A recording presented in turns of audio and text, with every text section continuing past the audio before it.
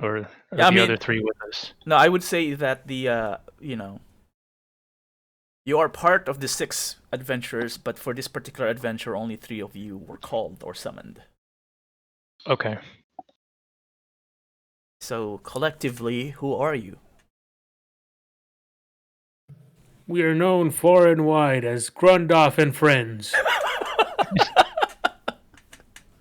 Sounds like Isn't something. Sounds like Flop something the Flop leader would of this say. party? Exactly. What was that? Isn't Flop supposed to be the leader? He has the leadership I feat, yes. don't think That so. makes it funnier. I like it.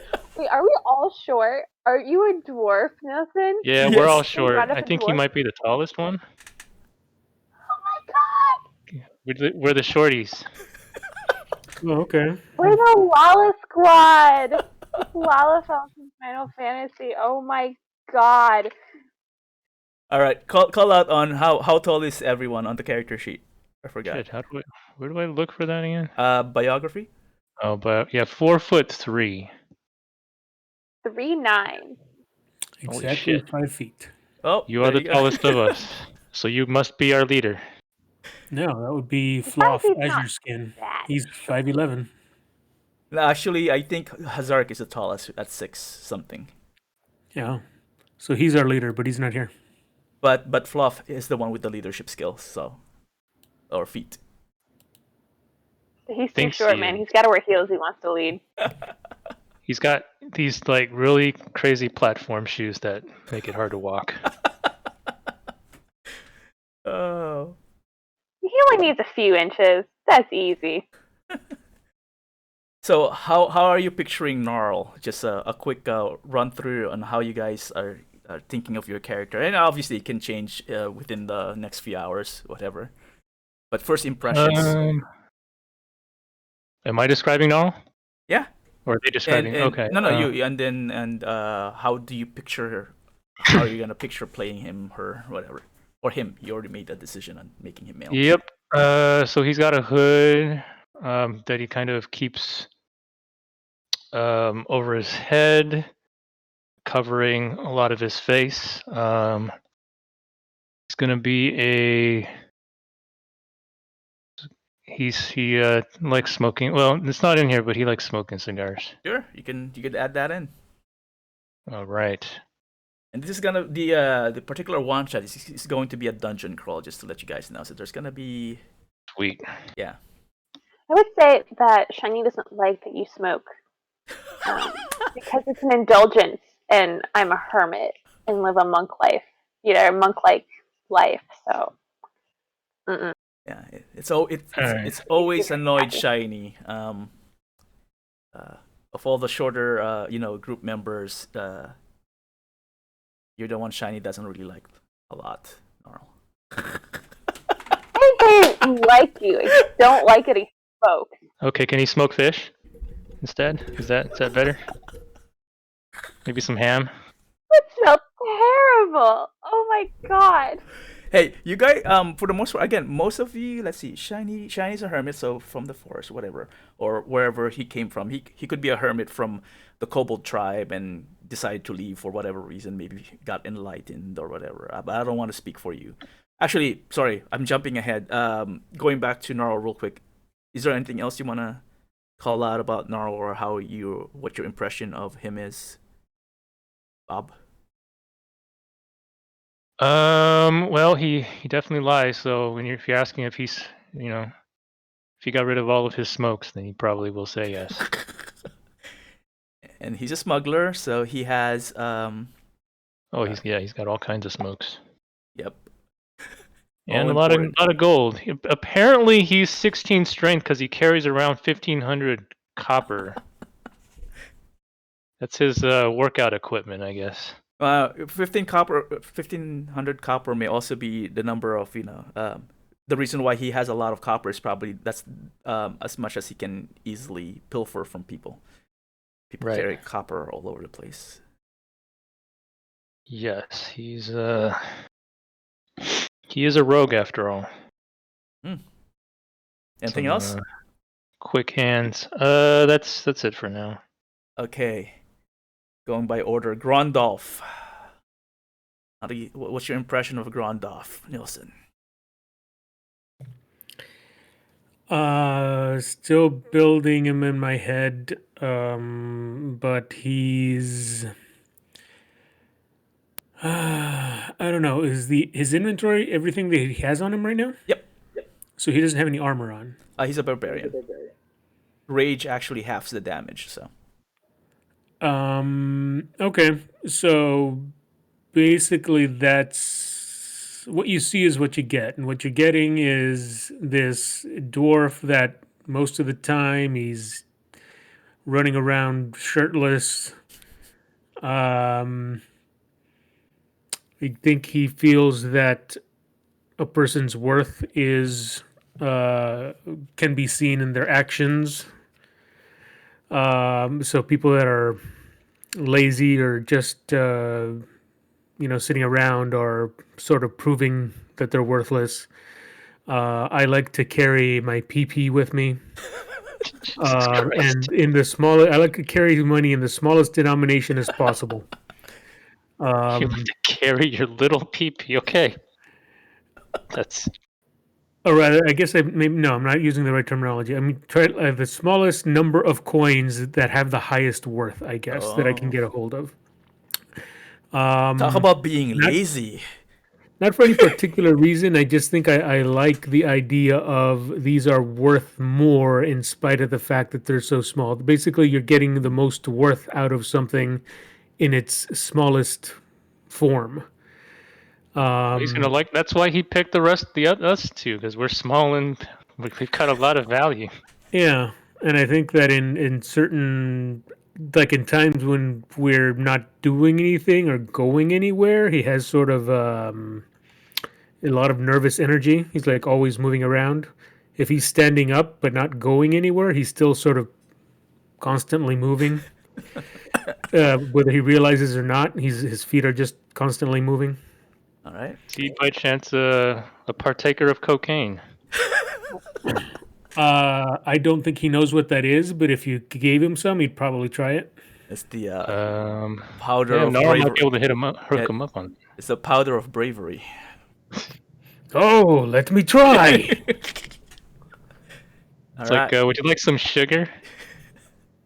Got a bag full. All right. Good. Okay. If you're done, Shiny then. Shiny left his Cobalt tribe to find enlightenment and continue to pursue knowledge and power, because that's the only thing he really cares about.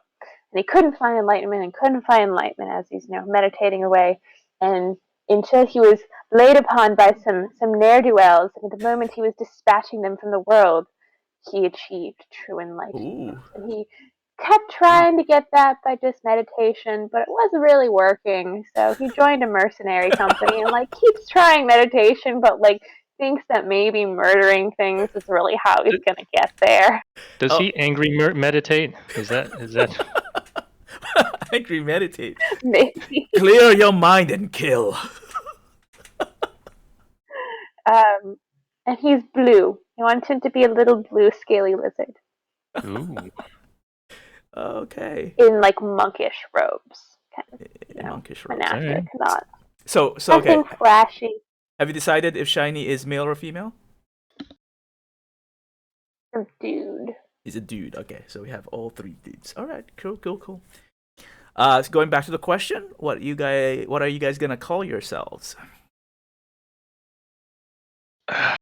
Or maybe to assist with that first. Okay, now that you each have provided an impression of your characters, how then do you view each other? I'll go back to Gnarl. How do you view Grondolf, and how do you view Shiny? And we're doing a bit of improv, so we're doing some yes and no buts here. Well, Grondolf. Grondolf keeps the sharp things away from Gnarl, so he likes Grondolf. And Shiny heals the ouchies, so that's good too. All right. Okay. I think he likes him. Okay.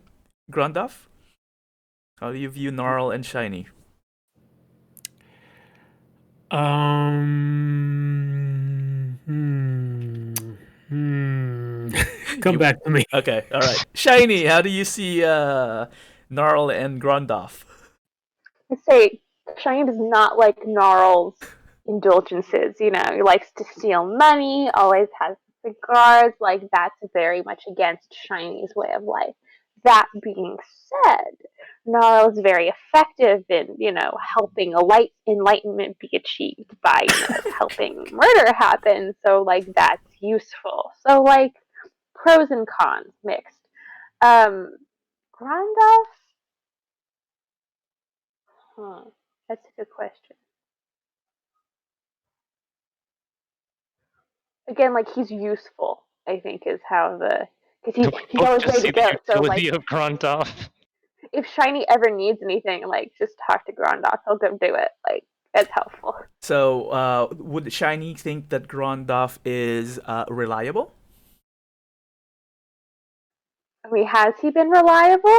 Well, we're doing Does yes he get and yeah. stuff done he wants to go do? I was gonna say we're doing yes and. So since Nilsson hadn't gone first, you could kind of define it a little bit.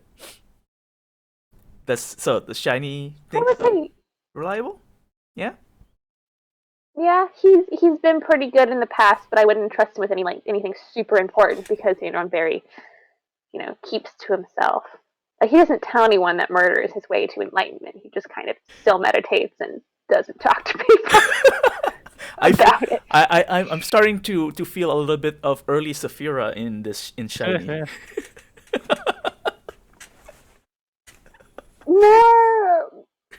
More meditation, commune with God, like, Okay, gain so knowledge. more a mix of early Saphira and your character in Anael? Shobs. Aniel, yes.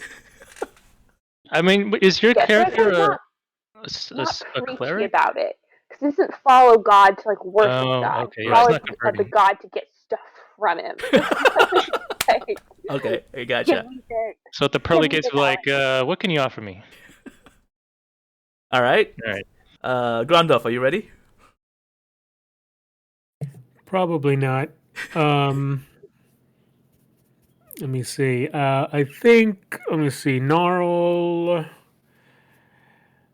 Gnarl. I feel like you talk a lot. And you're always scheming, always thinking, and I like that about you because it shows that you're always thinking.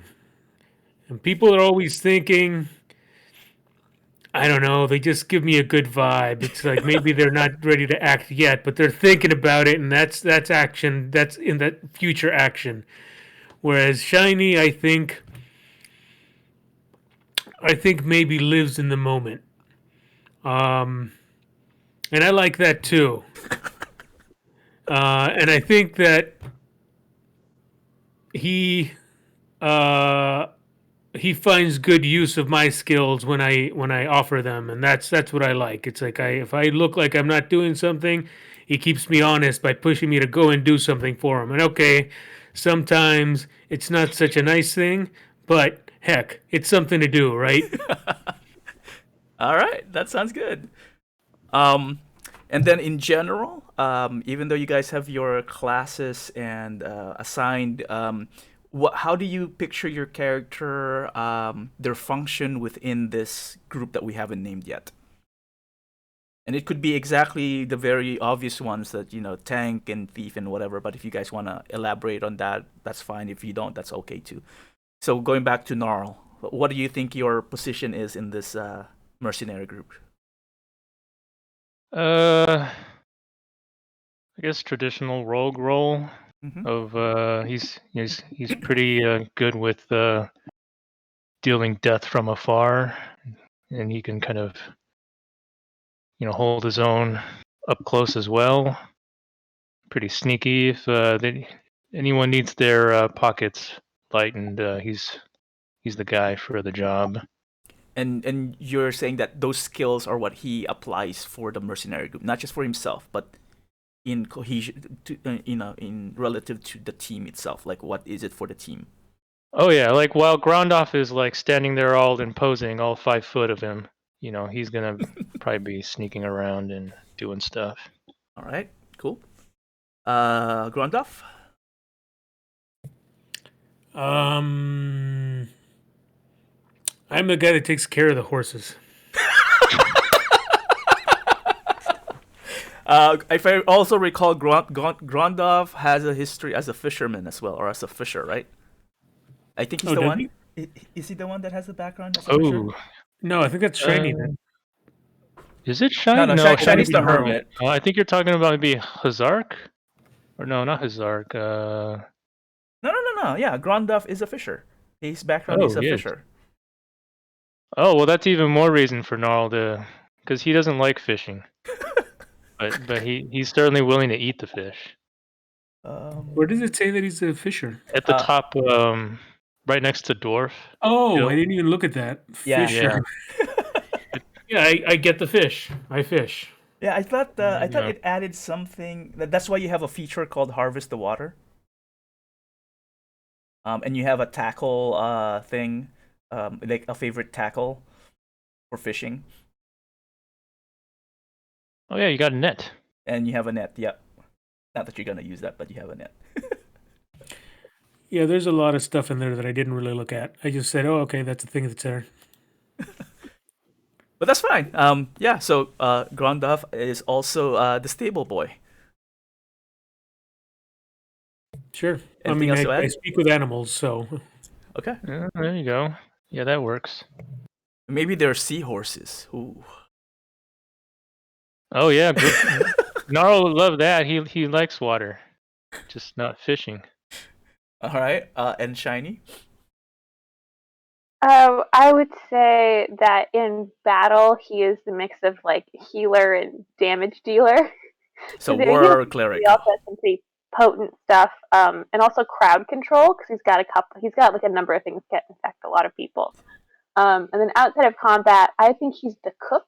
Oh. You expect it to be like really simple and kind of sparse, but he has this little herbalism kit. He's always like trying to learn new stuff about food, so look at like different and new concoctions, depending on like what he's been doing for the day. He also has a flute, so I guess he plays the music. I'm picturing Picard in that episode. Yeah, it's how he keeps himself entertained. Good for it helps his mind think. I'm picturing him as a when you're saying as a cook, like he's trying to feed everyone in the party healthy food because he's a hermit and more like into the earth, but also like natural foods or organic, if you want to call it that. Yeah, I was thinking like molecular gastronomy, and he's all fancy about it. That's interesting. All right, cool. So yeah, now go back to the question that we kept, stalling. Oh, what's our name? What's the name? What's your name, man? That's a good question. So what is Grondorf, our fearless leader? What we call the Black Hammers, even though it's only just you. Why I told you my idea for a name, you didn't like it. I thought that was pretty funny, actually. Like Shiny wouldn't care. Yeah, Gnarl's not much. He didn't care about name. You ask him what his name, he's gonna give you a different one each time. Actually, no, I wouldn't make that the name.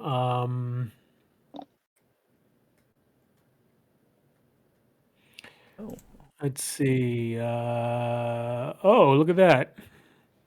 What? Except for, no, not quite. What are you talking about? I was gonna say everybody has a color name, but no, you don't.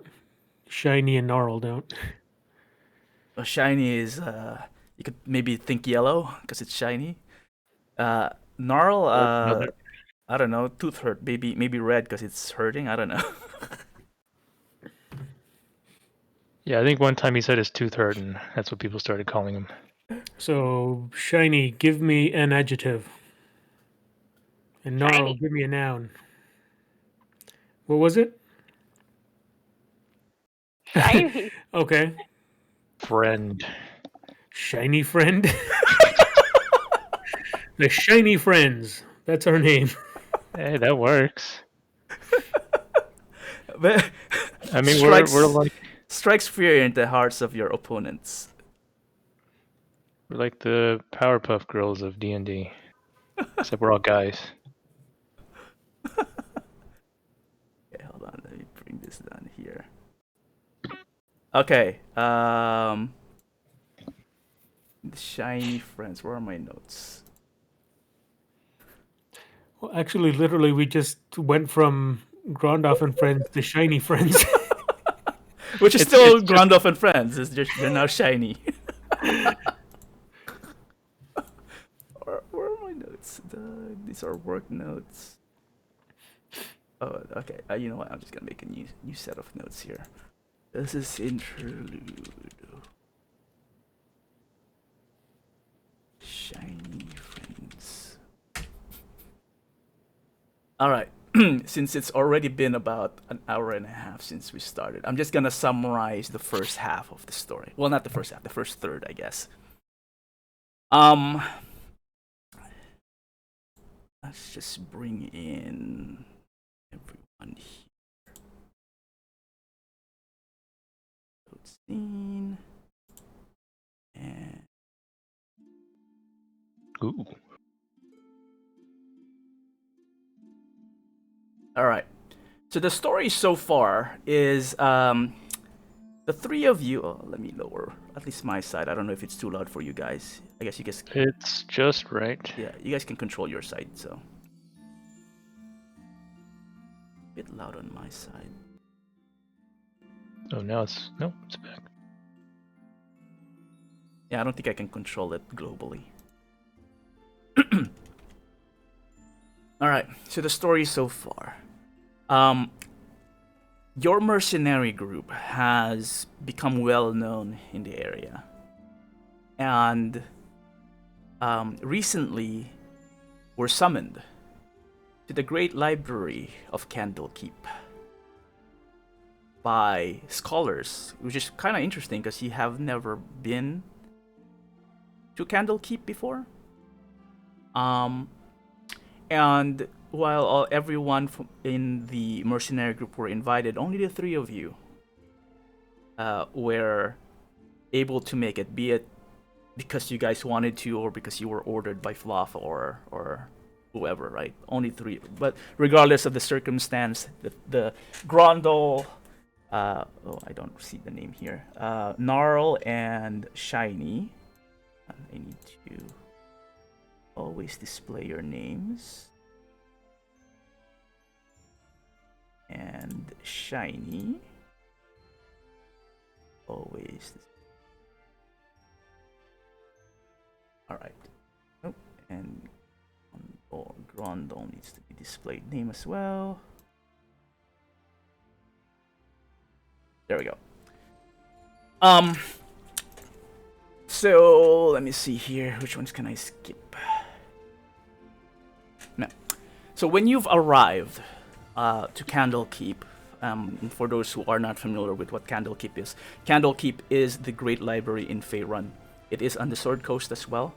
And think of it as, for referencing kind of like Game of Thrones, it's the I totally forgot the name. I know what you're talking about. The tower, right? Where Yep. Sam went, became a maester. Yeah. So it's a great library, almost like 2,000 years old, and so rumors has it that it has a lot of knowledge and maybe even a copy of each and any book that has ever been written, both good and evil knowledge there. Also, with including there would be contradicting knowledge as well. Basically, all types of knowledge is supposedly housed in Candlekeep. It is also very well protected, both magically, and it has its own guards. And a lot of people are most people are never allowed to enter the deepest sanctums of Candlekeep at all. If they're lucky, those who goes to Candlekeep are only allowed maybe in the first threshold of common knowledge. And a lot of people actually travel to Candlekeep trying to either sell or show the librarians that they have, you know, a new book or an exotic book so that they can exchange information and maybe gain money and sell information. But they're very strict in what happens. So the fact that the mercenary group was invited by name was very curious, especially since couple of you are it's not non-humanoid, but the you know, what would be considered monster races, right? Looking at Gnarl and Shiny here. Yes, What racist, I mean man. that's racist in terms of like the common people, but in Candlekeep, it's actually, they don't care. Knowledge is knowledge. It's neither good or evil because it depends on how you use that information, and they are keepers of information, right? So so they are versed in both, depending on which members of Candlekeep you speak to, they are versed in both good and evil, as how the general populace judges things. Anyway, when you all arrive, there is a line of merchants and scholars alike trying to get in Candlekeep. However, the three of you were escorted by a perky fellow named Pot, who is short for Inkpot, one of the apprentices of Candlekeep. Young human, excited to meet you because, again, you were decreed to have audience with the members known as the Great Readers of Candlekeep, and they've been expecting you. After arriving, the Pot escorts you into deep within Candlekeep and into a chamber where there are about 12 individuals in a large chamber, and they are comprised with multiple races, different sexes, both males and females, and they're deeply focused, entranced even. They're surrounded by books, and you see on top of each of them a big tome, and there's a magical pen that floats along with the book, and it's writing things down. And it appears that while the 12 great readers, these are the great readers of Candlekeep, by the way, while they are in trance, they are writing what they are seeing. They're almost like seers, basically. And Pot explains that how the great readers work is that they are usually in tune with either what's the large-scale events that are happening across the world, or dreams that are, portent prophecies and whatnot, and what they see in their trance are automatically scribbled down in the books about them. What was interesting is that the Great Readers, which are the highest-ranking members of the faithful and Candlekeep in general, do worship the god Ogma, and that's the reason why I was asking Shiny, just in case there's a connection there. Ogma is a god of knowledge. Ren would know. Mm-hmm. And one of the things is, this is kind of like also similar to like Minority Report, where they have those three people, talking about like, anyway, same vision, right? So, but in their trance they have the vision, but instead of like crimes, it's like events. Recently, or sometimes they say, an incident, quote unquote incident, is recorded in which maybe 2 or 3 great readers write about the identical topic in the tomes. But somehow, all 12 of the great readers recorded something. And at that point, Pot will hand you 12 sheets of paper. And upon examining it, you will notice that while the what do you call this? The set piece, the location may be different. One was talking about Baldur's Gate. One was mentioning Neverwinter. One was mentioning Luskan. All the major cities around the Sword Coast. They start with the same same words, really, same vision, and it's written as such. The skyline is a familiar city greets you. The ink on the left page wriggles and moves, and you realize that it is in fact animated. The image paces backwards, and as the city's lines become smaller, we see something large is hovering above it. It's a mountain. No. An upside down mountain. No. That makes no sense. The image moves further back, and we see that it is another city resting atop what looks to be an inverted mountain peak. The architecture is once familiar yet ancient to us. And something in the back of our minds whisper, Netheril. Sure, this makes as much sense as a floating mountain tops, it says. And then it continues. Without warning, the stony spires shudder and shake. Debris rains down upon the city below, be it Baldur's Gate or Waterdeep, whatever the city that they're envisioning. And a moment later, the entire city is smashed, and the Sword Coast is awash in devastation. The page on the right, we scribble down, it says, each of your name, Rondolph, Gnarl, and Shiny, but also along the names of each of the present members of the party, there is a note. These champions must be called and given Article 6-59A. And once you finish reading it and get to that part, Pot, who was standing there giddy as you guys are reading the paper, he's giddy, by the way, because apparently he is now a fan of all three of you, because your names were actually mentioned by the great readers, hands you a box, and he says, "This is Article 659A." And he's holding it, and he says that this box has been with Candlekeep for decades now.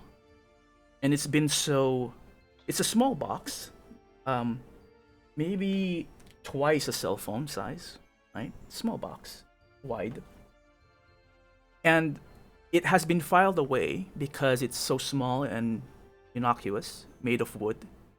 They've analyzed it, and it looks like ancient wood from close to Baldur's Gate, from the forest out there.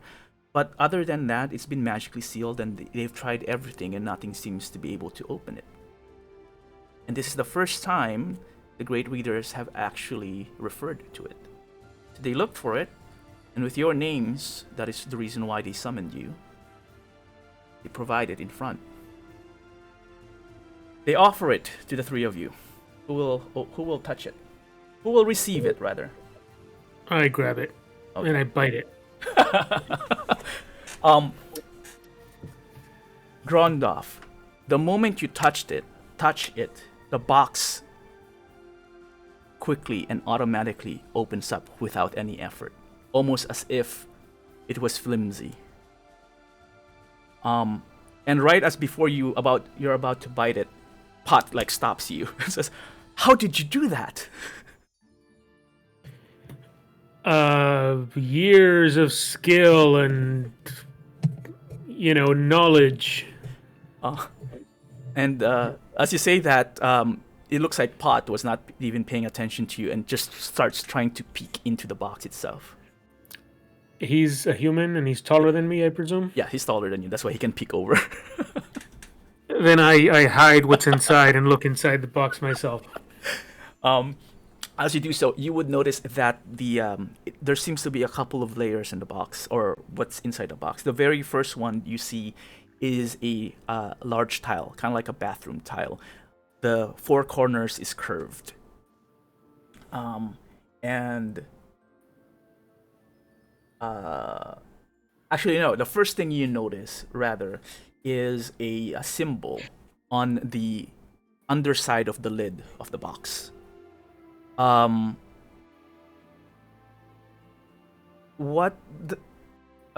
doesn't have Arcana, right? No, okay. So there's a symbol there, which you probably don't recognize, and a script that you don't recognize either, and yep, okay, yeah. So it's in Netherese, and you don't speak Netherese. No, but I am going to show the box to the other two. It's like, what do you make of this? Okay, so let me just tell you what's inside then. So the undercover of the box, there is a symbol and something written. The top layer appears to be a tile. Below the tile are 2 potions of healing, and beneath the vials are what looks like leathery skins that are tubular, but it seems to have come from some animal, but you don't recognize. And finally, at the very bottom of the box, there seems to be another script. This one is in common, and it just says "Follow the magic."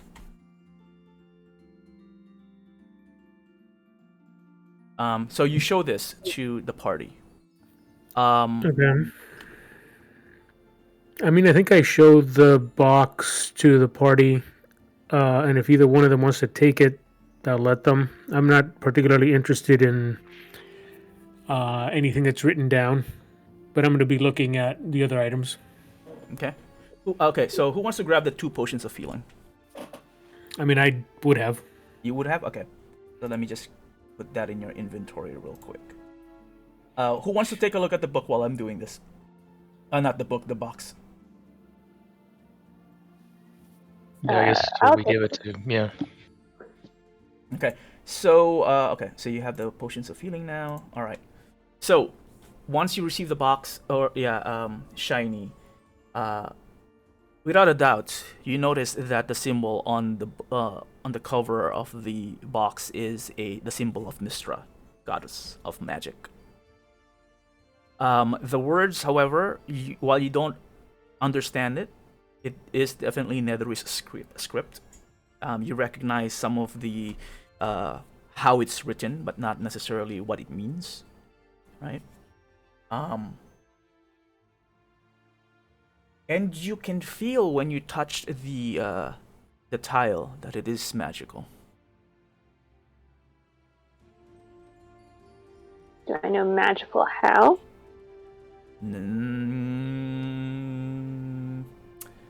Oh, you don't have a wizard with you guys. Nope.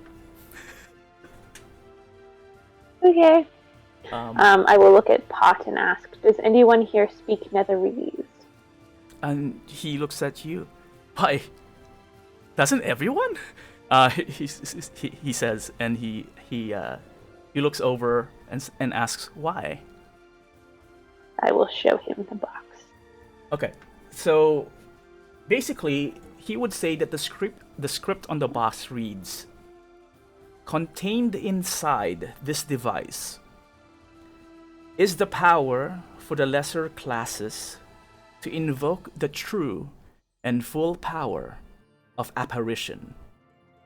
Those that grasp this tile and participate in unleashing this power will be brought to the predetermined place post-haste."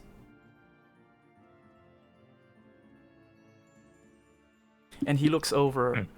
This sounds like an invitation. Does it? It sounds like a trap to me. I mean, I heard the word power, so I'm down. And where power is, there's money. He would say that the fact that your names have been mentioned by the great readers seeing this vision of cities falling from the sky and associating it with this box that for the most part of decades have been closed, with instructions saying that this tile may lead somewhere, seems obviously a suggestions, order, invitation for something that relates to what the great readers have seen recently. So with that excitement, he would ask then the party if you would be willing to see what the connection is. Where does this lead? And why the three of you? Are we being hired?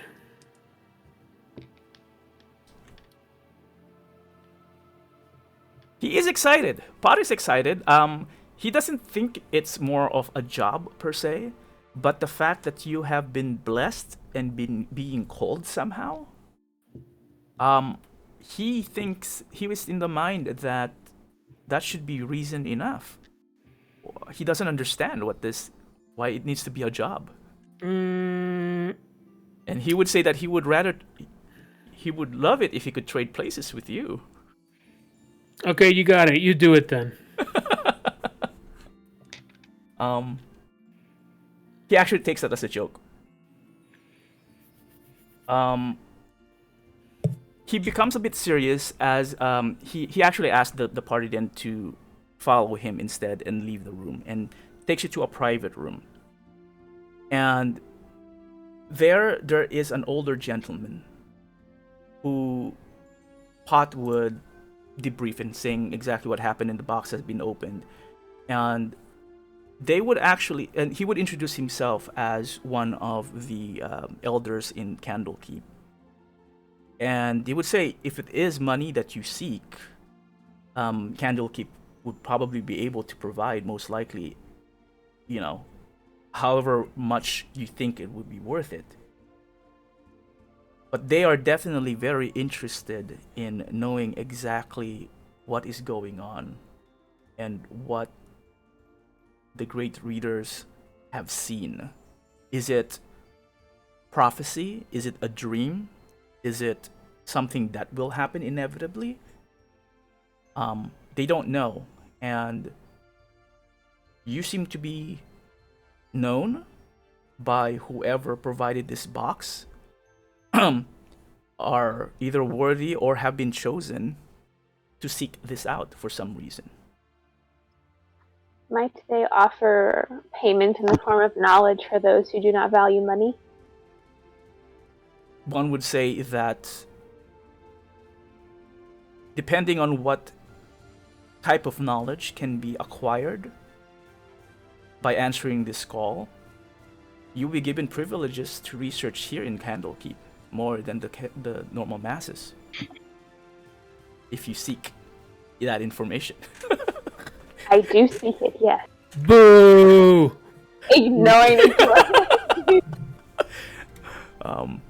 But what about the two of you, Gnarl and Grondoff? I'm gonna grab Gnarl real quick. It's like, Gnarl, you gotta help me here. All these people just give me a bad vibe. All they do is just sit around and they read. That's it. I don't like it. If I'm gonna do any of this, and I'm not saying I'm not, but it's gotta be worth some PP to me. So can you help me make a deal? Get him to lay down some PP for me. Well, I don't know about PP here, but If they're all a bunch of book readers, maybe they got something valuable around here. Something worth gold. Or, in your case, more pee-pee. Tell you what, you tell them it's a sticking point. Whatever we find in there, if it's worth anything, some money, that's mine. I get it. Plus, I want some money before we go in, because you never know. I might want to have to spend it before we die in there. All right. I'm gonna tell them that they need to give. That we need money. They ask how much. How many peepees do you have? I mean, I have 2 on me. No, but... I'm asking them how many peepees they have. Oh, sorry. Well, it's not a matter of how much Candlekeep has, but how much would you consider it to be worth your time? Because that's the wrong way to negotiate, they would tell you. And then Narlo elbow his friend here. Be like, so how many peepees are we gonna ask? You're asking me? You're the one who knows this stuff about negotiating and talking to people. I'm asking you for help. Tell you what, ask him for 10. All right. Give us 20 peepees. They would say, we'll give you 5 platinum each for now as an advanced form of payment. Not that you can spend it potentially where you are heading. Hopefully you can. And when you return, we'll pay for whatever knowledge you bring us back. It's worth in gold. And knowledge, looking at Shiny. Well, it's a good thing we've got a knowledge seeker here. Find all the valuable, shiny bits of information. Alright. Are you guys good with that? Yeah, I mean, honestly, I wasn't expecting anything, so yeah. Oh, good. So with that said, sure, all 3 of you gets 5 platinum pieces each.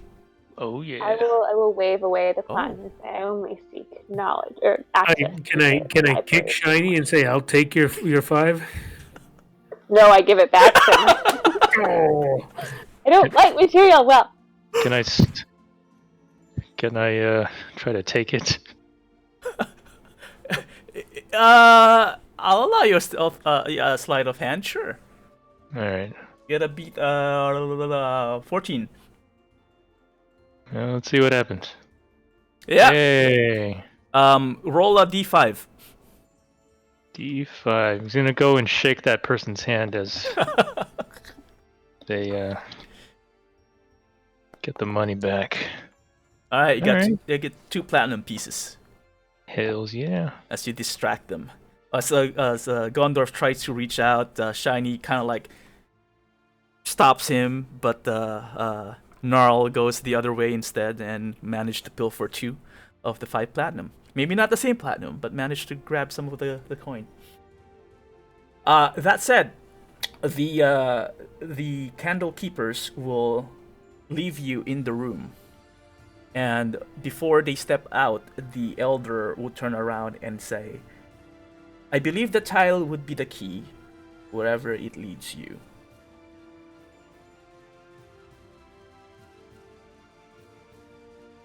It may be some type of teleportation magic. Hopefully it brings you back here as well. We'll be waiting outside the door. And then he steps out and you hear them actually bolting the door from the other side.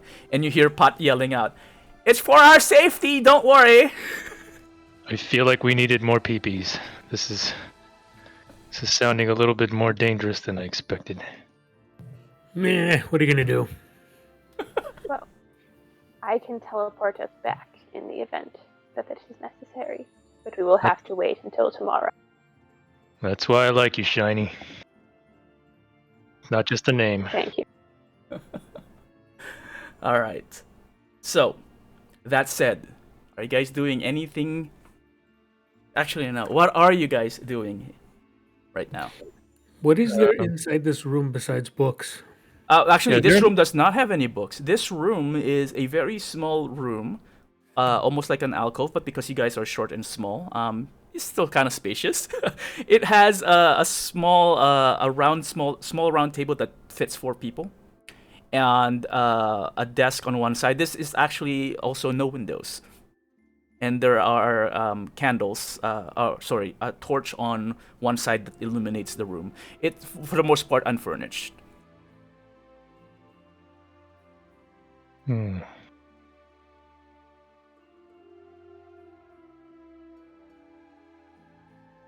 I don't know why they're taking so long, so I will just hold up the box and say, "Are we ready?" Yeah, about as ready as I'll ever be. Yeah. So I grab the other 2 in a big bear hug, and then I grab the tile and I say, "Unleash the power!"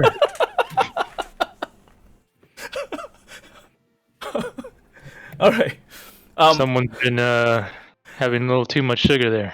As you raise the tile and call out the words Grondolf, the 3 of you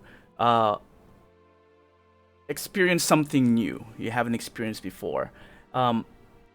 You feel as if you're being kind of like stretched impossibly long and thin, so that you exist in like many places all at once. Kind of like a warp drive in Star Trek. Kind of thing, right? And you feel yourself being pulled out of Candlekeep and through the wilderness, traveling at the speed beyond imagination, only to slam back into reality amidst a pile of ruined buildings suddenly stood around you, or standing around you. The buildings are old, collapsed even, ruined in different state of decay. And then, as you turn around, you see a lot of foliage of plants, both green and brown, almost like a mix between a forest and a swamp. And you hear a raspy voice scratching at the edge of your hearing. And it says something like, "Don't forget to follow the magic." And it trails off. And you find yourselves in your impression to be a very old plaza. The impression that you get, this used to be a plaza maybe like, I don't know, a few hundred years ago. But it's kind of like wide open area surrounded by buildings that are fallen. But what you could also hear in the distance are muffled sounds of... Actually, you can't tell. There are a mix of deep, loud roaring of something large, but then also screeches of... It doesn't even sound like beast-like. If anything, it'd be close to like demonic. All around you, muffled, but seems to be getting closer. You guys hear that? Recognize any of that, Black Hammer? It just sounds like roaring to me, or what was it? Actually, yeah, you know what, Black Hammer, go ahead and roll a perception. How do I do that again? Skills? You think it's skills, yeah. Perception. And it's a normal roll. It's a 6? That is a 6, yes. It's posted in the chat, so... Oh. Hold on, this is a bit too loud on my side again.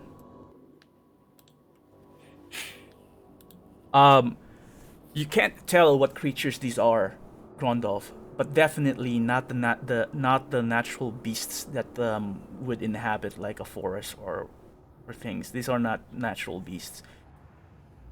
You can definitely tell that they are, like I said, getting closer and closer to your location.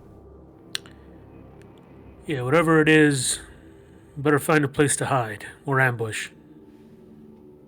Do I Yeah, feel the magic that I'm supposed to be following it anywhere? Go ahead and do you have Arcana by any chance? Does Shiny have it? I have history. Oh, history. Okay, you know what? Yeah, go ahead. Do any of you guys have either Arcana, history? What other skills are there? I got survival. You know what? That's I'll it. even allow survival. Yeah. I'll even allow survival.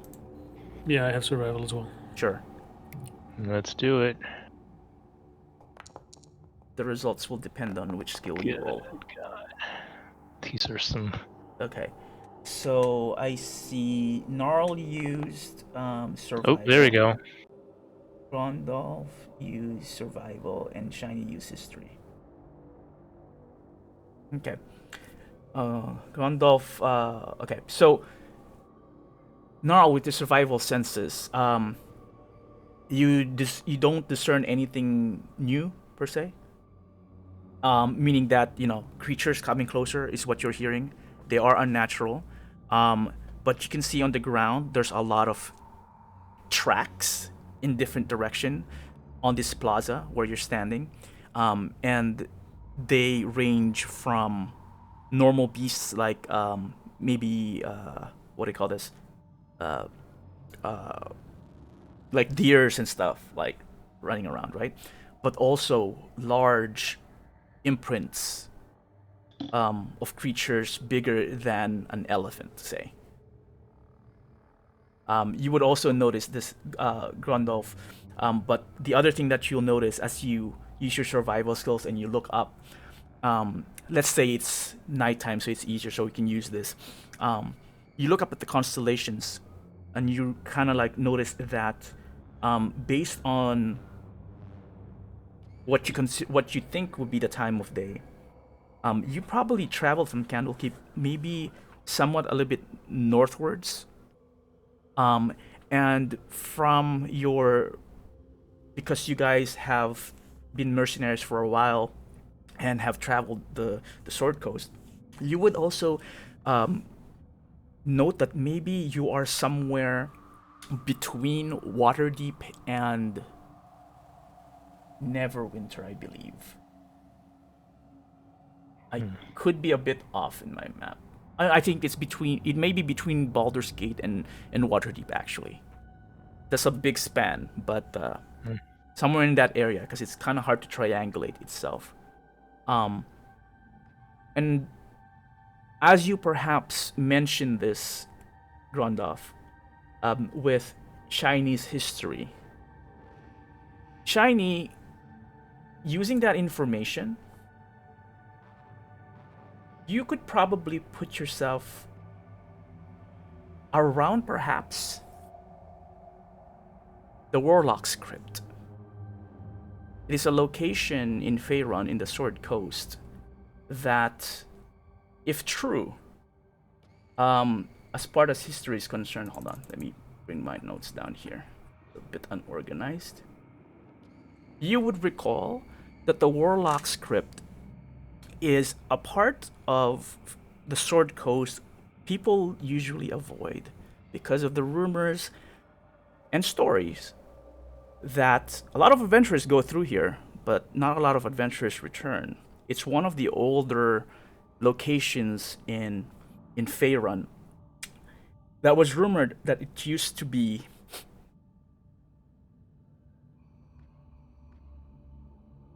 a fallen city of the Netherrealm, meaning like a literal fallen city. The Netherrealms were rumored to have, back in the days when they were great in magic, lived in flying fortresses. And at one point in history, for whatever reason, they all crashed, and that magic ceased to exist. And supposedly, the Warlock's Crypt used to be one such of the floating cities called Orbidal.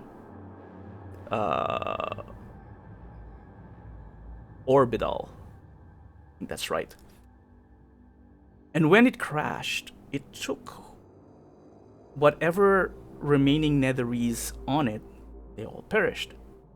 But then, eventually, that location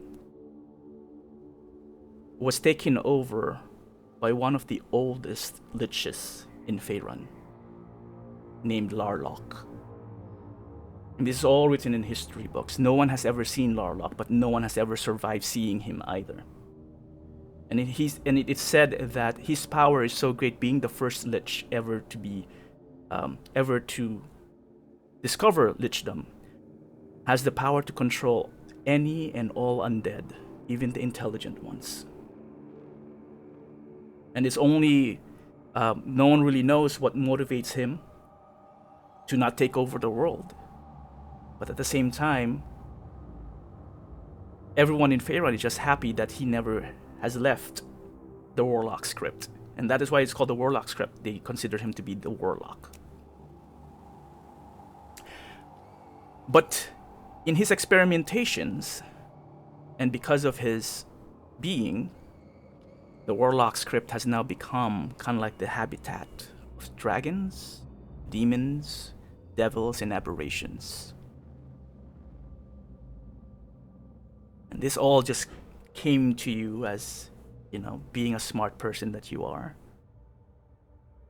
And looking at our surroundings around you, and with the description and information that came from Gnarl and Grondov,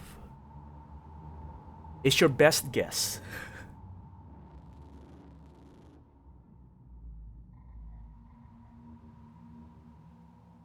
Interesting. The sounds Okay, I will. of the beasts are still steadily approaching. I will share that information. For better or for worse.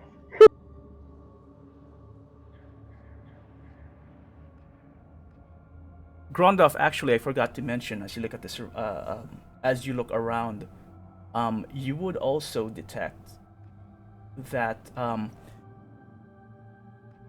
there are ruined buildings around you, but looking at all the tracks, most of them seem to traverse through this plaza certain directions, and you would note that a particular direction seems to be less traveled, and it leads to, from your it's kind of dark right now, but from what you can see to the side appears to be kind of like a tunnel hidden behind some of the broken structures. And you figure that because it's less traveled that way, it may be actually safer to go that direction than stay in the open. Hint, hint. Well, no, you roll a 21, so I kind of have to give that to you.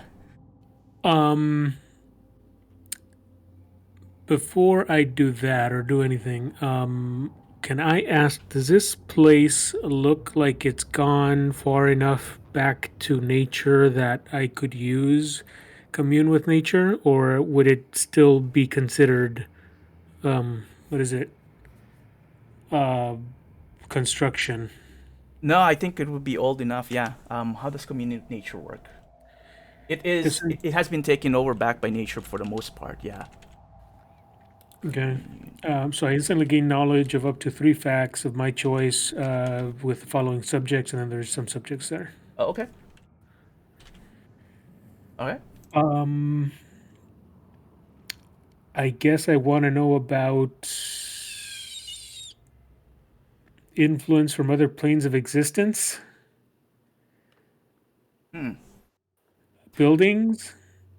Okay. And let's just throw in prevalent plants, minerals, animals, or peoples.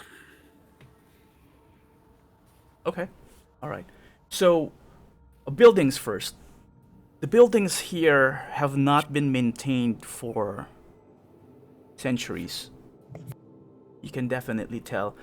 The architecture, the structure, is not familiar to you, as far as these are not normal designs, from what you can tell. Those that are still standing, old, basically ancient. Influence from other planes of existence. You can tell that there's something foreign about this area. Something heavy.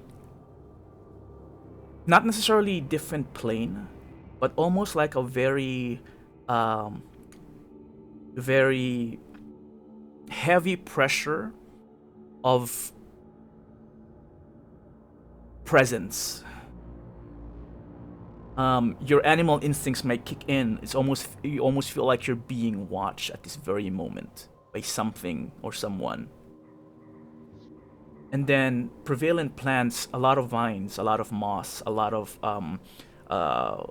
ferns, a lot of spiky trees and bushes. Minerals range from copper and zinc to kind of like sandstones and just regular dirt, swampy areas. Forgot what they're called, but the soft earth type of thing, decaying things.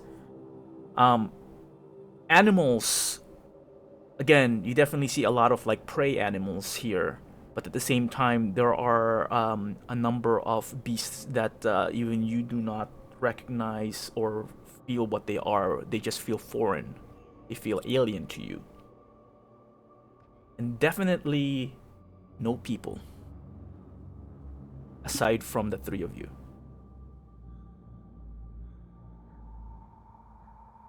Okay. Then I will. I mean, there's not a whole lot to communicate to them except that I guess I would just say, this place doesn't feel safe. Let's. Why don't we try to go? At least get hidden, and then I'll point to the spot that you mentioned. That's going sort of inside. Yeah. Gnarl and Shiny, are you doing anything? I'm Gnarl's going already to- there. Remind me, so I don't have to click. Do all three of you have dark vision? Yep. Yes. Okay, and dwarves do as well. Okay, cool. 60 feet. 60 feet. All right.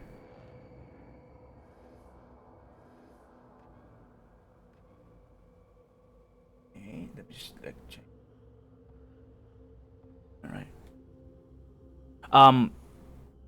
The two of you follow Gondorf. Gondorf. Gandalf? Gandalf. And Gondor, yes. Ganondorf from Legend of Zelda. Grondorf leads you to this shelter, and just as you do so, you sit there for a few minutes, and you notice then a flock of what appears to be humanoid shadows pass through the plaza where you were. But because you guys have dark vision, you notice that these creatures, for lack of a better word, looks very, very demonic to you guys. They are horned creatures with tails, spike barbs in their backs, and they're just like sniffing around, and they seem to be like chasing a couple of elks that just jump and run through the plaza, and you just see them just like crawling down or chasing it on all fours. A couple of them like jumping on top of each other and pushing each other. One stops very momentarily where you stood, or where you teleported into the plaza, and looks down and starts sniffing, turns its head, and then follows the rest.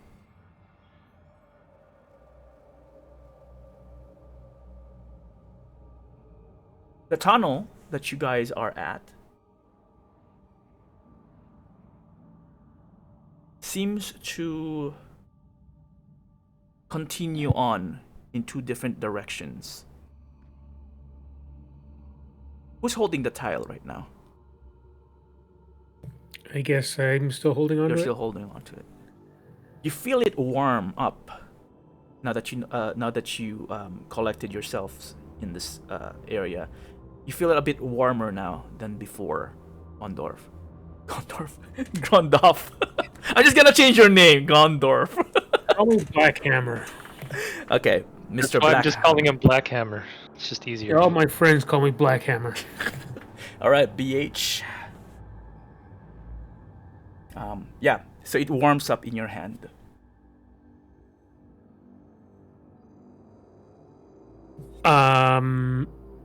Okay.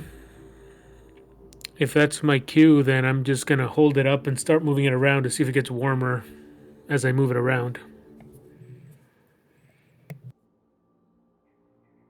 The two of you see Black Hammer the tile and seems to be like waving in the dark.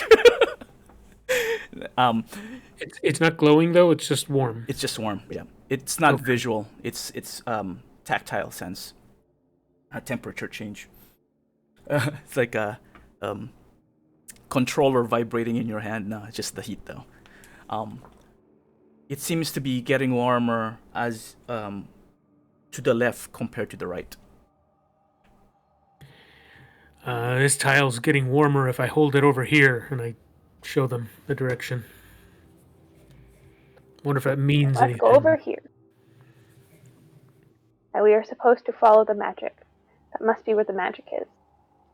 You know what? Yeah, we'll probably just speed this up. Hold on. Let me just see if we can.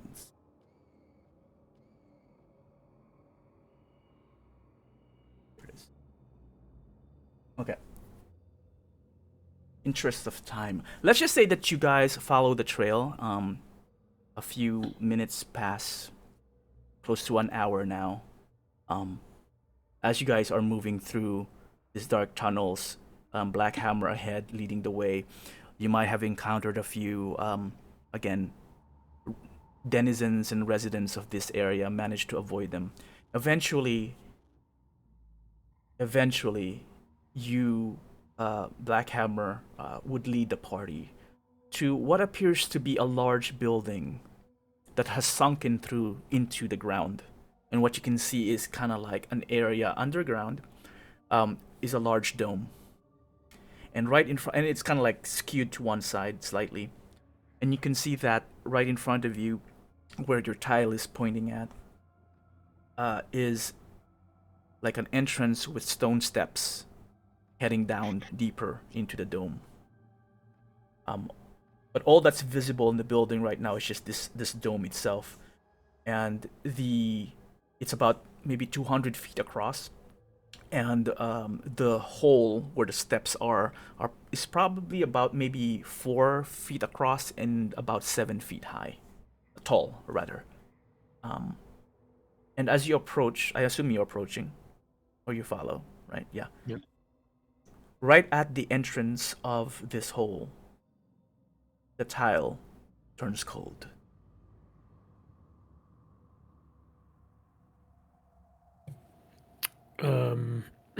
It's not warm anymore.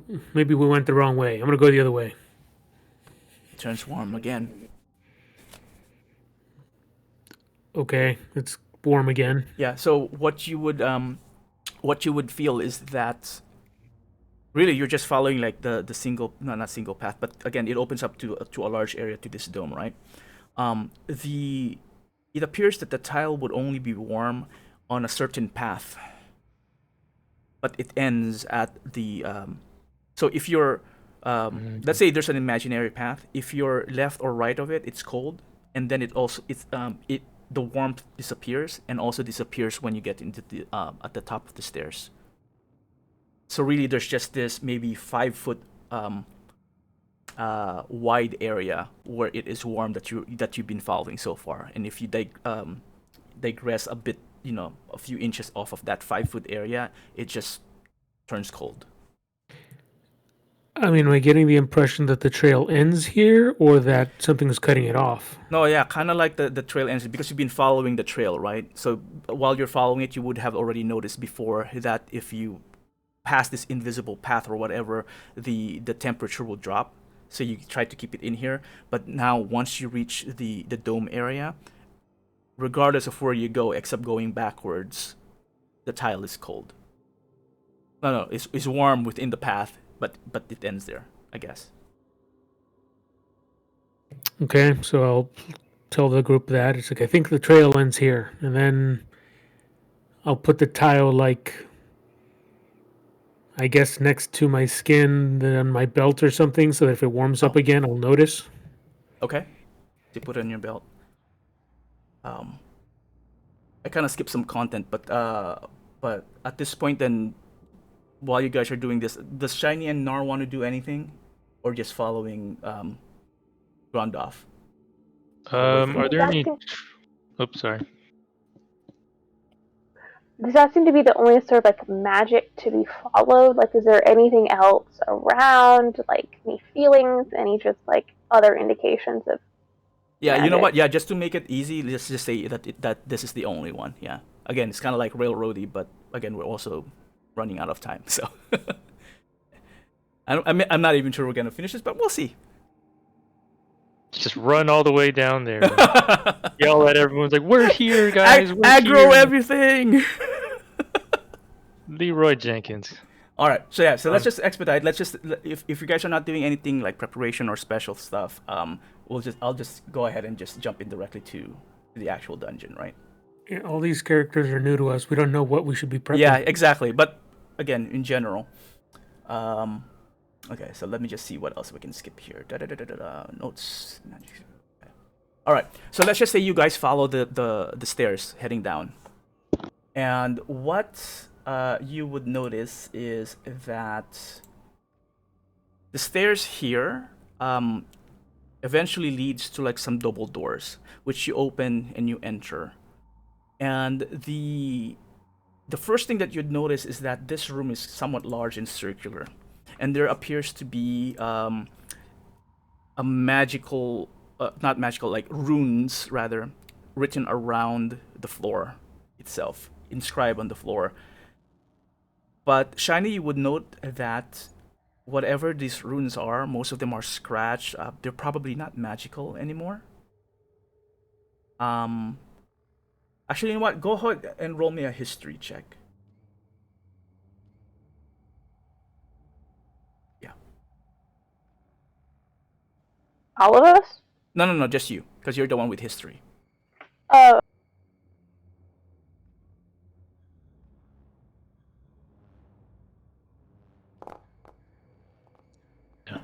Oh. Okay. Yeah, it's clear that you can confirm that the runes and the general design of the runes around the circular room is very Netherese, and it appears to have kind of like you've probably seen this in your adventures now, very old type of like a teleportation circle, but it's no longer functional. The room also has 6 statues, 3 along each wall. So if it's a circular wall, let's say east and west rather, it's a circular, so there's no really like sides, but whatever.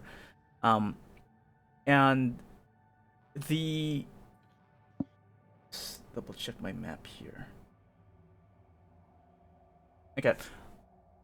Let's actually just say that let's say the room actually is like a rectangular instead, and there's just the circular pattern in the center. So that's the circle, the teleportation circle.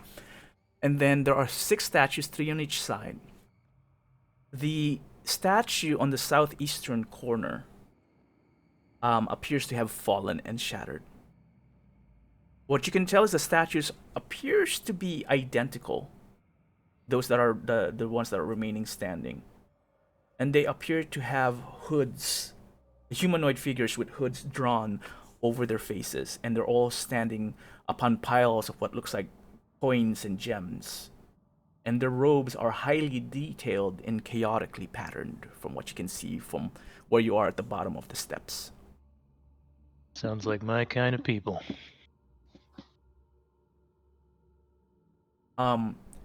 There are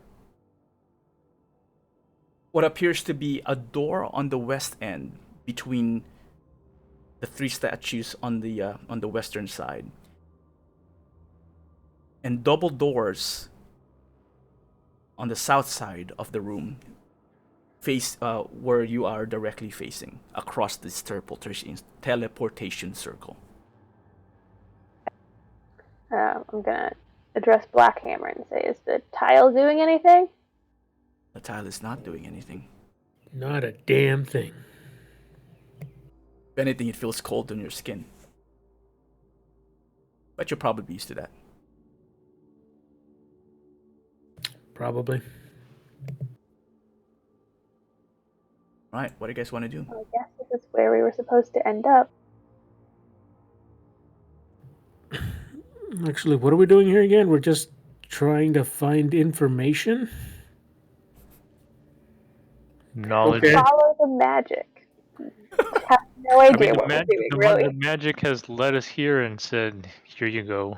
It's time to fend for yourselves." I think we followed the magic. I think we know that it leads us to this place. Now we can go home. Let's look for a way out of here. There's a couple doors Go there. any Well, further? There's 2 doors right ahead of us. 2 doors. Which? Use your shiny brain. Which door should we use? Yeah. Does it look any? Does my shiny brain say anything? You guys can do an investigation checks if you guys want. All right. And tell me Sure. what you guys are investigating. Gnarl will see if there's any tracks on the ground or any indication that maybe one door is Okay. better to use than the other. Okay. I'm looking for Oh, magic-y yeah. stuff, netherese stuff, like anything based on what I've seen in the box that could be like related, like thematic. Okay. Go ahead, roll investigation. What about Grundoff? Are you doing anything? Did you say the robes were like real robes, or are they? They're all they're statues. They're all carved in stone. But you can investigate that as well if you want. Sure, I'll investigate the statues. Okay, so we have Nar looking at what was it again, Nar? Just any tracks or indication that. All right, so which people door are is better, gone right? through. Yeah. Yeah. And then Grondolf was the statues, and Shiny was Nethery's writing and other clues in the room. Okay. We'll start with let's see.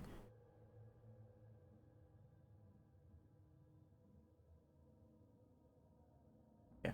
I would say then that the Shiny and Grondolf would probably kind of like overlap a little bit, because as you're looking around for writings, Shiny, and you will probably get attracted to Gondorf. Blackhammer looking at the statues. Let's see who rolled what. 10 and 12. Okay. On closer inspection, guys, Blackhammer and Shiny.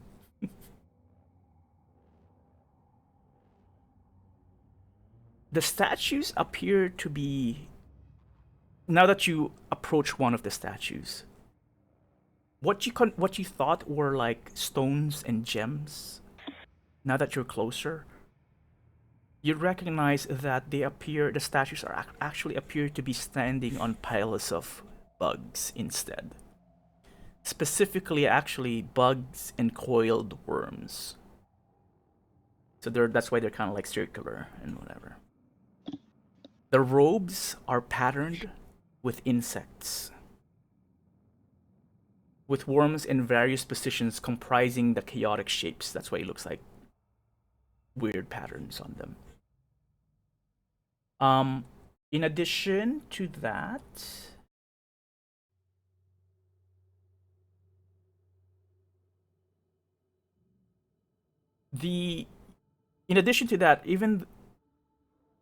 even with the weird design, Blackhammer, you would, because you're a dwarf, you would actually note that these are fine crafted veneer on the statue. There's like it's kind of shiny. It's covered with something, and it makes it look very regal in your impression. Even though you probably are not into art as much, inside you still can't help but kind of like admire the design of almost lifelike in some ways, right? Is it the design or that it's been like treated in some way? Both, actually. The craftsmanship and whatever was applied to it combined. So some sort of lacquer or something Yeah. that makes it look more lifelike. Yeah. Okay. Which adds the realism of the bugs and the worms that are designing it from both whatever they're standing on and the robes. Let's see here. So you would notice this as well, Shiny, but not really any words per se at this point. Gnarl, however, you checked the doors, right? You check for tracks. You don't see any tracks. It almost feels like this room has not been treaded recently or at all. You would approach the double doors at the bottom, because that's the biggest door. Cross the teleportation circle. And it does not have any locks on it. But you didn't try it yet unless you tell me you're gonna try opening it. He would look for traps first before. Or would you trying look to at the other door as well first? What's the Yes. process? He's gonna look at both doors first, just to kind of see if which one is the better one to take, and then after that decide if he wants to. Okay, so the Which double one? doors does not seem to have any locks on it. The western door is a single door. This one, you do notice that there is an engraved image of the sun, but its rays. So it's a symbol of a sun, and there are like people below the sun, and the people seems to be like in poses of pain or screaming. And then at the bottom, actually in common, it says, "Those that open this portal shall know the kiss of the desert." It also does not have any locks on it.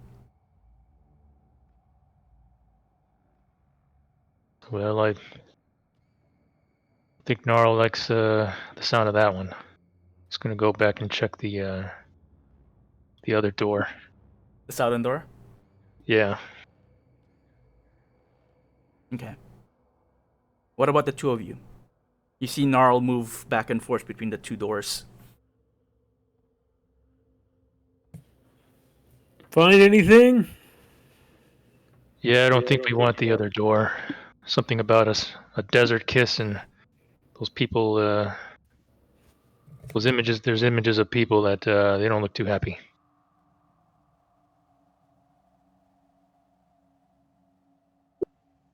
Sounds good.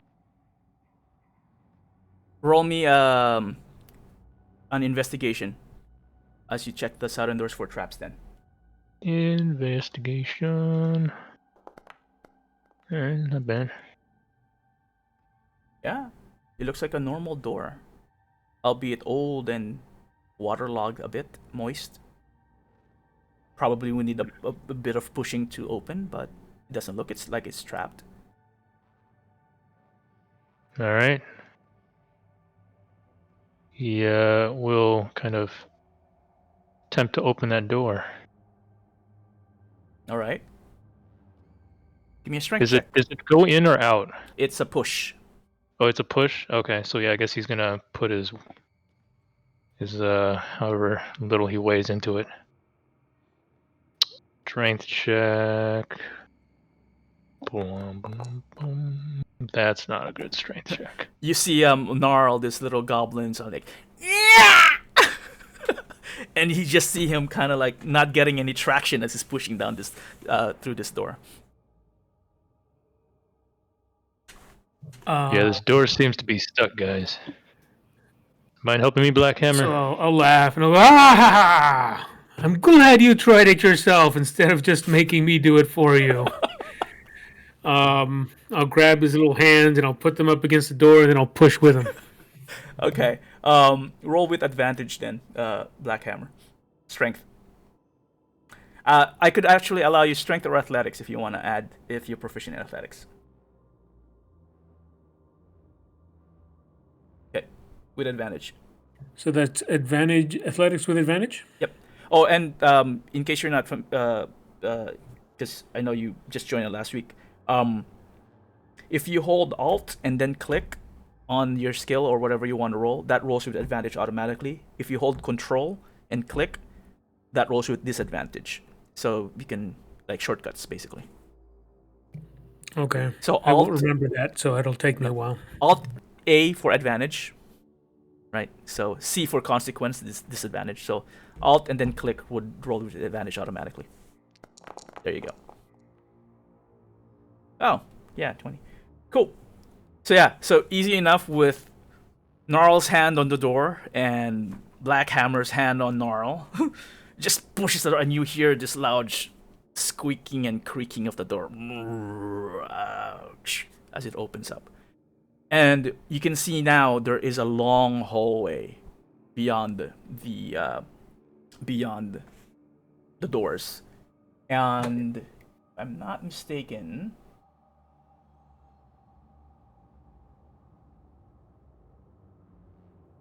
okay, so the hallway seems to be about a good 30 feet. It's going south. At the very end, there appears to be a statue facing you. There's one door to the east, right smack in the middle of this corridor. And then slightly south of it, another door to the west. Sorry, reverse. I keep getting my east and west messed up. To the west is a door right in the center of the hallway, like midway down the hallway. There's a door. This door also has a statue right beside it. And then slightly south of it, but on the other side, is yet another door. So there are two doors going east and west. There's a statue right beside one of the doors and another statue at the very end of the hallway.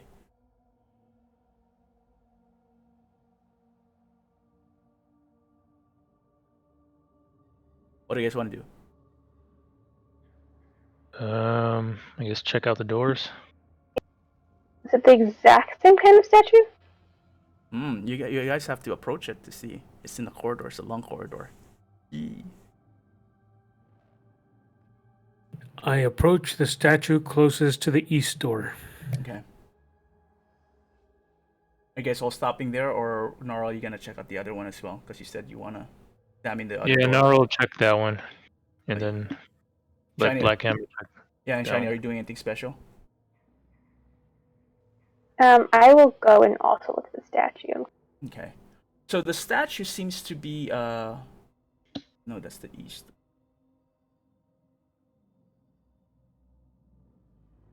Sorry, checking.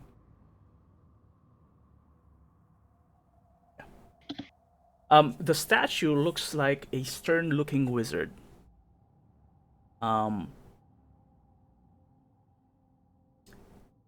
Go ahead and roll me perception, guys. The ones looking at the statue. Oh, this is the midway one? Yep. Alright, I guess they're gonna look at it.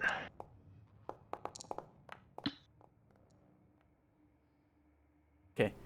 Shiny, you would notice just by a cursory look that this particular wizard doesn't have any hands. Jumps out to you. Black Hammer doesn't even care. The door, Gnarl, on this side, the one leading to the west side, seems to be unlocked. There's no lock on it either.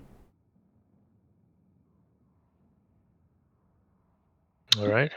What is the statue? There's a statue by that one too, right? There's a statue on the very end of the hallway. Oh, at the very end of the hallway. And then there's the other door opposite of you right now, slightly south, but to the east. Okay.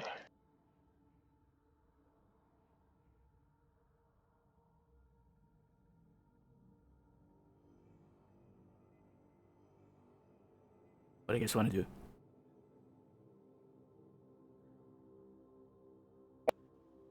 Gnarl, what'd you find over there? No, Nar's Yeah, right it's- beside you because it's the statue and the doors right beside each other. Wait, I thought he went to the other one. Did you go to the other one or the? Yeah, I went to the other one. Oh, okay. My bad. I thought you were checking the door. Well, I thought the door was by the statue at the end, but it turns out it's not. Yeah, sorry. Okay. This is kind of like a challenge with the theater of the mind. I'm not describing it properly. I mean, it's dark in here. We're Okay, then let me recap the scene then. Okay, so the party walks down the long hallway, and midway through, Black Hammer and Shiny would stop and examine the statue by the western door. Gnarl would continue down the corridor past the other door heading east, and you're looking at the statue on the end of the corridor. Is that correct? yeah. Okay, cool. So, what you find, Gnarl, is another wizard statue. Well, another for us. For you, the first one, because you didn't examine the other one. But it looks like a wizard statue with the wizard robes and whatnot. And a plaque at the bottom in common. And it says, Rogiloth, the Lich King, the Ageless, Lord and Ruler of Orbidal. And you would also notice that this particular statue seems to have one hand on his chest and one hand pointing to the western doorway.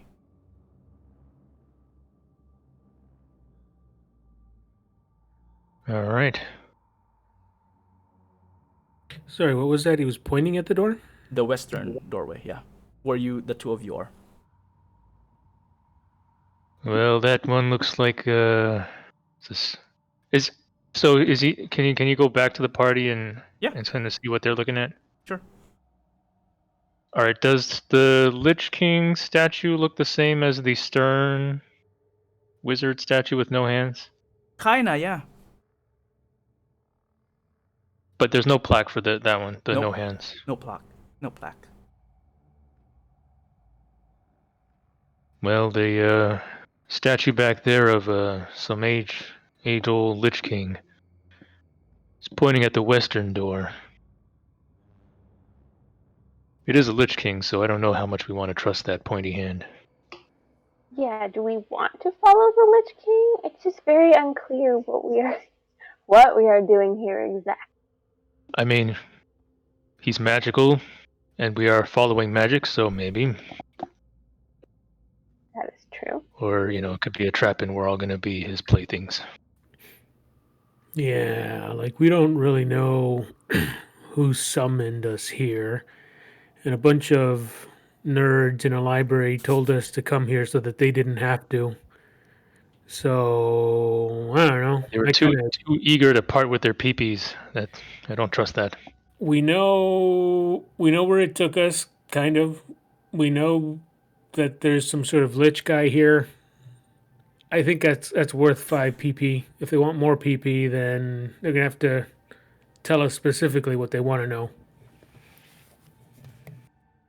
I don't think they know what they want to know. They don't know what's here. Well, it's even better. We can charge them extra.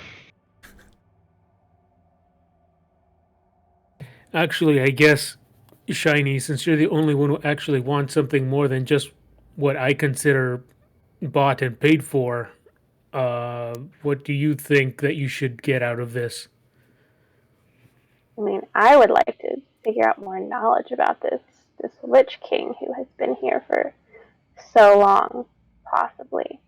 But we are also not capable of fighting him. Should it come to that, we would only be capable of having a discussion. So, I'm just very curious why it has sent us here specifically. And why it would have told us to follow the magic. It does seem like we should follow the pointing finger. Lich King, magical, is pointing. Well, if you want to go, I'll follow.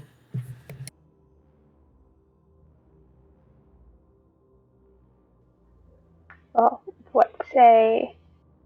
I've forgotten what your name is. What's the goblin's name? It's on the screen! The Black Hammer or Gnarl? Oh, Oh, Gnarl. I was looking at the Discord. What say you, Gnarl? I only have one screen, dude. Yeah, I know. That's yeah.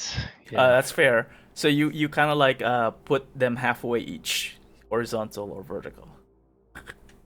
That's man. Yeah, or just flip between the two. We need to get to like some AR device so you can have like as many screens as you need.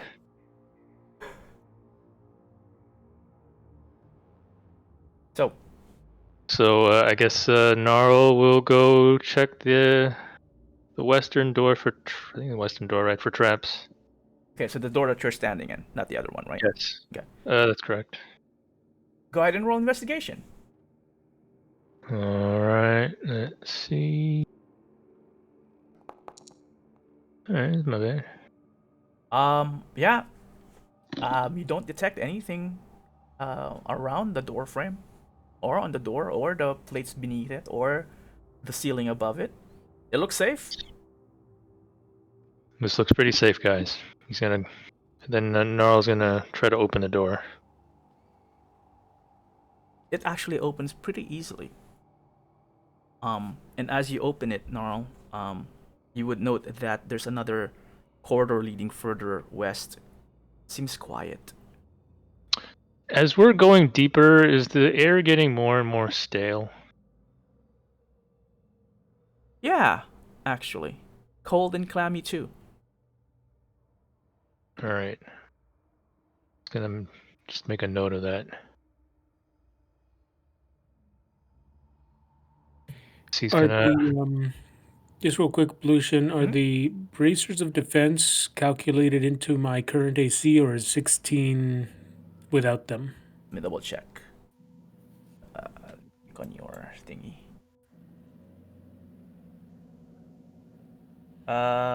It is counted. It is counted. Yep. That number is gonna get me killed. I'm going to bring out my great axe now. Okay.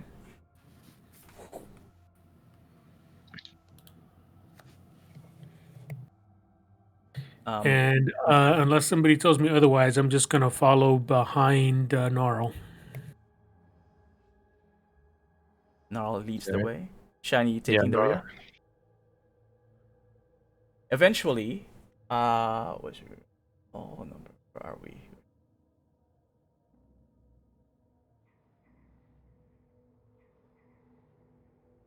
Okay. Eventually, the corridor leads you down to a room what looks to be a very old storage area, because there are some rotted, probably used to be crates or whatnot, but you see like it's been eaten by black mold and whatever. But there's a bunch of them in one corner. There's like a mound of what petrified wood would have been. Can't really tell how long these have been here. The pathway turns into somewhat stonework where you're walking, and there's only a single door leading to the north here, at the very end of the tunnel of this corridor. You would also notice though that the door itself has a engraving of yet another robed figure. This one does not have a face. And the very... Actually, I want you to roll perceptions on this one. Sorry. All right. Oh yeah. Because Nor's the shortest, I guess.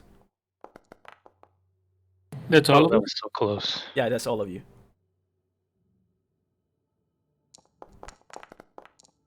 Yeah. Because you're the shortest, Gnarl. At the Wait, bottom... I thought Shiny was shorter.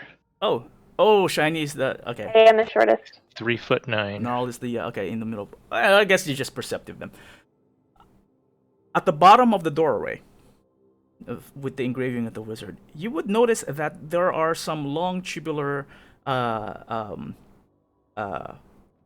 things, leather well, they look like leather or even like plasticity thing at the bottom, just scattered all over the place, and it is the same as the ones that you found inside the box. Inside the box, yeah. Yeah.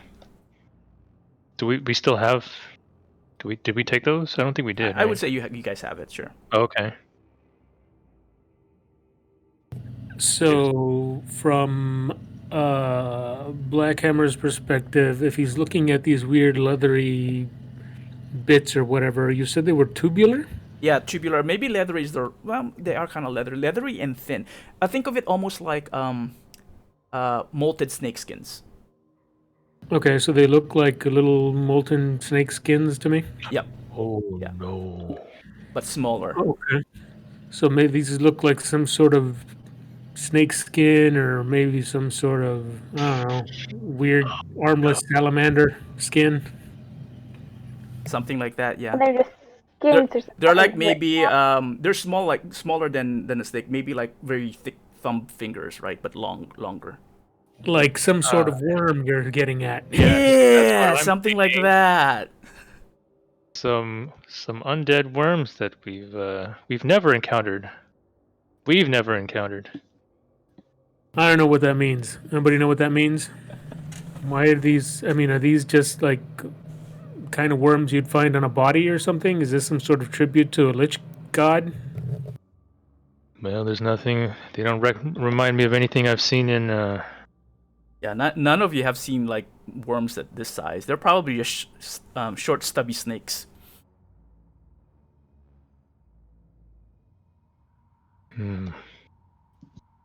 Well, if you don't recognize him, Blackhammer, I don't know if either of us will recognize him. You're the Beastmaster, after all. Yeah, I know they don't look like anything I've seen. Just little worm skin things, I guess. Maybe we could find the owners. I'm sorry. Where were these? They were They're at the bottom of the door, like on the floor. like they looked like they were crawling out from under the door. Something like that, yeah. Now that you looked at it, you look at it. Okay. Let's open the door. All right. Okay. Did I already check for traps? No, you haven't, but you may if you All wish. right. I'm gonna check for traps.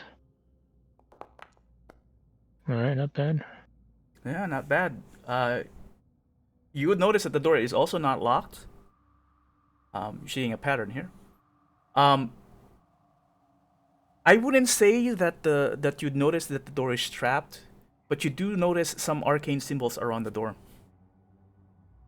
But as far as you can tell, Gnarl, there doesn't seem to be any like trigger points or whatever. They're just this weird writings. Hey, Shiny, do you recognize this? Any of this make any sense? Do I? Remind me what languages that's shiny now?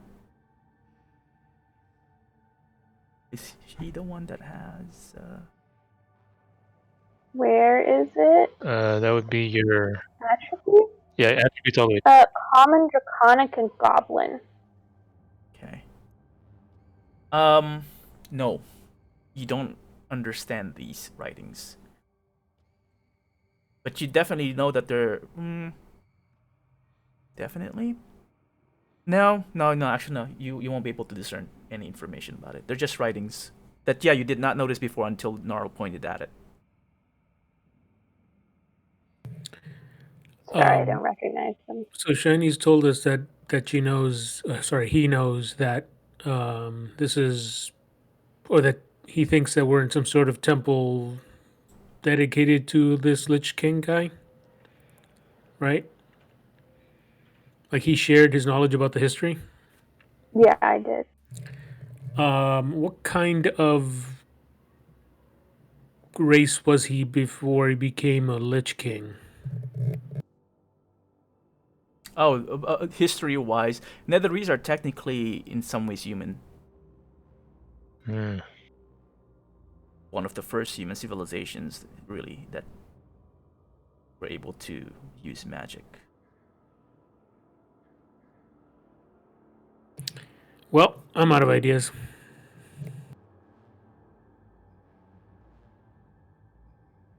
Is it possible? Well, shoot, because it would already just be open. Yeah, I guess.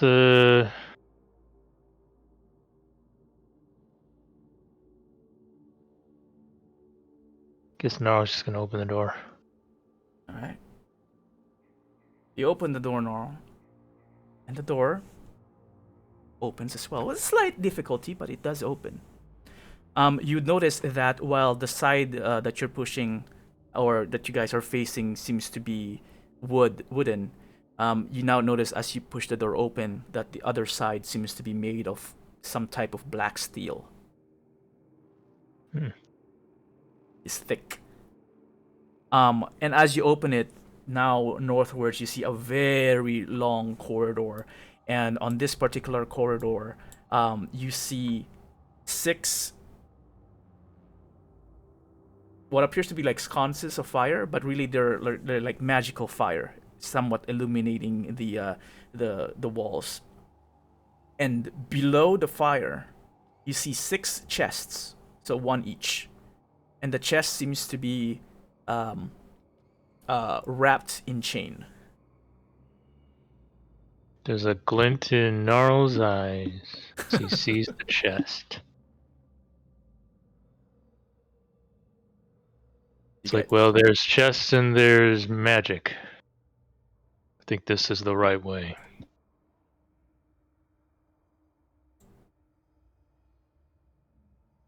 You guys enter then? Yep. Yes. Okay. Marching order. Gnarl's at the front. And I'm following Gnarl. I guess I'm last. Okay.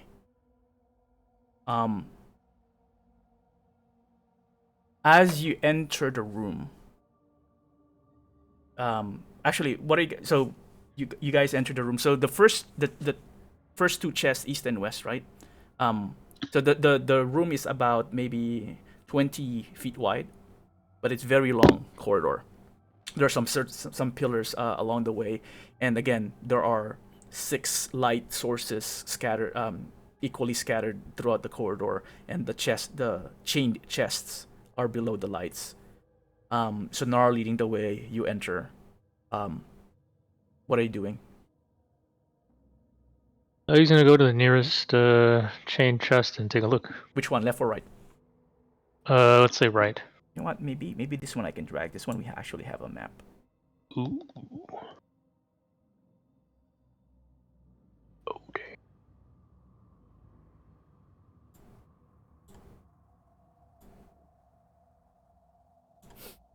The chests are not on it, but where the light sources are, that would be where the chests would be. Okay. He's gonna go to the right one first. Right one. This one. Okay. Shiny, since you are the last one, can you roll perception for me, please?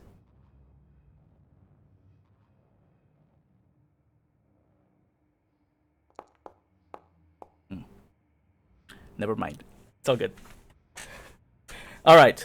Gnarl, you approach the chest. What do you do? What does it look? Is there anything like written things or symbols or? No, it just looks like a chest that is wrapped in chains. Is it like a wooden chest or stone chest? It looks like a wooden chest that is banded with iron. Okay. And the wood looks good, or is it kind of The wood looks good. rotted? Oh wow.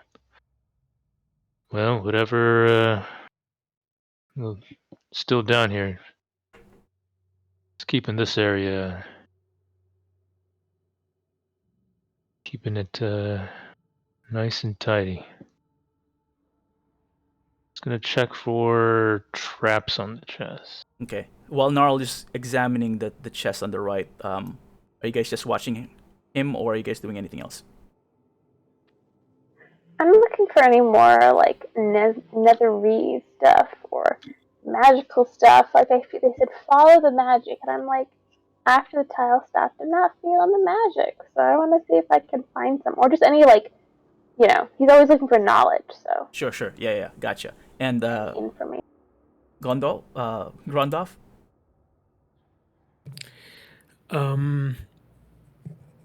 While they're looking at stuff, I'm going to stealthily just keep moving a little bit forward, just a little bit at a time, and just checking out to see if I see anything moving in front of us. Okay. Go ahead and roll perception for me, Grondolf. Investigation for Shiny, and also investigation really for Gnarl for the traps. Wait, did I roll? You rolled a 3. Yeah. Damn. First, Gnarl, the chains and the chest seems to be not trapped. If anything, it's just wrapped around in chains, but the chain is definitely locked. Let's see here. Grondolf, you don't see anything moving, per se. Not per se, at all, except for your 2 party members. But with your perception, you would actually notice as you're moving forward, the flickering of the lights here, again, they're not torches, they're magical light. They're continual light. Dancing around, you kind of thought you saw something move in front of you, but really it's just the shadow. So you turn towards your party. With that perception roll, you would notice that you don't remember Shiny closing the door behind you? But the southern door is now closed.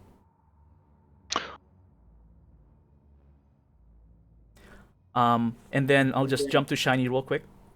Shiny, you would note that this room is magical in some ways because there is magical light around you, right? What's your dark vision limit? Is it 60 as well? Yeah, it's 60, I think. Okay. You would notice then, because you're looking at the rooms in general for magic things and whatnot, similar to the kind of like design of the other rooms, like statues and carvings, right? You will notice that in this room, though maybe magical, maybe not, you're still kind of far. At the very far end of the room on the north side, there's another statue, but this time it's not of a wizard. It's not of a... It seems to be humanoid as well, but this figure looks like it's kind of like leaned back a little bit, head tilted towards you, but also wrapped in chains. But no engraving, at least not from where you're standing. All right, who wants to do what? Gnarl's gonna try to use his thieves' tools to see if he can unlock the chest in front of him. Okay, so you're doing that. I see Shiny spinning around and examining things. I do not mean to do that. I always start moving my character. I don't know how. But like that's pretty good though. You can well, you're using a Mac, so I don't know what the Mac is, but for Windows you hold Control and then mouse wheel. Nice. Oh damn. Okay, so now I'll go ahead and roll the thieves tools for me, or dexterity, with your proficiency, whatnot. And then, sorry, Shiny and Grondolf, are you doing anything? I want to go look at the other statue, but I think I want to see what Gnarl does for like what's in the chest first. I'm Okay, curious. so you're gonna look What's in over the chest? his shoulder. And Grondolf? A little cautious now because I see that the door is closed and these guys are busy looking at a chest. So I'm going to wait to see if one of their heads explodes, and then I'll mention that the door is closed and we should probably check to see if it's locked. Okay, so Gnarl, you're concentrating on the chain and the chest. Maybe not even noticing that Shiny and Grondolf are actually looking over your shoulders and checking you out. 20. Easy enough. The chains clatter to the ground. The chest is, as it turns out, not have a keyhole.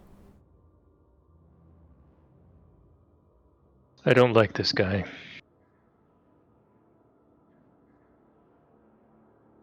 Is there like at least a there's no hole at all. Is there like a seam for I the mean, it has a lid. It just doesn't, it can open, if that's what you're asking. There's yeah, a I mean, seam is he that able to opens it. stick like a dagger into that seam and try to Pry it? pry it open? Yeah, you can. Gnarl takes out his dagger and just like stabs it in the seam and slowly lifts it up. It lifts actually pretty easily. All right. Do that, and then as he gets enough to be able to stick his fingers into the thing, he's gonna try to lift it open. Okay. The lid easily opens. Can the three of you roll me Constitution save throws real quick? Oh yeah. Whoops, that's not what I want. Come on. Oh yeah. Oh. Nice. Okay. Cool. As you open the chest, the lid, Gnarl, suddenly there is a cloud of noxious vapor suddenly just throughout the room and escapes and covers the three of you. Interestingly enough, it feels cool to your skin. It is odorless and does not feel like it's hurting or anything at all. Nothing happens suddenly as the vapors kind of dissolve in this room. Well, probably so old it lost its potency. Whatever that was. Anything inside? You take a peek in the chest, Gnarl. The chest is empty.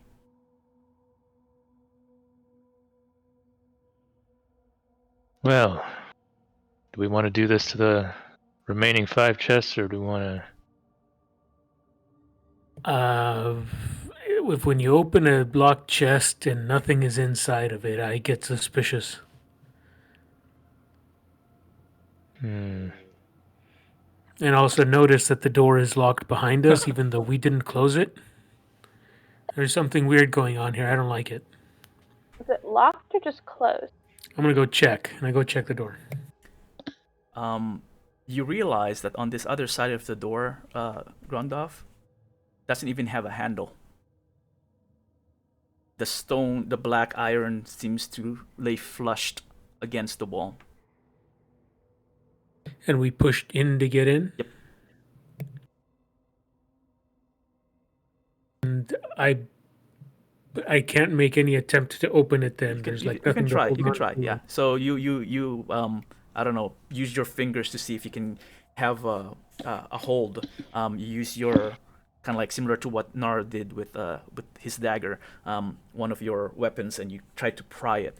The door seems to be thick enough that it does not seem to move. There's another door, right? The other end. You haven't walked all the way to the other end yet. No. There's a statue on the other end. I guess Shiny did tell us she could teleport us to safety, right? I can. And it's not tomorrow, it's an automatically prepped one, so Ooh. I can teleport us to another teleport circle. So Oh, okay, wherever I we know just I'm came supposed- from one not too long ago. Well, I'd imagine not that one, because that's not active anymore. Even better.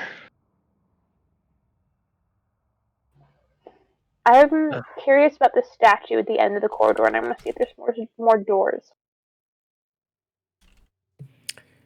Well, let's go look at this statue then. Let's not open any more chests until we look at the statue. So all of you are going to the north. The statue. Yep. Okay.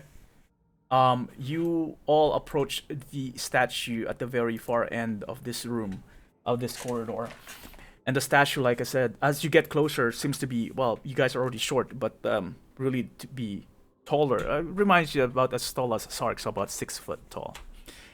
And the statue, while looking humanoid, 2 arms, 2 legs, and again it has posing like this and then looking, staring down at you all, and it's wrapped in chains. There's something uncanny about it. It's not really, you can't put a finger on it, but it doesn't look, the normal human races or the humanoid races.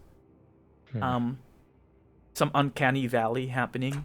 The way this statue is posed and the look on it. One would even say almost demonic.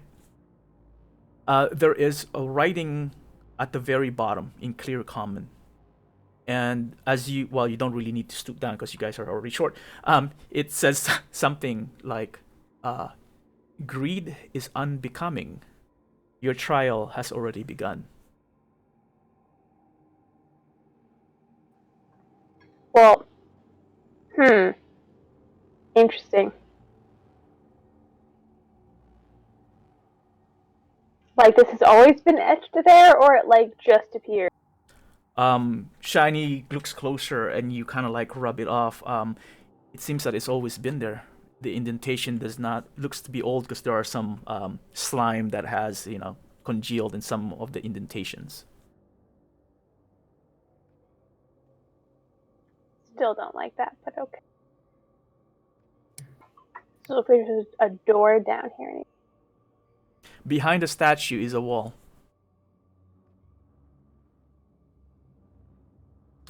And there are no other exits? Not from what you can tell now.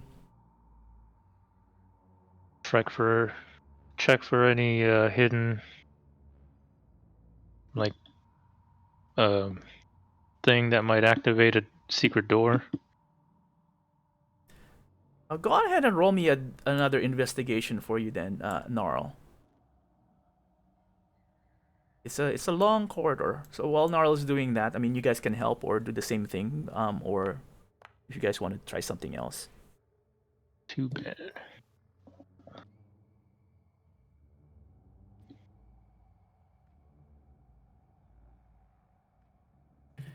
What are we rolling? If you want investigation, if you're also assisting in help in looking around the room some more. Yeah, I think that's what I would do. Damn. Gnarl being, I guess, the most perceptive one. Gnarl, you would note that the only thing, so from what you can gather, the other two aren't as helpful. They're looking at spots where kind of infuriates you because like you checked that area before and you kind of like told them like there's nothing there.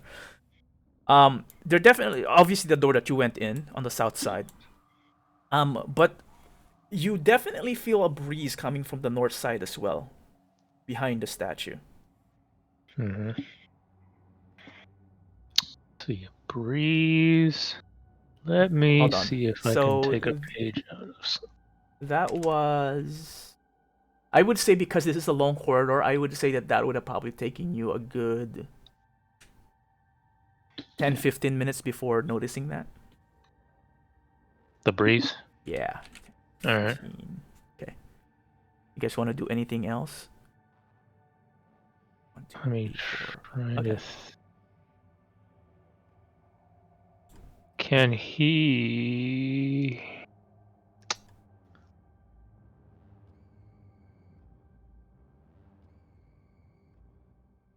Can he light his tinder... See, use his tinderbox to light...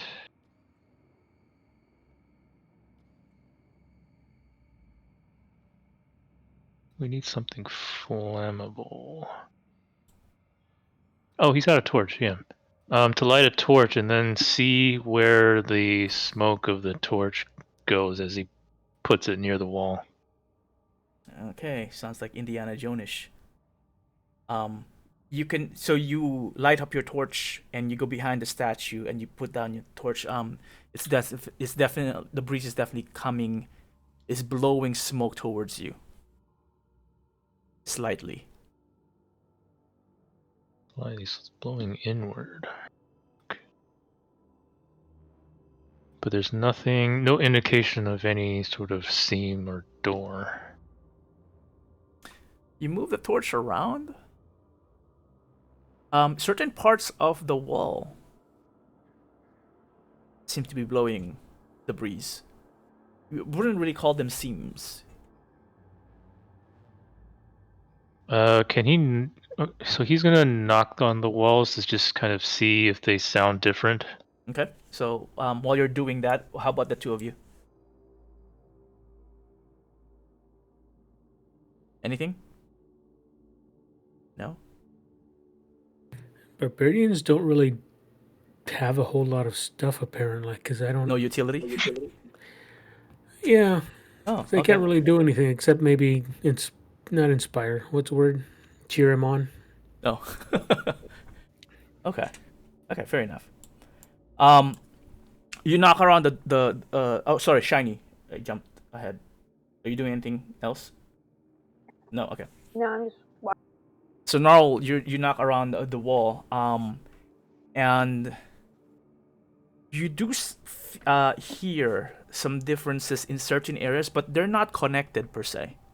Like you would knock on some of the let's say bricks on the lower quadrant. One may sound like thick, in then turn hollow, and then thick again. But there's no pattern per se. It seems to be inconsistent. Hmm.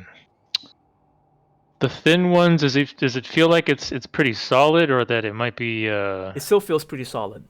shit? All right. Well, can I that's press on any of them. So you join Gnarl by the wall, and you start pressing on them. You said. I'm gonna ask, like, can we press on them? Who are you asking, Gnarl or the DM? Read that? Gnarl. Like, have you tried pressing on them? I guess as he's checking them, he would have kind of tried to feel if they're some sort of like hidden trigger. Okay, so you're doing this, Gnarl, and are you responding to Shiny? Yeah, these things don't feel like they're pressable. But then again, I'm not a barbarian, so I don't know.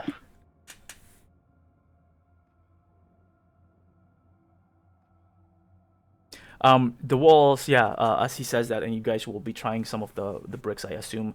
They're pretty solid. It feels pretty solid.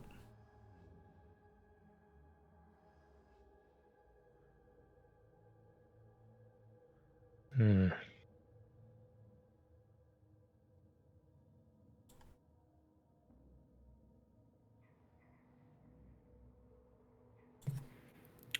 Can I get a real good look at this statue?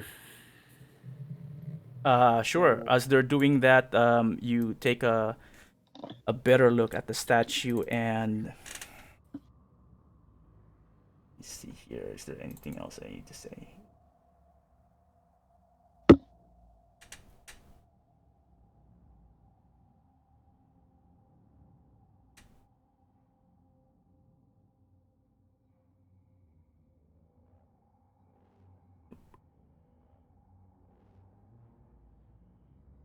My computer seems to be slowing down.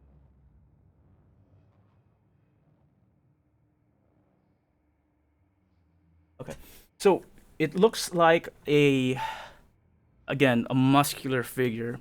Its head actually is looks like from the carving is wrapped with like a bandana, not a bandana, bandages around its head. Only the eyes is visible, but you can see the contours of the nose. And then on top of that bandage are chains wrapped around its head as well. And then those chains dramatically like go over like a rainbow and then circle around its body and its arms. And the ends of the chain seems to flow up in the air, and there's like a circular, almost like a hook on each of the ends of two chains. Very dramatic.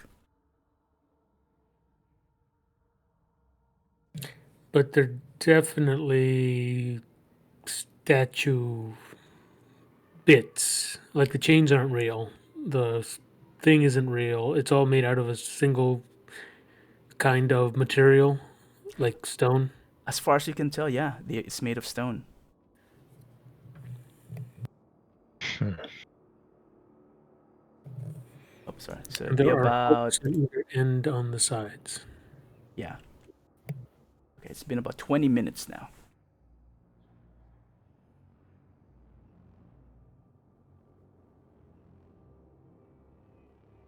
Nothing. Okay.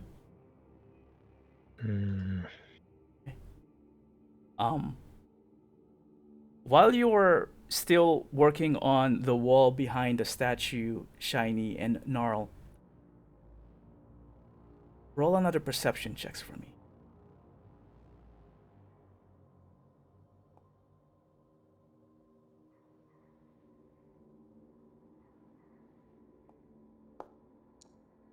Ah, that's so close. Gnarl, you hear something moving on the other side of the thick wall. Movement, rather. Which is definitely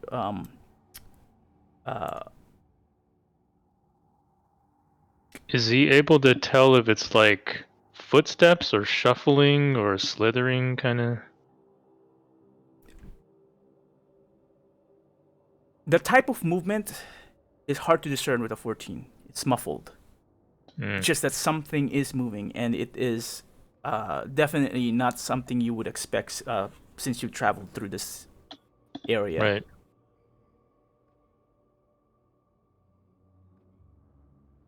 Well, there's something on the other side. Should we ask it if it can help us through?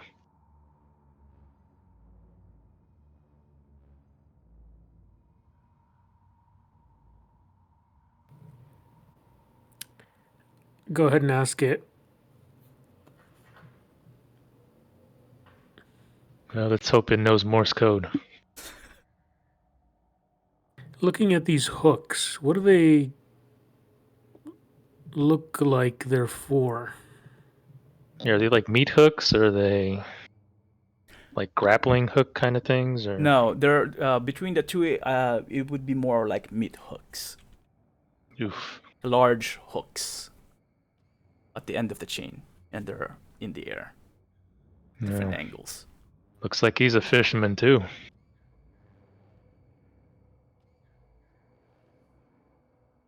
Let's hope we're not the fish. And this is a place that, does it still feel moist, as you said, when we entered through the Yeah, hallway? I would say so. It's clammy in here because you're deeper down into the underground. Well, you could always just break that wall open. Yeah. Care to give it your usual treatment, Black Hammer? Or 1-2 punch?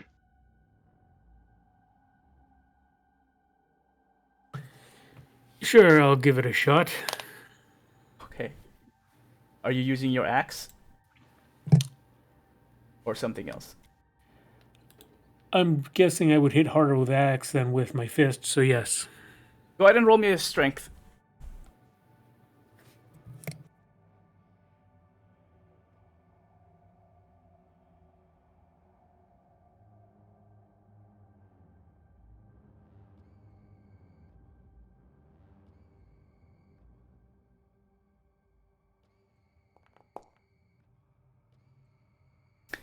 Ping! You strike the wall. You recoil back. Roll me a d12. And I do that just by... /R d12. Space d12. Excuse me. Bless you. Oh, Jesus. You see a minor slash on the wall. Well, I did my best. Well, Black Hammer, you can't break through that. I don't know if either of us can do any better. Unless you got some magic there, Shiny. Surely one of you's got some sort of ball of fire or something you can throw. Let me look. Hang on.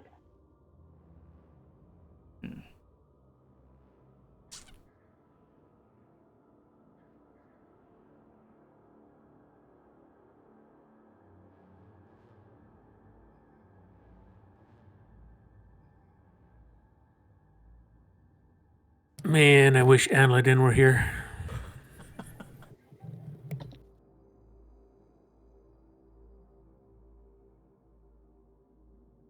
Good old Annie.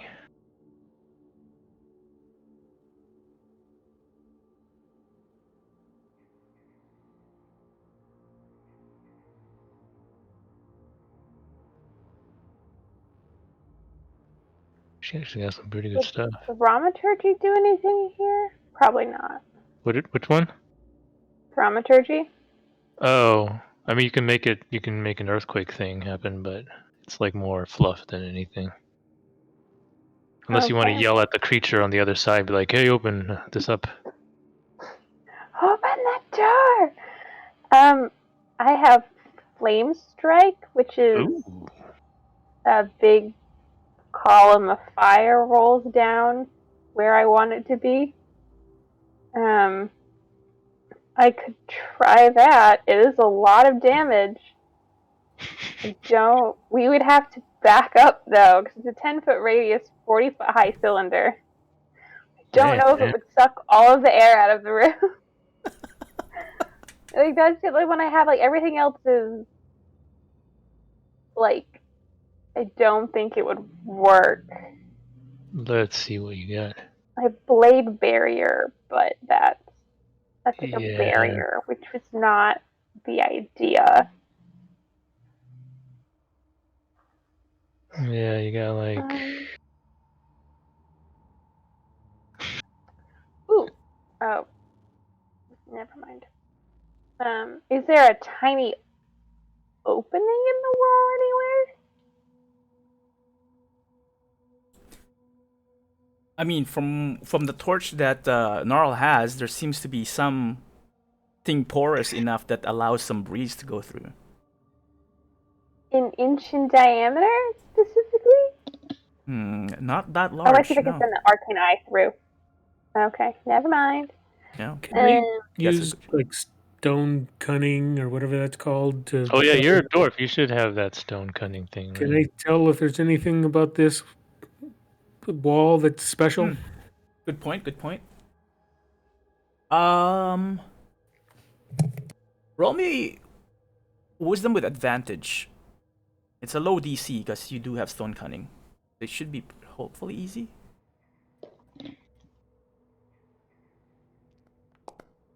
All right. Okay. The wall, the stone on the wall definitely has become porous because of the environment that it's been, you know, just because of the environment period. So it has become porous, and it looks like there are certain parts of it that have, through erosion and water, has somewhat, corroded a bit, and you kind of can tell, Black Hammer, that that's probably where the breeze is coming from, and maybe it was just a fluke that when you hit it, you hit like the harder part of the wall. But you can kind of tell that perhaps, yeah, if perhaps you hit the right spots, that it may collapse from what you can tell, because the structure itself isn't as solid as it used to be. But you also realize now that you have this kind of like, you're looking at the wall behind the statue itself. There are certain parts of the corridor itself that you'd notice that this, if it's a word, porosity, is visible in your eyes, meaning that, certain parts of the wall may be smooth with a little bit of, what do you call this, like indentations and whatnot. But now that you're looking at it closer, where the weak parts of the walls are, you can definitely tell that the porous section, or the weak parts of it, has, kind of like when you stick a toothpick on a cake multiple times, that those type of walls, kind of smallish. With your trained eye, you can see that it's not just the back wall. Like certain parts of the corridor as well has that, so it's not just concentrated in the back wall. Just to let you know. So basically, the information you gather is that while this corridor itself has, you know made of stone, solid stone, and whatnot. It's slowly been corroding and collapsing, but while concentrated on the north end, in hindsight, some parts of the corridor walls have been affected as well.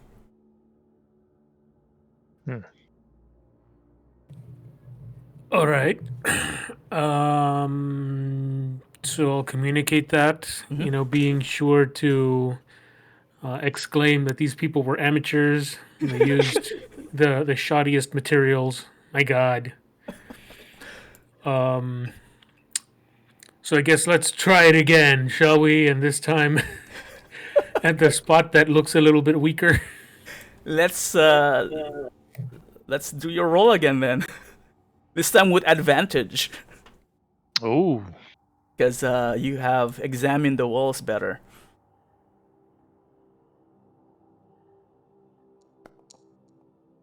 Oh. All There right. it is. I'm not even gonna ask for damage this time. Jesus. Knowing exactly where you want to hit it, Black Hammer, you just rain it down your great axe, and sure enough, you kind of hit like a portion of it. It's not large enough, but it's enough to kind of shatter a large piece of the wall. And as it explodes from the blade of your weapon, there seems to be the breeze becomes a gust of wind as cold air hits your face. And at that point, Gnarl, you would also stop hearing movement on the north end. I think we. But Start- Black Hammer, in your perspective, however, you made some progress here. Yep, I'm going to keep at it. Okay, so he's just gonna start hacking at it and hitting it repeatedly, and the wall that the spot that he's hitting, he seems to be making some progress pretty easily. It's about 25 minutes now. Yeah. Are the two of you doing anything special as he's wailing at this wall? Is there like a? I guess yeah. Is there?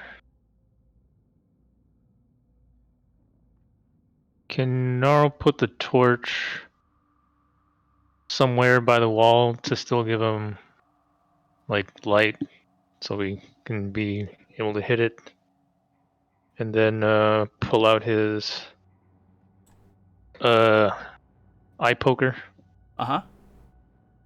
and Sure. just one of his regular arrows, just in preparation for whatever's on the other Okay, side. so you're just getting ready. Okay. Yeah. All right. Shiny, are you doing anything, or are you just watching Nope, Black I'm Hammer? just watching. Okay. About 5-10 minutes more.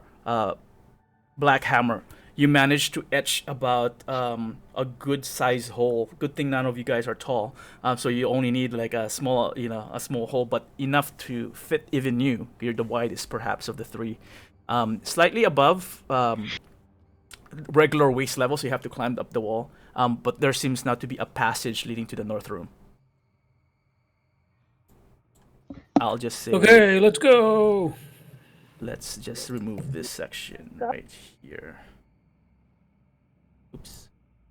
Is the There we go. is that room in there dark? Yeah. Can we first like kind of throw the torch in there to light it up a little, see what's inside before going in? Yeah, as you do so, it lands on the feet of something. It lands on the floor, and right in front of it, there seems to be like some armored feet. And you see something moving towards you guys at this point. Dun, dun, dun, dun, dun, dun. To here. The room seems to open up.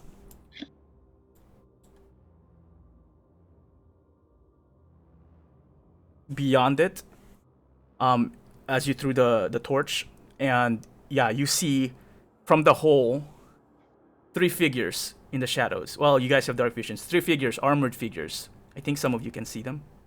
Yeah. Yeah. And they're just looking at you, and then the one in the center points over towards the hole and says, Oh, I think they want us to come in. and then pulls out a sword. Oh, I don't think that's them wanting us to come in. But they're not speaking. Well, It's the universal language for a fight. Do they look like they have magic? Do they look? Can we? I mean, I don't know if Gnarl would know, but seems like they would. They're either magical in some nature, right? Having lived down here in this ruins for such a long time.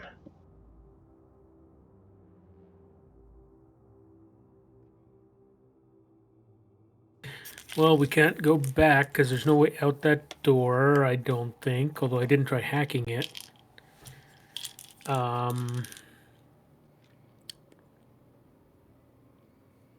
I say we go forward. I'm just curious what's in there. Let's go take a look. All right, I guess we go through. The hole? Yeah. All right. As you guys all enter the room, I'll just move you guys here. Is it me or did it suddenly become slow? I mean, I haven't moved anything, so I don't know. Okay, so maybe it's just me for now. The three of the armored figures step back, and then the other two on each side pulls out their swords as well. Is doing anything? I'm gonna look around the room to see if there's any exits. Yeah. With a quick scan, you don't see any exits. What the heck is this room then? That's so weird. I'm intrigued. Can I look at my stuff when while you guys are doing stuff? What are you doing? Just looking at my spells. Oh, your spell. Do you want to incite greed on them? I do have that. I I was thinking about saving that. Not opening up sheet. Why not?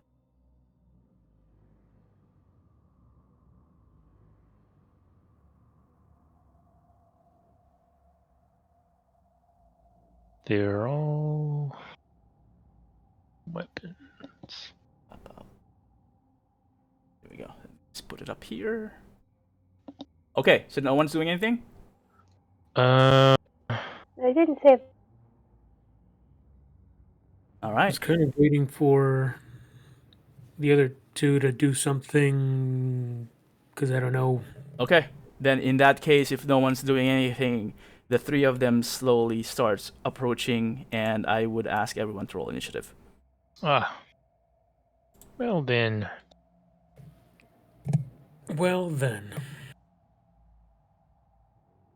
Oh yeah, baby. Bring this out. Oh wow, we both got nat 20s. Sweet. I demand a recount. Wait, I've forgotten how to do this. Oh, just go to the fist and then click on the D20 by your name. If you see the fist next to the menu. Hey, at least we're... Oh, never mind. You didn't roll a nat 20 Black Hammer. That was your other check. Hey, but we're at least none of us is last. We gotta maybe focus on the slower one. All right, Gnarl, you're up first. Can I tell? Let's see that one. Okay. Hold on. The middle one, he is Hold on. going. Before you continue, I'm just gonna refresh my screen because it's slow. I can't even Oh yeah, select yeah. my. Probably want to do that, and I'm gonna look at his feats because he's got a whole bunch. Okay, so he has not yet moved, so he can use steady aim, which gives advantage on his next attack. I think he only has one attack. No, you should have multiple now, right? Level 10 rogue, I think, has an extra attack. I thought that's like only fighters, and Oh, he okay. doesn't have like extra. I'm looking at the 5e tools. I don't see any extra attacks. Okay, I could be wrong. So he just has the one. A sneak And attack. then what else does he have? He's got sneak attack, which he's gonna get. If only if he's next to them, so he can't do that. But he's. Oh wait, no, he has advantage, which means that he has sneak attack. Why do you have And I advantage? would assume they're all because you're- larger than him, so he gets to use Fury of the Small. Fury of the And he's gonna use Sharpshooter while he's at it. All right, well, target. He's gonna target. Oh shoot. Double right click. Yep. There's that one, and I don't know how this is all gonna work out, so I'm just gonna roll the dice things. Where is? I guess you could do inventory. Oh, lovely. That's the first one. He does get advantage, so fuck. They both miss. Oh, it hits the armor, and they seem unscathed. Is that your turn? That is his turn. Yeah, he can't move after using steady aim. Okay. He is Okay. This one's turn will back to 19. yeah, it's just a longsword multi-attack. It will move pretty quickly, actually, towards you, Gnarl, since you're the one who shot first. It will swing at you. Target, yep. With its longsword, twice. Not opening for me. Hold on. Well, whatever. Let me just attack. Yep. 2 longswords at you. Oh, lovely. Critical. So that's 62 damage then, huh? Holy shit. 41 for the first attack. Is that including the crit? Yeah, that's with the crit. That's double. Okay. I was like, shoot, man, that was 82, then he'd be dead. And the second attack. Okay. Oh, lovely. Oh, that also hits. Yep, he's got AC of 17. Okay. And this one. Oh, sorry. Nope. I take that back. I accidentally crit critical. Not bad. You got your health back? For that second I hit? don't know. Probably. Let's see. It hasn't decremented it. It's still 80 on my sheet. Oh, okay. So this one. So it's just 41 damage and 20 damage. Okay, so let me subtract this one. So 61 damage. And half of this one. Nope. Yeah. That's right? Yeah. Okay. 61. So he's got 19. Or Shiny, 19. your turn. I guess I gotta heal. Jesus Christ. Yeah, it's like a big ass bloody gash. That was a big critical hit, yeah. Hang on, I gotta look at my healing stuff. Gnarl doesn't really need a healing. Gnarl was like just so focused on the other one, he didn't even notice the one on the right attacking him. Yep. Till it was too late. You're doing your steady aim, and you had a blind spot on your right side as the other one just walked in and slashed you hard. And that's why he missed, because he couldn't. As he was about to shoot, whack. Yep. Boom. Shot Man, wide. all my healing things are like mass heals. But if only you need it. Oh, max Grondov, get hit first. I'll hold my turn. You're gonna hold your action to heal us if we get damaged some more. I just don't want to waste the big ones, but I also don't have any small ones, and I'm realizing my mistake. Let's see. What do you have? It's what is it? The early Magic the Gathering player. It's like, oh, these are all really good cards. Too bad they take five mana to cast. 5 mana? Yeah, and freaking you get and I mana forgot star. I forgot to put my lands in. I have 60 creatures. Isn't that great? They're all legendary, but I have no land. All I need is to summon one of them, and you're dead. Well, you got some options. I don't know how good that one is. Probably don't want that. I mean, you could just attack them. That's kind of what I was thinking about doing, but I also would prefer you not die next turn. But I also kind of want to just attack him. You could do that, or I mean, you could bane them, and then that way we have less chance of getting hit.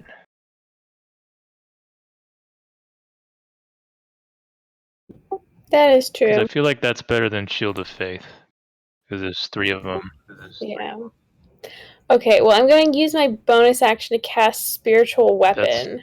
That's good. Oh, okay. Do I just wait? Do I need a target to do that? Give me a sec. No, yeah, I think it's like 60 feet, right? Give me a sec. I'm doing. Yeah. Moving something here. You can have it appear 60 feet, up to 60 feet away. I put that. What does your spiritual weapon look like? It's a good question. I don't know. Whatever enlightenment looks like. Whatever enlightenment looks like, it's a olive leaf. A big white glowing light. I don't know. Let me. I mean, your secret. Thought I had. What's your biography? Oh, because I removed JBE, didn't I?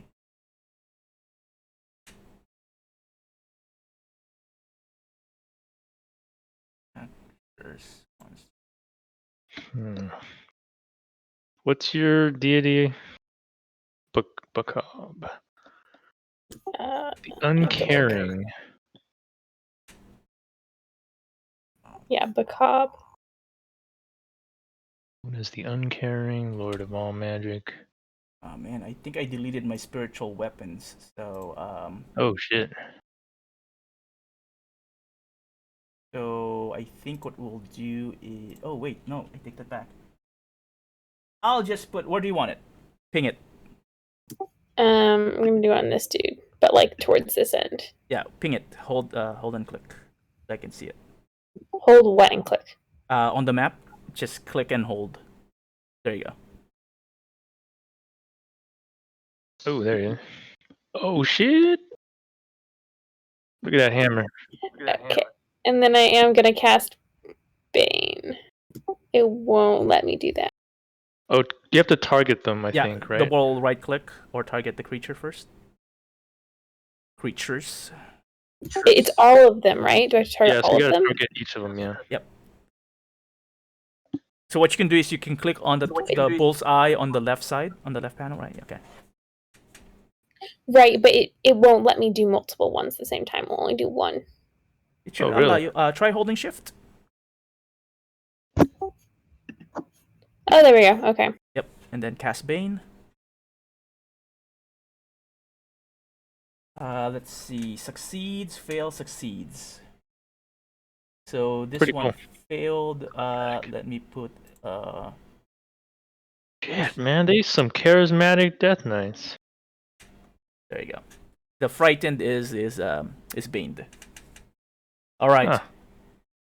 So, that said, spiritual weapon does damage when you cast it, right? I believe so. Or tries to hit rather, right? Yes. Sorry, I have to look at it, and I don't know where I went. Where are you? Let me look at 5e as well. Spiritual. I think it's your just attack. When you cast a spell, you can make a melee spell attack. So just roll a d20, add your proficiency, and add your spell attack bonus. So just roll a d20 and then add the stuff? Add proficiency, yeah, and then whatever your spell attack bonus is. Which is... Okay, so I'll just tell you. Sure. We just add 11 to that. So That's 19. 19 will hit. Nice. Do damage with the spiritual weapon.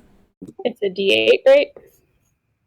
DA force damage plus 7. Okay.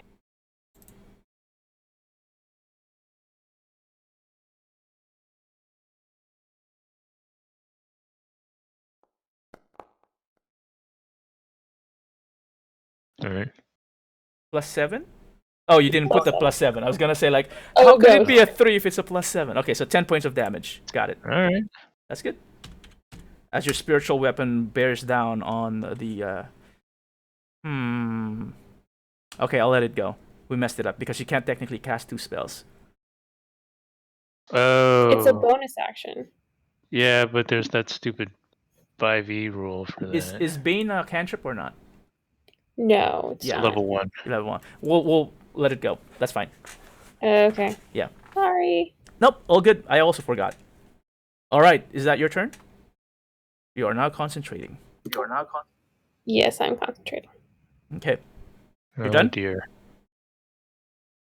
Yes. Okay. Next guy. This guy will go to the closest one, which is Grondoff. First Call him attack. Gondor. Why did you name him something that you wouldn't remember? Because I was saying it originally quite proper. Anyway, that misses, and then the second attack also misses. Oh, it hits. Oh, right, because you're a barbarian. And he's not raged yet, so yeah, it's going to be full damage. For Shit, 20 these things points hit of damage. hard. All right. That Oh, is its man. turn. Grondoff.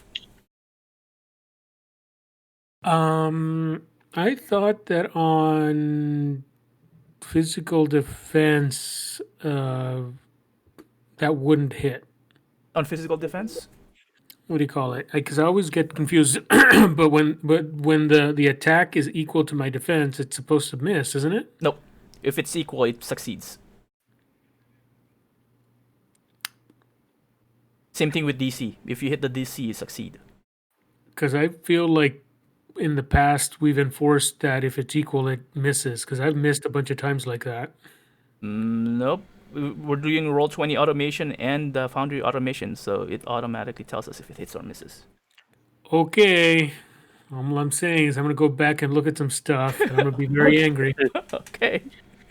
What am I doing? I'm attacking. You wanna... If you want to attack, that's up to you. Well, I see that this guy on the right was all like, "Brah, I'm gonna hurt this little Gnarl guy," and I'm like, "No, leave Gnarl alone, you SOB." And so I'm enraged. Okay, so you rage up. So Yes, I have to. yeah, use rage. Is that a spell? Maybe feature. Yeah, try feature. Yeah, feature. Use ability. Okay.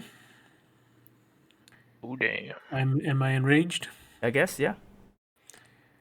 And then I will run up to him and attack him, I guess. You may incur an attack of opportunity from the one close to you. You okay?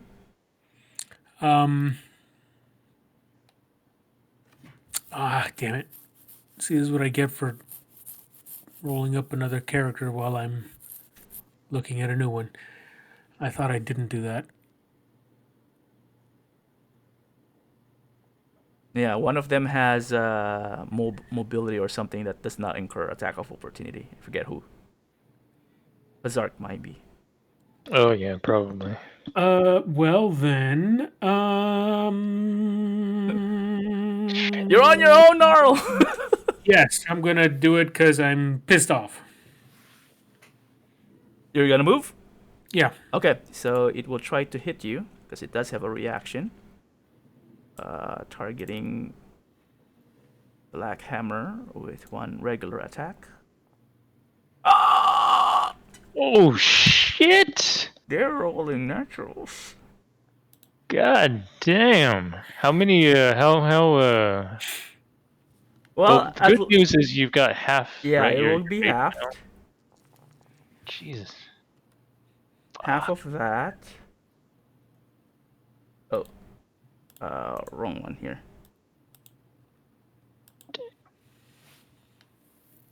Okay, but you do manage to move over here. That hurts. Okay. I think we go back to the main campaign. Yeah, these My are strong creatures. Kira's gonna have to start downing some protein shakes and working out some more. So you're saying I took half because I'm enraged? Jesus. Yes. This thing's almost full. Okay. Well, I'm gonna attack that guy. Your axe. Yes, the giant Slayer Great Axe. And I gotta target something, okay? Double right click. Fuck. And then I can press it. Oh, that misses, unfortunately. I'm gonna take my second attack. Okay. Damn it, son of a... Holy cow, man! Oh, And I don't geez. think I can do anything else. You only have 2 actions, attack and extra attack. You don't have Can I a. use that bonus? Let's see. Yeah, you're to use your bonus to rage. Oh, right, right. So yeah, you got. Armor. Unless you got like some other ability. I cast Fireball. Harvest. Okay, so Yeah, yeah, read my scroll of mass haste. you do only have 1 extra attack. Oh my god, this Who is. gets a 3 attack? Oh, is that a fighter who gets 3 attacks at level 10? Well, no, I think you're thinking of Saphira because she usually has two-handed weapon. No, there's going. one. There's one class that eventually gets 3 attacks. Oh yeah, yeah. Fighters get like extra attack at level 11, and then like 2. So they take 3 attacks at 11, and then like There you 4 go. at Yeah, 18 or something. it's probably thinking of Fluff then. All right. Yeah. So that is Grondoff. The third creature, armored figure, will move. Well, I guess you're the closest one, Grondoff. All right, come on, Grondoff. Target you. 2 attacks. What does Bane do again? Subtract at the attack or at the damage? Attack. Okay. Oh wait. So minus 1d4 when he rolls his attack. Right. So target by that night. Attack first one. 21 would Jeez. still hit. So damage. Half of that.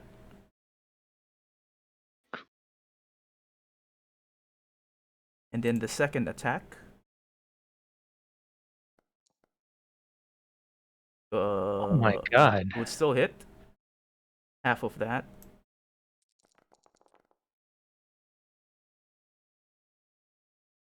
Okay. That is first round. Gnarl. Okay. Gnarl. Oh Jesus. Oh jeez. Oh man. All right. Should we just like leave or pull back? I mean, Gnarl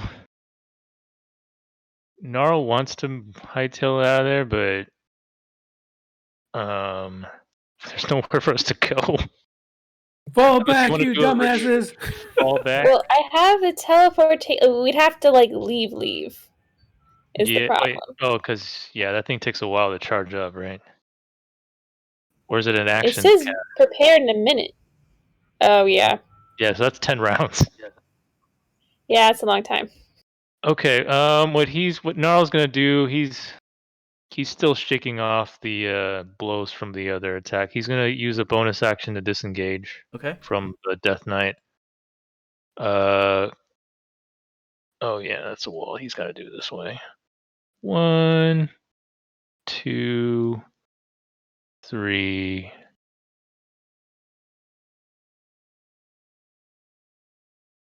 4. Okay. So you climb back up through the hole. Yeah, he's just stumbling back there, and then shit. I don't even know if it's worth doing that. And then if he uses any item, that's an action, right? Yeah. Screw it. He's Unless already it's moved. unless it's drinking the potion, because then it's a bonus action. We home. He's already used his bonus, Oh, so right. I guess it doesn't matter. Yeah. You only have one bonus. All right. So then he's going to fire on that guy again with his inventory eye poker. Hey, Hits. Do damage. Damar.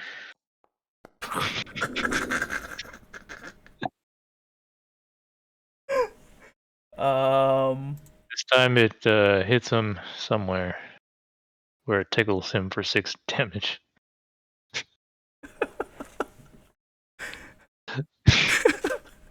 It's not called the eye poker for nothing. All right. Is that your turn, Gnarl? Yeah, he's feeling pretty inadequate right now. All right. Well, this one, then the one with the on the right. I guess we'll have to hit Gondor. Go. Black Hammer. Oh my god. Jeez. Okay, damage. Are they just rolling high, or do they just They are rolling high. Okay, because I'm like, I need to rethink my other characters. Yeah, they might be. This is again also me kind of testing. I think they are pretty strong, pretty hard hitters. Half damage, and second attack will hit. Jeez. Yeah, they hit hard. Spoiler alert, everything hits. What's their minimum? Is it higher than 15? Let me see.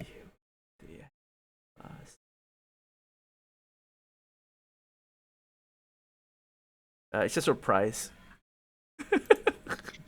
So it's 17. Okay. Okay, so that is its turn. Shiny. Shiny, fall back. Yeah, I will. Give me 1 second.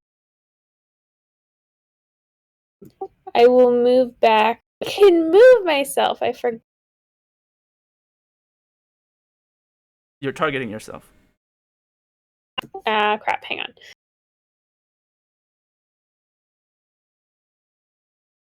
Move back to there.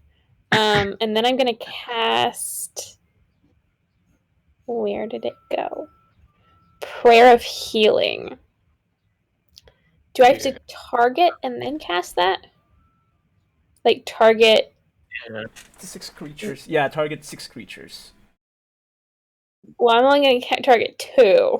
Unless the healing magic hurts them, but that might just be 3.5 edition. Okay. You're not targeting yourself. Oh, it doesn't really I matter. don't You're need not healing. windowed. I've Yeah. not hit.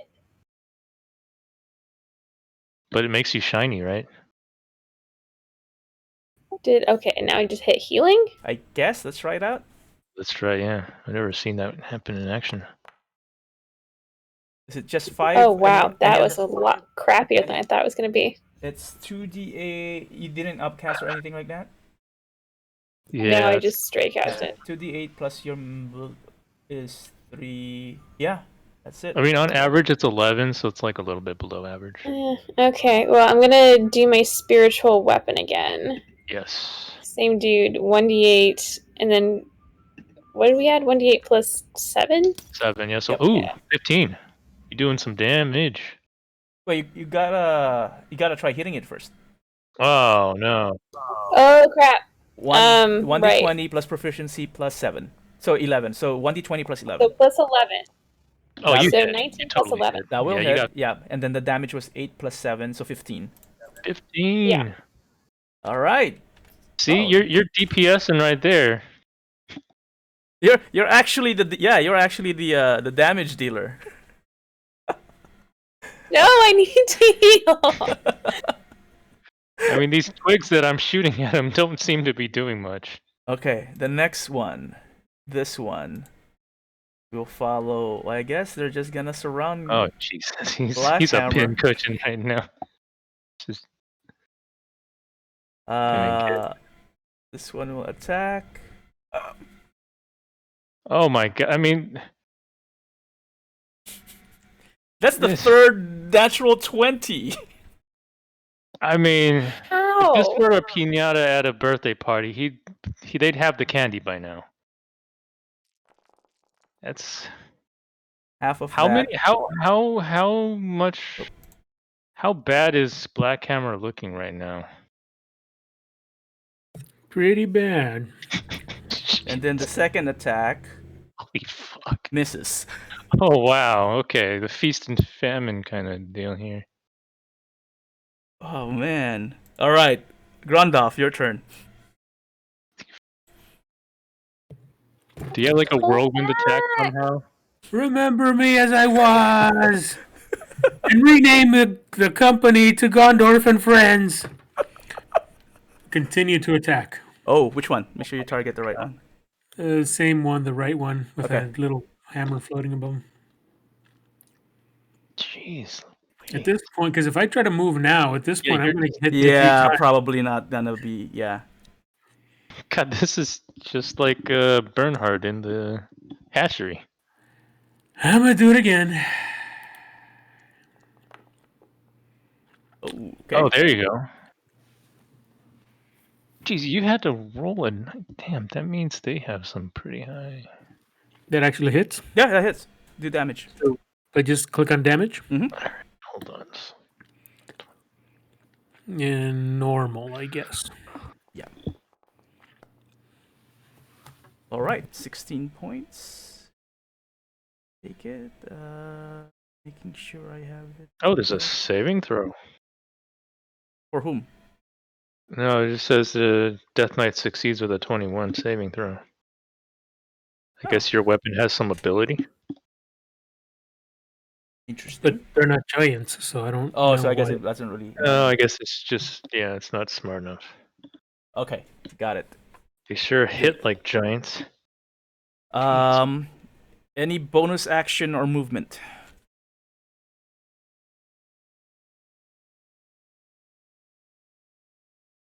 The only bonus action I have is to get angry, and I'm already angry. No, get- you have if you have any healing potion. Oh, yeah. Bonus action to apply to yourself, action to apply to others. Oh, okay. At least that's our house rule, so. Yeah. Then, Oh, you got some pots there. Courtesy of... Pot. I guess, yeah, I have those two, so I guess I'll take one. You only have those two? No, you got a potion of superior healing too. Yeah. I do? Or you think you have those two types of healing? Yeah, you have a regular and a superior Where are you seeing that? in your inventory.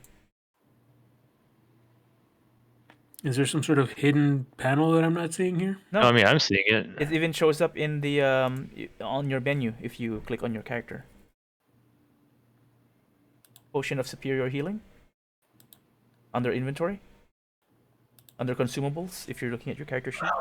Man. Inventory. Oh, okay. I mean, I see it in the what do you call it? The little pop-up menu when I Mhm. select my character, but if I'm looking at the character sheet, it's not there. Under consumables of inventory. Well, I'll look at it later, but let's see. It's the third section. I'm looking at your character sheet right now. I wonder if he's looking at. Yeah, you have different- weapons, equipment, and then consumables. Off the top of your heads, do you know how much the superior healing gives me? 8d4 plus 8. If you click on it, it should automatically calculate. But I don't want to use it necessarily. I want to see how much Oh. it's going to give me. Yeah, it's 8d4 plus 8. And then the regular one is 2d4 plus 2. I mean, as hard as they hit, I feel like the superior probably is going to give you another round, potentially.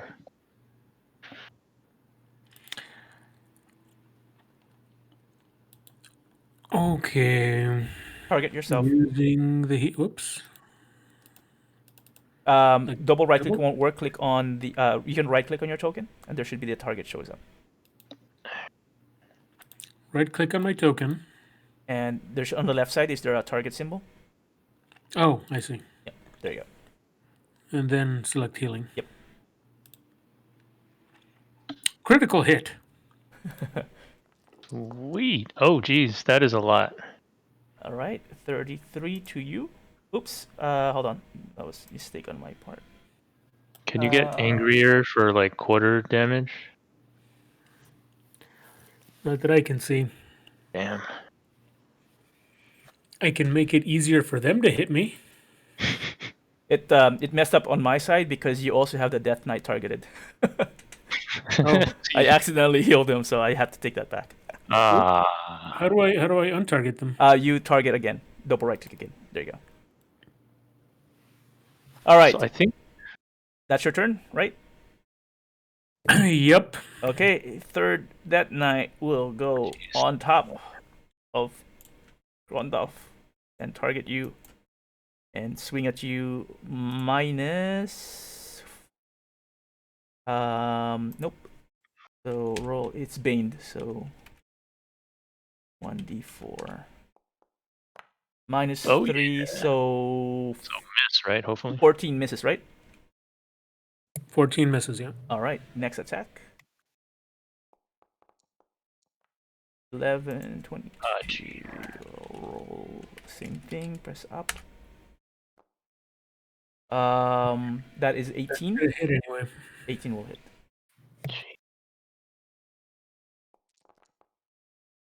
26. So the average is pretty high. Okay, good to know. Yeah, that's pretty.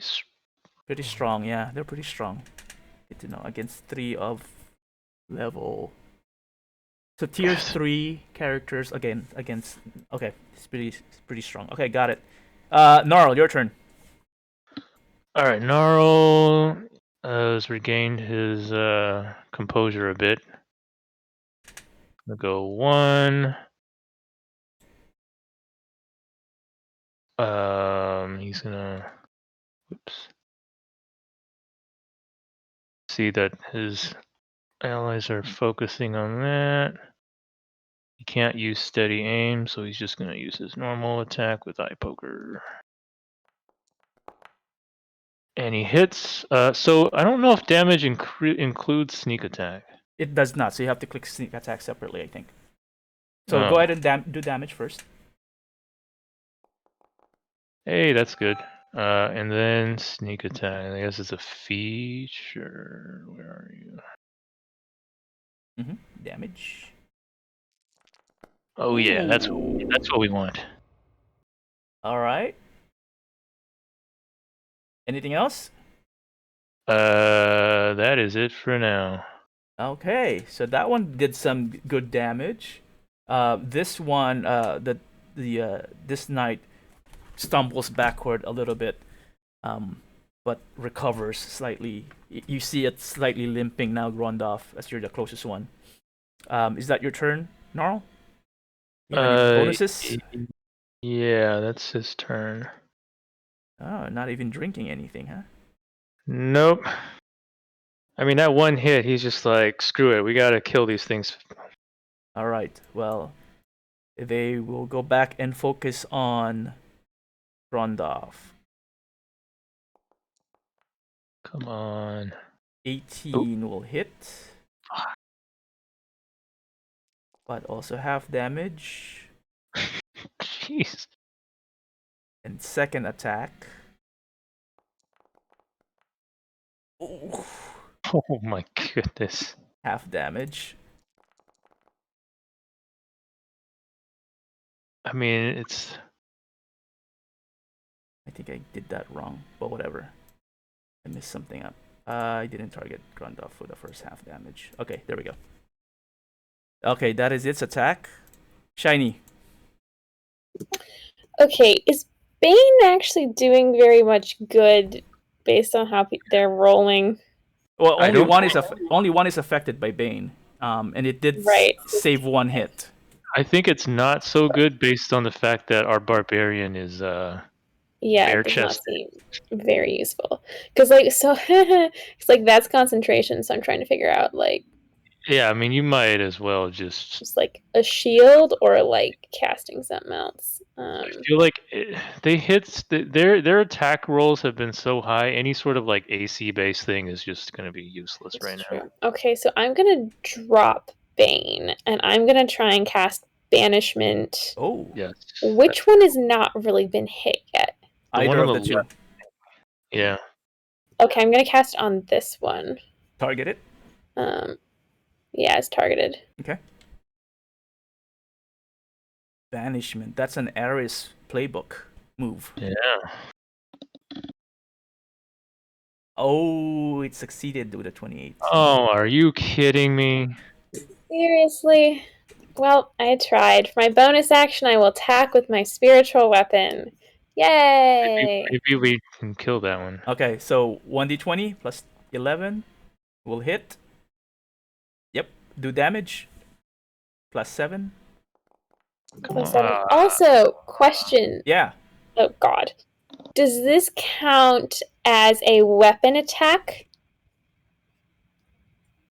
I'm trying to see if I can Technically use not. plus- Technically right. not, because it's a magical summon. Okay. Never mind. I can't do anything. The one on else. the right looks pretty bad, though. Okay. 1 out of 3. It's attrition. I mean, let's hope. Norl, I think, just double checking. I'm just checking. Yeah, I knew you were missing something. You're not using your fire arrows. Yeah, I've been using the normal ones. Yep. If you wanted to do more damage. I will be right back. Okay. Okay. I don't remember how much those do in addition. Let me see. Well, I guess they're just gonna keep on wailing at our barbarian here. Jeez. 18 will hit. Oh my god. Half damage. Ugh. And one more attack.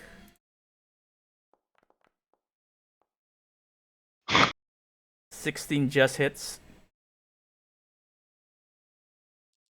Oh. Half of this. Grondov does not look very good at all. So Grondov, it is your turn. Oh crap! I'm surprised he survived. I'm just gonna say that Jeez. it feels like this barbarian is not a level 11. Fair enough. This is our first barbarian. Now, should I attempt to worthlessly strike at this guy or attempt to back up and get hit 3 times? Can you not disengage? Nope. Why not? No, he can. Oh, just not. because wait, why not? No, I can I mean, disengage in all 3?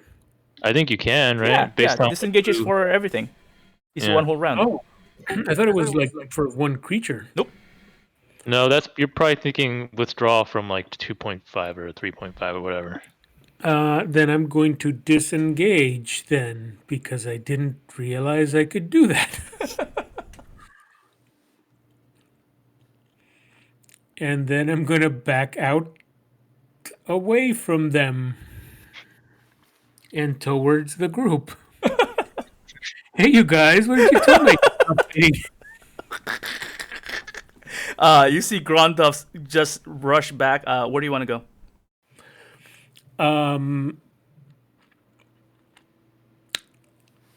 I think that in my mind, what happened is that I got all enraged and crazy, and I started attacking, and I didn't realize the other two had left me behind. And then as I'm starting to come to my senses, I look around, and they're like, what? And then I run back in their direction, probably behind them for at least a couple of turns. In our fairness, you did tell us to fall back. You see Grondov just rush, disengage, block, and parry against the 3 Death Knights swinging at him, and then he just dives into the hole and starts clawing his way out. And you see Gnarl and Shiny just starts pulling him through the hole, both hands, and you manage to pull them. The Death Knights are actually too large for the holes, so Ooh. remember, you guys are smaller than they are. These are Toll Knights. All right, well, we can So just take our time here then. they move about, and they're not even hacking against the hole. They just the moment you jumped out, they step backwards, and then again the center one is just looking and starts pointing at you. Okay. Okay, well, let's not go back in there. Do we want to kill them all slowly, or do we want to do something else? Yeah, let's cantrip them to death. Hey, you're told of the dead, because they're the injured ones would get extra damage. Pretty okay, yeah, we could probably kill that one. I don't know if we want to make them more angry, though. I mean, let's see, if we kill one and it comes back to life, we know that's just not the way to go. If we kill them and they stay dead, then, we can at least maybe later on explore their remains in the room. So we want to try and hit them from afar, is what we're saying. Yeah. Okay. Well, whose turn is it? The Death Knight. Death Knight just moved. Then Gnarl, your turn. All right, so he's not going to move. He can still see this guy that is targeted. Yeah. He's going to use steady aim, give himself advantage, which means sneak attack. How do I do that? No, I don't want to do that. Come on.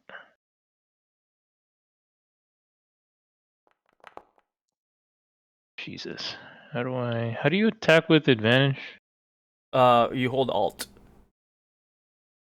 Alright, well, I'll just add 1 arrow back. And he completely misses. Both miss. Okay.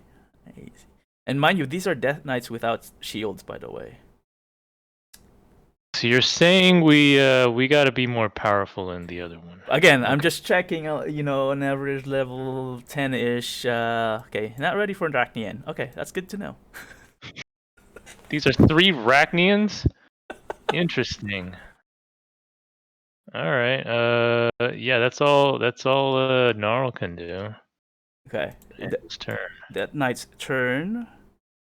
This one, the wounded one, will start moving backwards to where it was. Shiny. Okay, well, I would like to move the spiritual... Well, yeah, I'd like to move the spiritual weapon with it. Can I actually move it? Do you have ownership on it? Just ping me where you want to move it, then I'll move it. Just enough so it can reach. Okay, that would reach. Do an attack. 15 will not hit this time. Well, that's unfortunate. I'm going to cast Toll the Dead. Alright, target it.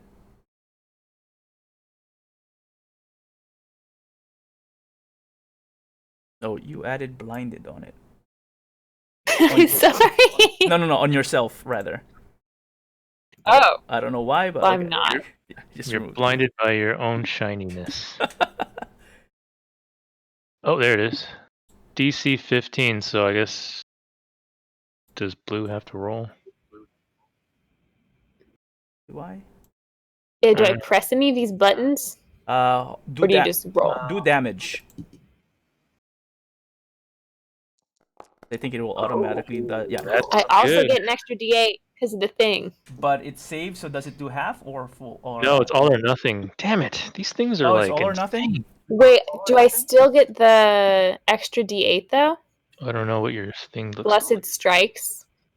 No, it has to take damage. Christ. Yeah. God damn. These are like, I guess these are like souped up paladins that are evil. Yep, they are. That's why they're Death Knights. They're like fallen paladins, but dead. They're So three. extra fallen. There are a couple of Arachnians and another one. All right, Shiny, that's your turn. That was my turn. All right, this Death Knight will move backwards. Ah, damn it. Grundoff. Do you have any So weapons? you have stopped raging though, right? You know what? I don't know how long that lasts. It's like a minute, right? A minute. It hasn't been a minute yet. Well, But I think it stops if you don't target or get hit. The last round, which I think you did anyway. well, even if I didn't, I guess I'm out of it. I'm choosing to be out of it. Okay. Does anybody have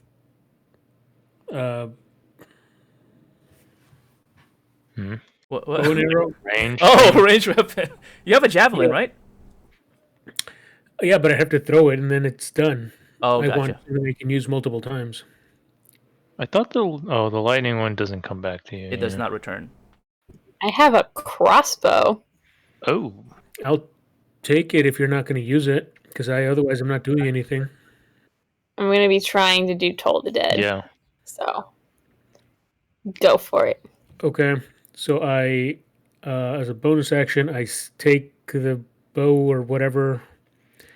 Can you give Is it it to armed by chance? Can you give it to Grundoff?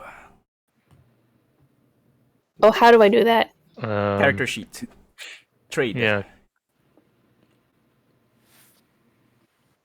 Where is that? So if you Send to player? Yep, send to player. And the bolts Let as me well. send you the bolts. Good point. Yeah.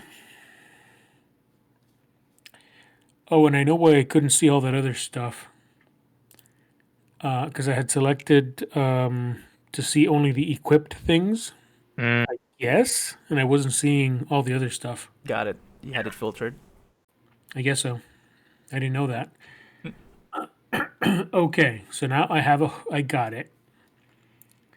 then make sure you equip it, Um, and then you can do it from your inventory.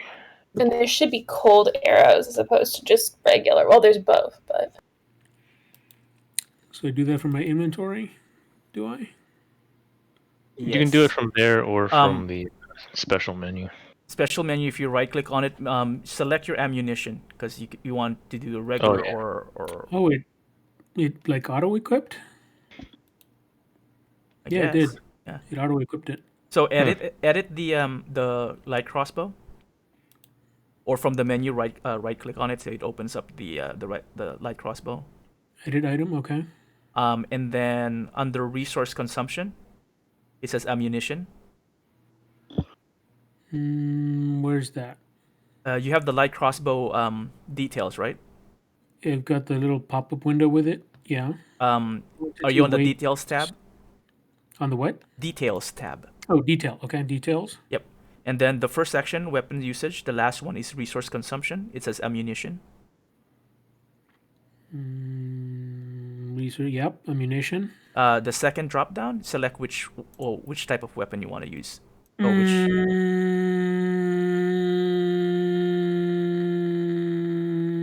I'm assuming that Shiny gave me the cold bolts so I could use them, so I'm going to use them. Yep. So make sure that's selected, and then now you can attack with it.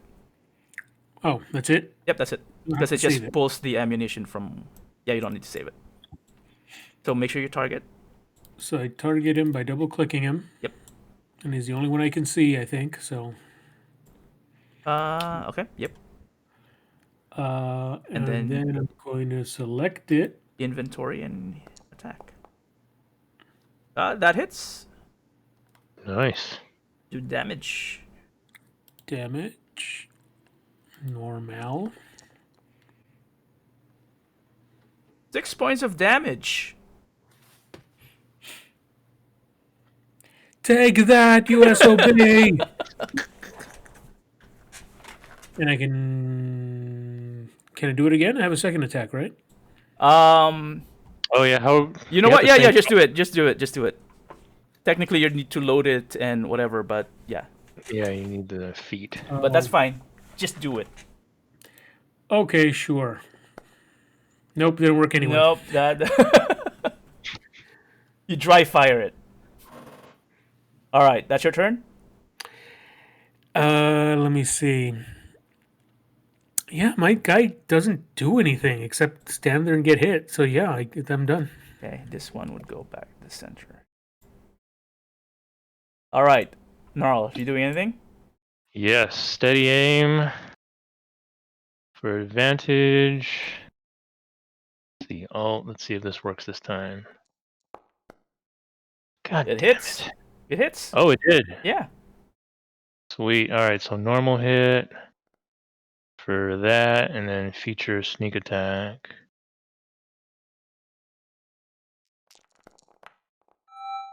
Which one were you Sweet. targeting again? I can't tell. It's the center one. It's the one the one the that has side. the spiritual. Yeah, Yeah, it's trying to kill that one. It's hidden behind my shadows. 31. 31 points. Sure, I apply it at the right one, that one, and that one. As you hit this particular knight, your arrow, just regular arrow? Yeah, it's regular arrow.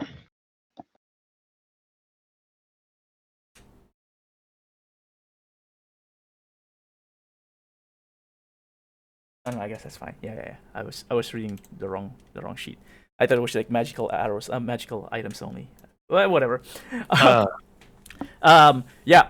The suddenly wisps of smoke escape from the helm where the gleaming red eyes are, and just crumples to the ground almost silently. Poof, falls to the ground. Meaning this one, oops, is dead. Nope. Oh, look at him. That's the wrong symbol. It's A dirt nap. There's Well, no these dead. appear magical then. Poison. So it's sort of the right track. There is no dead symbol. What? I thought there was. We've been using it that whole. It's only here on the initiative tracker. Oh, well, that's Interesting. Oh no, I see the skull now. Yeah. Okay. Cool. Gnarl, is that your turn? Yes, that's all I can do. Shiny. Okay. Can I move the spiritual weapon? Yeah. Maybe. In front of the. It's not like. Oh, there we go. There. And use it to attack that dude. All right. Plus 11. 1d20. Come on, shiny. Got this.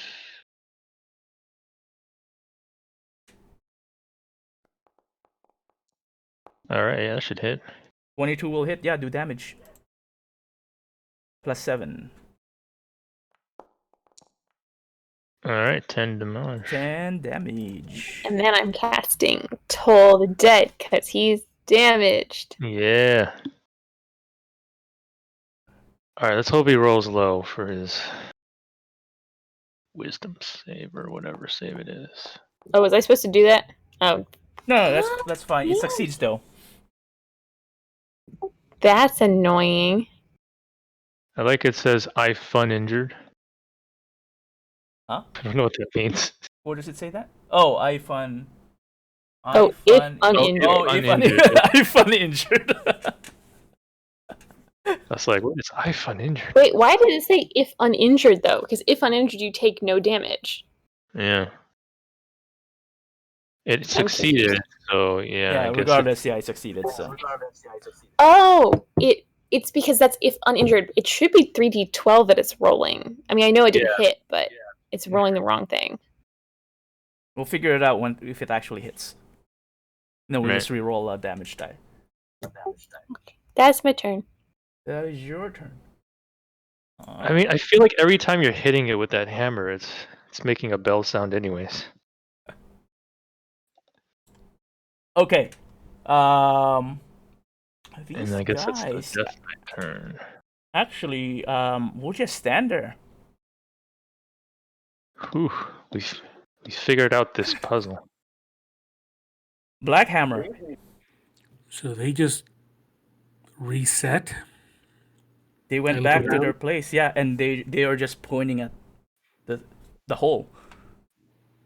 You guys are peering in. They're pointing at the hole. They're pointing at you guys. So they're asking us to come in. Yep. And then hitting us when we do.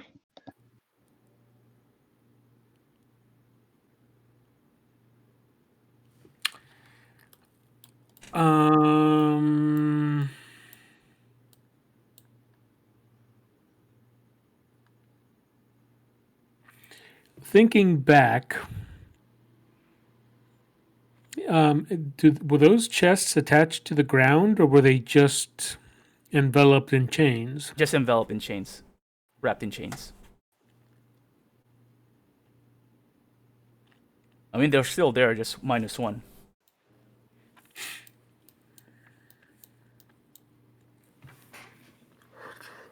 Yeah. Well, I mean, we could teleport them back with us. Well, I don't think they would really stay still if we take them with us. Well, doing nothing is not my style, so I'm going to shoot him. Make sure you target the right one. Yeah, don't target yourself.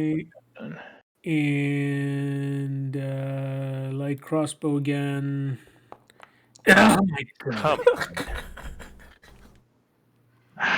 This foundry. How come they got 3 critical hits and we've gotten at least 2 natural ones? Well, to be fair, they did get 1 natural one. Yeah, where are crits though? Am I allowed to do it again, or should I load? No, you keep on doing it because we already said. Yeah, go ahead. It's a light crossbow. Oh, there's your crits. There you go. Okay. Then I'm gonna crit this guy. I click the critical hit one. Yep. Critical hit. Damage. Oh, that's some good damage there. 20 points. Now you're hitting like a Death Knight. Get it, you SOB! It takes it. You hit it straight at the center of the eye where the slits are, and its head lolls back, and it takes a whole minute before it resets its head. There's a bolt now sticking. Oh, was that a regular? No, you did the. I loaded the cold. Yeah. I see that 2d4 in there. Yeah, so it's all good. Yeah, just making sure you're not cheated with the damage. Yeah, but it just stares back with the ice bolt sticking on its forehead.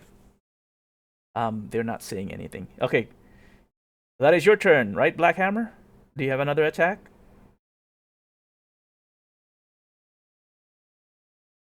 If you were a bard, you could vicious mock it, but no. I'm just gonna do a little celebratory dance that I hit it. Your little end zone dance. Gnarl, back to you. All right. So targeting that fella there. Okay. So just to, because kind of like running out of time here, real quick. So are you guys just basically just peppering them through the hole, right? Yeah. Yeah. So eventually, you guys would shoot them because they're not gonna do anything at this point unless you decide to do something different. Then I'll react. Nope. No, we're killing them slowly. Okay. They did enough damage that I want vengeance. Okay.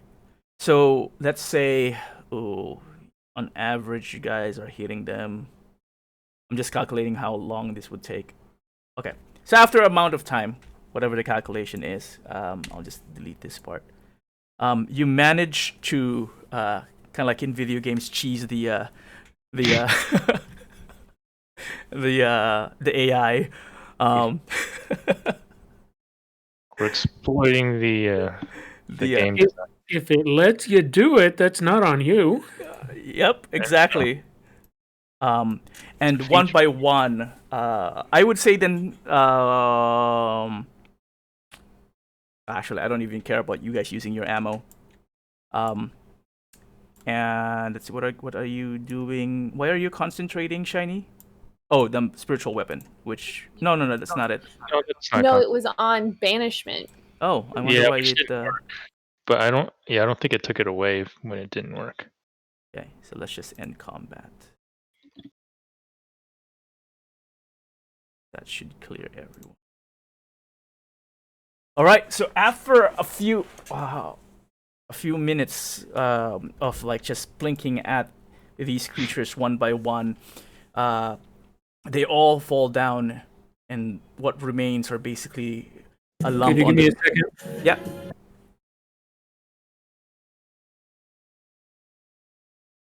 I don't know what you said, but Alexa started playing some random music. Alexa, play whatever. It was for celebrating us killing them. Okay, great. Thank you. Now she's going to play Despacito. There you go. Alexa, stop. Well, It's the battle victory song. Come on, guys. That's why we have earphones. It's not open speaker. I mean, she's never reacted before. Something about the murder of Death Knight caught her attention. Yeah. Excited. All right. So one by one they fell, and what remains are lumps on the ground, smoldering smoke released from their helmets, and they basically just fall on the ground. Their armor fall on the ground, and it's quiet again. Can we examine the remains in the room? You gonna go back in there? Yep. I want to see what's in there. All right. So they're dead. So are the three of you going inside? Yeah. Yeah. All right. You go in. The Death Knights appear to have they were wearing plate armor, so plate armor on the ground. And each of them have a longsword. That's it. Are there any runes or anything scribed on any of that stuff, or? They look magical for shiny. No, they don't have any runes or anything like that. Nothing seems to be controlling them, if that's what you're talking about. And they don't have any gold. They're just, at this point, look like regular armor, empty armor on the ground. Can I put on the armor and get higher than 16 AC? Probably could. Are you proficient in you're not proficient in heavy armor though. So therefore you can't would use that it. would that give me a penalty, or would that mean that I can't use it at all? You can't use it. Oh. Let me double check, because I know that at least for spellcasters they can't cast spells at all. I think I can't recall if you can even wear regular armor you're not trained for, or it just gives you disadvantage at everything. Thought it affected your barbarian abilities. It will though, yeah. I don't think you can rage with armor on. Right now, I would be more concerned about getting hit. Period. Not so much rage. See what we can do. Because I mean, look, barbarians do get light and medium. It just affects your or your unarmored defense, which apparently is not great.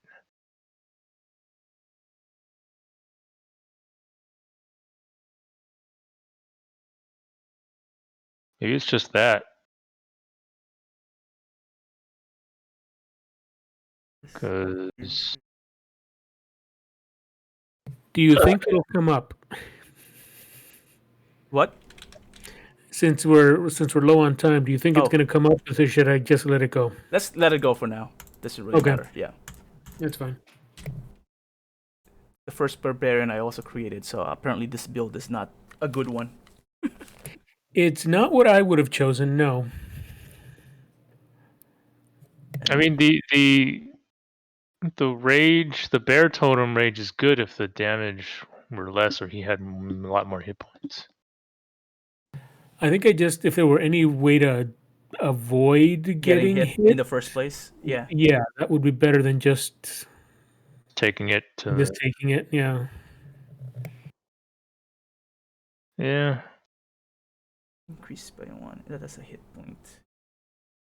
Okay. Okay, cool. Yeah, because I guess between your dex and con, you only got +4,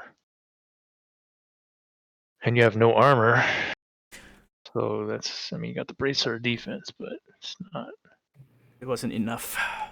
Either that, or at the very least, I would have gone in for some dual wielding. So I would take a lot of hit, but I would dish out a lot of it. Yeah. Like it kind of sucks that because I know in 3.5, it's like the larger weapons you get 1.5 damage or something. Multiplier? Right, anyway. Yeah. Talking. So. Alright. So yeah, this particular room for the most part, empty except for the plate armor, and the long swords. Well, What do you make of this, Shiny? You're the, And there's. to put it kindly, weird one of the group. do you feel it?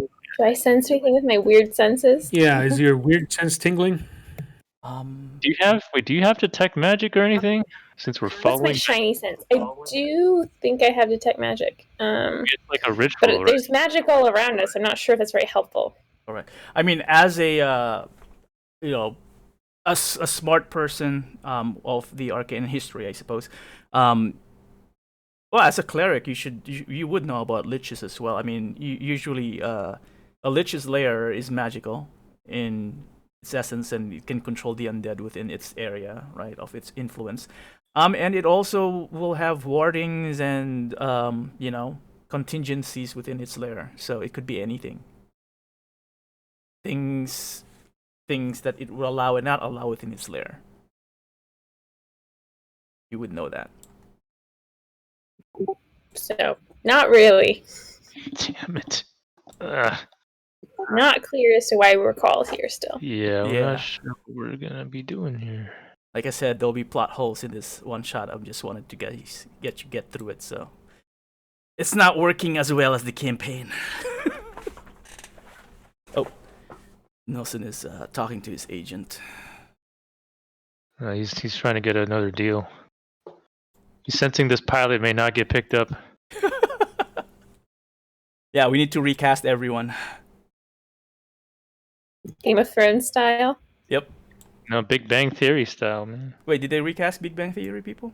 They recast Penny, which is pretty big, and then they ended up taking. They originally had a character that was like Amy, but they moved her to like season 3, and they didn't even have Howard or Raj. Oh. It's like 2 guys, 2 ladies, and apparently it did not work very well.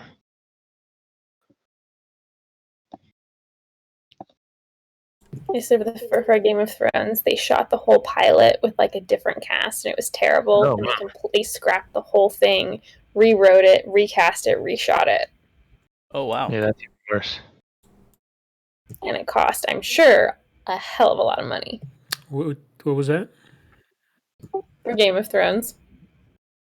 Wait, so was it just a chemistry thing, or because the books were available? I think it was. I think the first pilot was not constructed very well, but I guess HBO liked it enough that they were willing to kind of start from zero and try it again. I wonder if they had some creative license, and then HBO was like, "No, just use the books to the right there." Which is what they just should have done the whole time. Yeah. Yeah. Then they ran out of runway when They still won't be finishing. And prove they couldn't write. Yeah. But anyway, so you guys return. Seems to be futile searching this room and nothing else that you guys found. Unless you guys want to try anything, I would say you go back to the corridor, or the main corridor, right? Yeah. Okay. I mean, unless you want to open up the remaining 8 No. or there- 6 or Five. 5 chests. Or... You would notice that as you go back. Well, actually, no. What? So back in the corridor, are you guys doing anything special? Oh, what is this? I'm assuming the Which door behind us. Oh, what the hell? What is this? I don't know. I just clicked cancel. The Conditions. quarter with the chests? Yeah, we're back to the with the statue of the guy that's looking down on us. I mean, maybe we just hack that statue down and defile it because we're so angry. Well, what did the message say again? Something about greed? Greed is unbecoming. Your trial has already begun.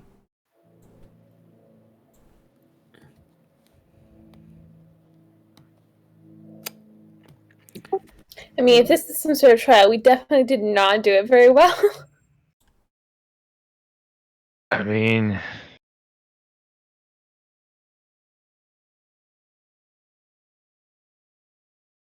I mean, what are our options? We open the chests, we hacked on the statue, or the other walls were also pretty porous, right?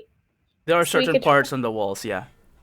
We could try knocking through one of those and seeing where it goes. I'm imagining like mice. You know, they do experiments on a maze. They're just tearing down the walls. They're like, we're not doing your maze thing. So again, the walls they just look like they've decayed or whatever Some over parts. time? Yeah, some parts do. Or do they look like something has specifically drilled holes in them? No, they look like more weathered. More I mean, maybe- environmental. But we're inside. Yep. And it's a moist store of... I mean, maybe one of these walls leads somewhere. We just Well- wreck and Ralph them all. And Couldn't hurt. I hope. Let's start smashing walls. All right, you guys spend some time trying this out. So Grondolf would be doing that. You guys not healing or anything like that? You're good. Oh, right. Yeah, how are you guys doing health-wise? I mean, Gnarl's got a pretty nasty gash. I'm basically dying, I think. Yeah, I think Gnarl's in a similar boat. Maybe not, knocking on death's door yet, but he's it's not looking too hot. And you guys have healing potions as well, right? Yeah, we do. Well, they might, yeah. You do too, right? You still have 2. Well, I have the two regulars, but Yeah. they're not really gonna. I don't think they're gonna do very much compared to how much I need.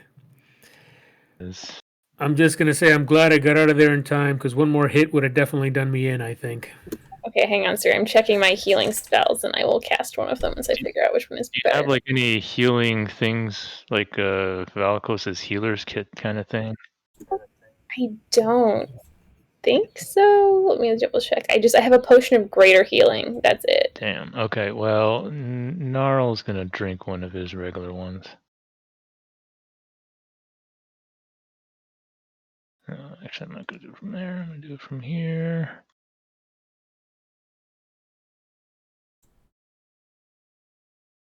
Healing. Jesus. Let me upcast Prayer of Healing on you guys and see what that does. You're targeting the Death Knight. Oh man. Crap. Okay, hang I on. didn't realize I still had him selected. No, I'm talking to Gnarl. Yeah, that's yeah. Oh, okay. Wait, you're? Well, let me know when you guys are done with that, and I'm gonna try this. Are you targeting Rondolph as well? No. Wait, you're green or blue? No, that's Sarah. Okay, got it. Green. Okay. So What's going on? No, I'm just looking at who you're healing properly. So I'm I applying probably the healed the healing. Death Knight because I forgot to remove the There you go. target. You got 6 back. Sweet. Thank Okay, you. cool. Got it. Your turn. Shiny.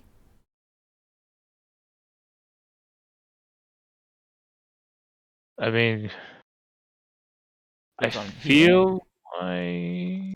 Oh, there it is. Okay, so 16.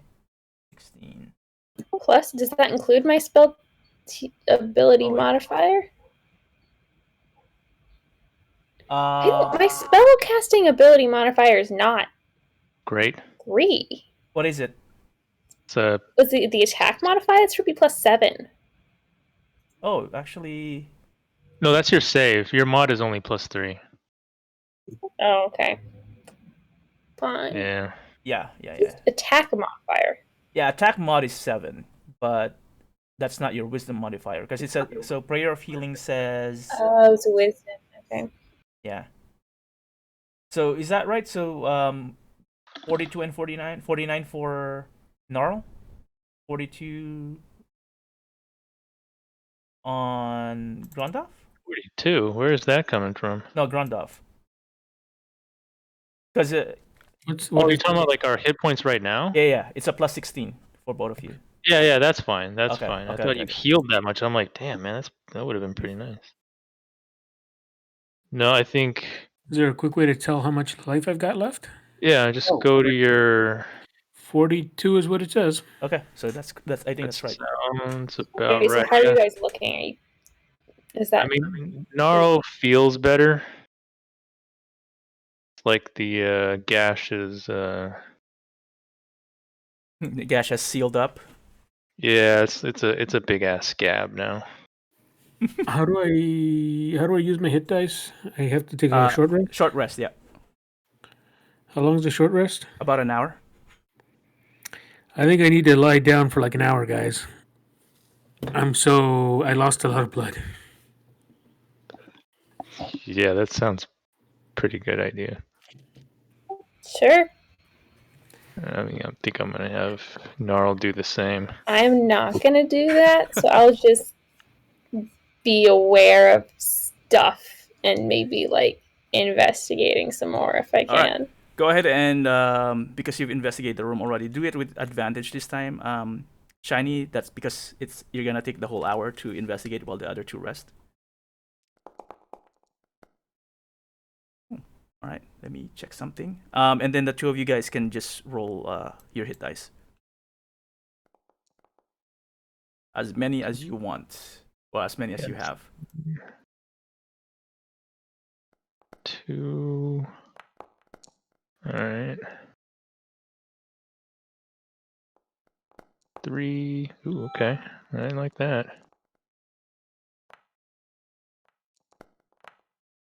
Okay. Okay. Jeez. All right. That's enough. So. All right.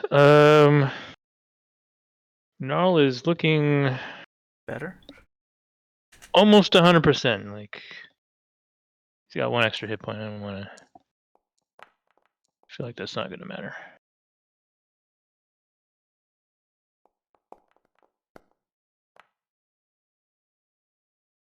How's Grondov? That's a lot of hit die. Wow. I've decided that I'm just going to preserve 1 because what the heck?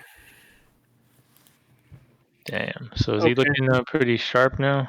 Oh man, that was so much needed, and now I feel so much better. I feel like I could get attacked 100 more times. Did you do anything special, Bob, when you finish your short rest? Because you had a summary, but I don't see black. Oh, I just clicked on rest after I clicked on all of my rolls that I wanted. Did you have that option as well, Nelson? A summary? Yeah, because it says Did you click rest afterwards? I went to utilities. I did a short rest, and I rolled a whole bunch of times. That's it. Oh, because I Okay, think that's fine. I rolled before clicking the rest button, and you probably did it the other way around. Either way, I actually haven't tried short rest as a player, so. Hmm. Okay, but I think Shiny rolled a 19 on investigation. I would just say then, Shiny, as you look around and your party members are resting up, you end up going around back to the statue that's standing in the center, on the not center, on the north side, behind the wall that you guys dug up, and with the 19, you notice that the statue, it has a certain pose, and the chains are going outside, right, with the hooks. You notice that now that you're bored and examining it a bit more closely, the hooks themselves seems to be what do you call this? You notice that how do I explain that? I can't find the word. It's not retractable. That's the wrong word. Extendable. Like although it looks like stone connected to the chain that's also stone, it's old enough that you notice that the actual chain itself, the actual hooks on the end of the chain, seems that they can be movable, slightly movable. What happens if they are moved? You I'm don't trying know. to. You I'll try. wait until everyone's awake. Well, no, I'll just do it. Fuck it. Yeah, short rest doesn't mean they're asleep. They're just like not doing anything special. I was asleep. Oh, you were asleep. Okay, I fell Oh, asleep because of the loss of blood. you passed out. So Shiny, you try pulling on the chain. Nothing seems to be. It seems to not the chain, the hook. It seems to shake, but it doesn't give.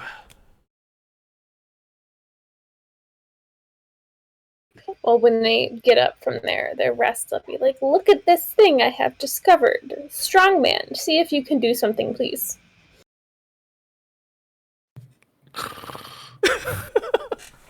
I said when he's awake. Oh, I thought you were saying F them. Okay. Oh man. Okay. What do you need me to do? The hooks move. Can we do something with them? Okay, I moved the hooks.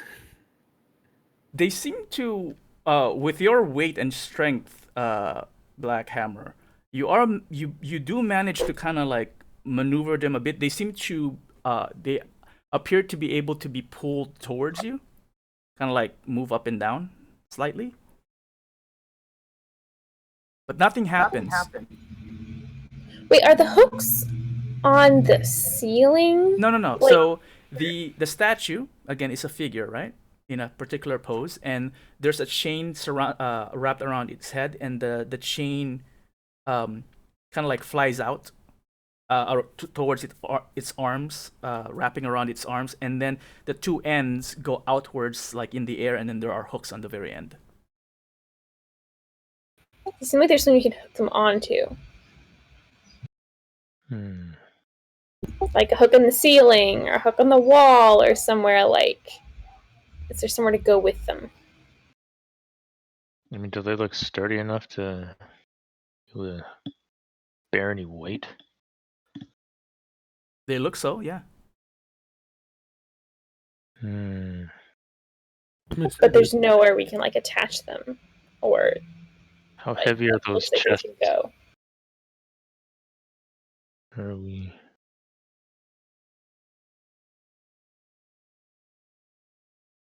Sorry, Probably- did I miss a question? I kind of. Yeah, I asked like, does it look like there's anything like they could be attached to, or where they're supposed Oh. to go, or just like... They're just in the air. Hooks. I mean, you can technically attach anything to hooks. You can even attach yourself if you want.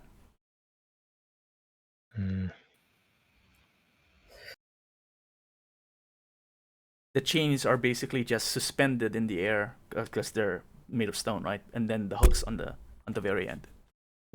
Like, what are the things we like?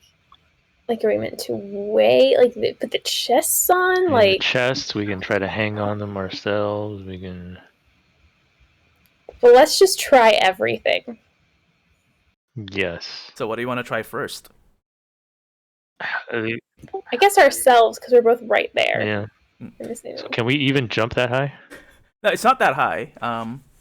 They're suspended in the air, but I'll just say because you guys are short, so you guys can reach it, so it's easier to describe. Okay. You both jump on the same hook or separate hooks? Separate one. Yeah. Separate ones, and you just are basically just hanging in the hooks are just like swinging slightly. It's like, so this is what it feels like to be taller. Nothing happens. Well, I guess time for the chests. Yeah, I guess. Are we able to? Is there anything like differentiating the chests or like the little fires they're under? Like, are any of them different? Or are they all exactly the same? They're all exactly the same. Well, then I guess we just take 2 of the chests. I don't know. I mean, we only have 5 to play around with since one of them we already opened. So yeah, we can try. I mean, if they're empty, then they should be somewhat light. So I guess we could Actually, try yeah. that. Are they heavy? Does it seem like there's stuff in them? You guys is trying. Okay, so you approach the closest one. Yeah. Because they're made of hardy wood, and wrapped with a chain, they feel heavy. But to be honest, you're probably heavier than the chest. That's not too bad. With the strength of 16, I think Gnarl can lift quite a bit. If you can do a push-up, you can probably lift this. Oh yeah. Yeah. Yeah, I think we're good. Except I can't get back in anymore. So. Can't get back in? You went? Yeah. Oh. Because all of a sudden my screen went dark, like I couldn't see anything, No, and then I refreshed. it's my connection. Oh. It's doing the same thing that happened before. Oh, in the other, yeah. Yeah, because it's saying I don't have internet, and yet I'm on Discord, so I don't know what's going on. So I may have to reset my router, which would kick you guys off, and it will probably take a couple of minutes. Yeah, I'm gonna just go get a little bit of water. Oh shoot, yeah, I don't think we're gonna be finished seeing this, so we may have to stop, because if you have a hard stop at 6:30. I mean, for like, okay, 15 minutes. Yeah, let me reset real quick. If you get dropped off, I'll get back on Discord. Okay, I'll be back. Yeah, take a break real quick. All right, we back? Yep. Oh, I don't see Nelson in yet. You don't? On Foundry. Oh. Yeah, because he had to refresh. I had to refresh, so it probably kicked everyone out.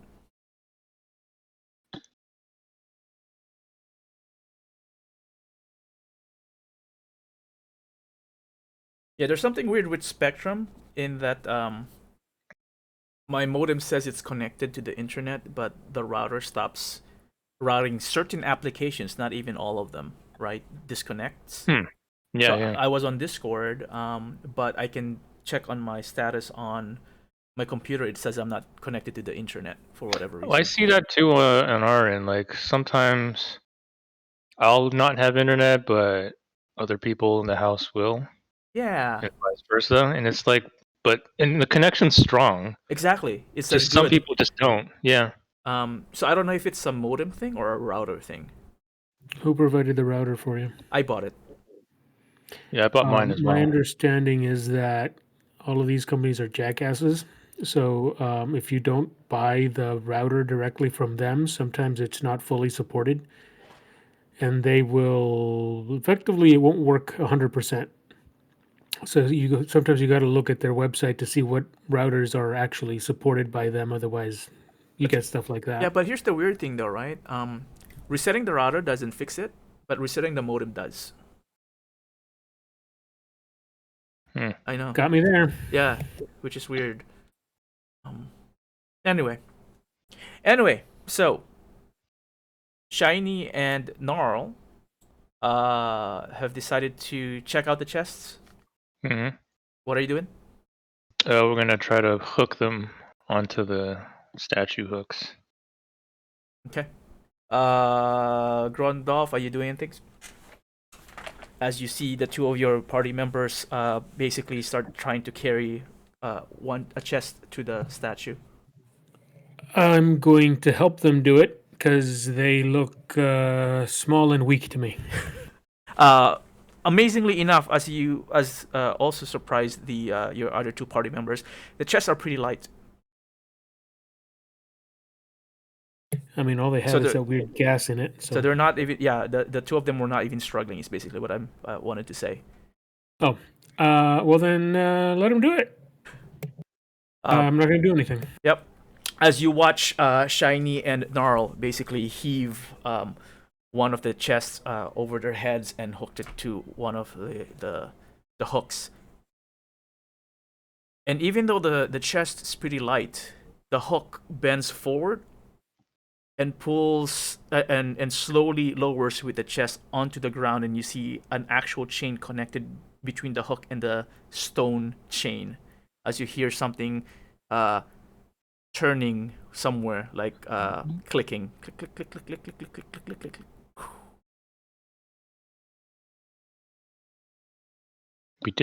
We did something. I'm gonna go look into that. What do you call it? That room where the Death Knights were in. Okay, you look. Nothing seems to be different.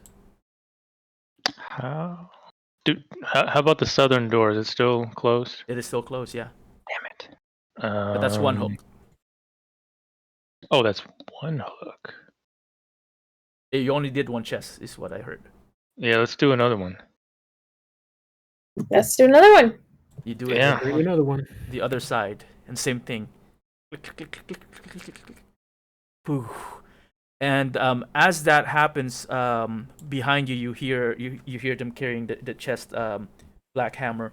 You're still staring into the chamber where the Death Knights were. And sure enough, one of the walls on the right side slowly lowers.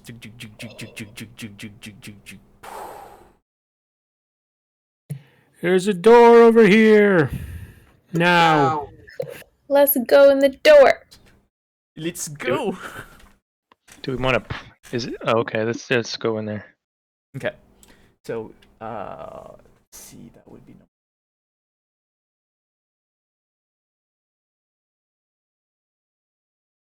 Okay, you enter the room, or the wall, where the wall was, and the room opens up into another large, somewhat spherical room. To the south of this particular room, because you're approaching from its left side, from its west side, there are stairs now slightly leading upwards. The entire chamber pulses with magic. You can feel it in your veins, Shiny.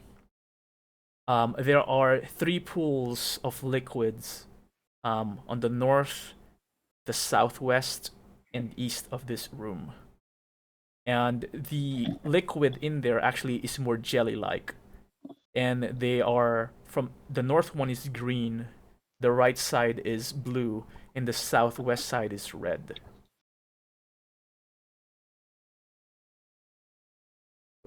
Just checking here.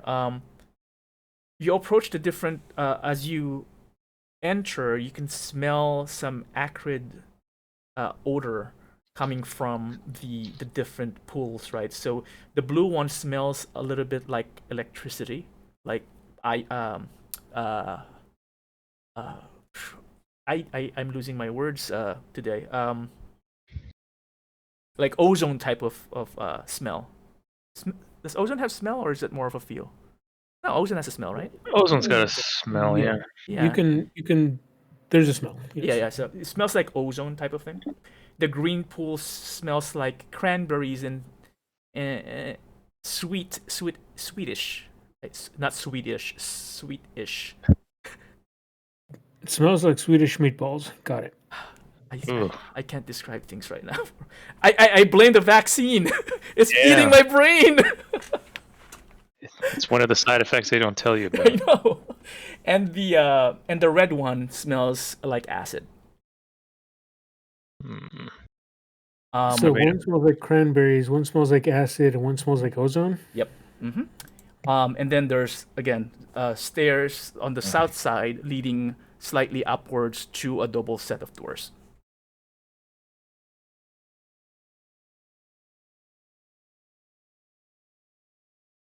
Well, I'm not a fan of this weird liquid. Yeah, especially the cranberry one. It just feels like a trap. I'm kind of into the cranberry one. I mean, if you would like to test it, go on ahead. How is there a way to test it? Depends on what you want. What do you mean by test it? You gotta touch it. You gotta drink it. Is there a way to put my finger in it to see if it dissolves my finger? Yes, you may if you want to. You want to do that? I'm going to try it. Yes. You put your finger. Which one? Wow. The cranberry one. Cranberry one. You put your finger and you quickly pull back because it's bone-chillingly cold. But it didn't seem to hurt you aside from that. Oh, okay. So I'll just go, "Whew, that's cold." I'm not going to test the acid one. If you guys want to test the ozone one, that's up to you. I'll stick like a little piece of rope or something in it just to see if it gets like eaten. For which one? The acid-smelling one? The acid one. Yeah, the ozone one. Maybe take one of those chests and just, because there's still like 3 more, right? Just dump it in. You put. I think you have hemp and rope in your inventory. Yeah. It does dissolve, but not quite as fast. So it seems to be acidic, but maybe not as potent. So the smell definitely translates to the characteristic of an acid. Okay, cool. Can I try the last one and see if it does anything to the rope? Yeah, even before you, even as you approach the ozone-smelling one, you could already feel that this one is very hot. So cold, hot, and acid. Interesting. Oh yeah, didn't we have a party member that was resistant to some of these things? Not any of us, but you know. Wasn't someone resistant to I wonder if acid? there's like anything. Huh? I think someone was resistant to acid. I mean, I wonder if there's like anything in it. Otherwise, we could just keep I going. thought I was resistant to acid, but I'm not. I mean, unless you rage, then you're resistant to acid. I think Hazark is the one who resistant to acid and poison. Yeah. I should have just picked the person and then not read anybody else's stuff because I'm confused now. Yeah, I keep remembering. It's like I know I read that, but it's not on me. It's funny. You remember everyone except your character. Yeah, I remember everybody's. No, I remember everybody's stuff, but unfortunately, it doesn't help me when it's like, oh yeah, no, I think I'm a wizard. As you guys are poking around the different waters, on the south side, you hear a low chuckle. Are you gonna make me wait even longer? I turn towards the south side to see who the hell just said that. No one. You see just the stairs leading towards the double doors. Well, I guess we should go up the stairs. Nah, I said make him wait even longer. What are we doing that's worth waiting? Can I collect any of the acid to throw in his face when we get up there? Do you have anything to put? I have an empty greater potion vial, I presume. Oh yeah, Sure. I've got a empty regular potion vial. You guys can use that, and if you want to fill that out with the color liquids, you may. So you got acid. There's fire and there's cold. Again, this is not exactly liquid, right? It's like jelly, Yeah, it's like Jello a shots. little bit thicker than actual water, than actual liquid. Okay. Well, I've got some acid. You got the yellow thing, right? Sorry, there's no yellow. You got the cranberry. No, the acid is the green one. The thing that smells like acid is the green plus. No. Green is cranberry. Sorry, red is the one that smells like acid.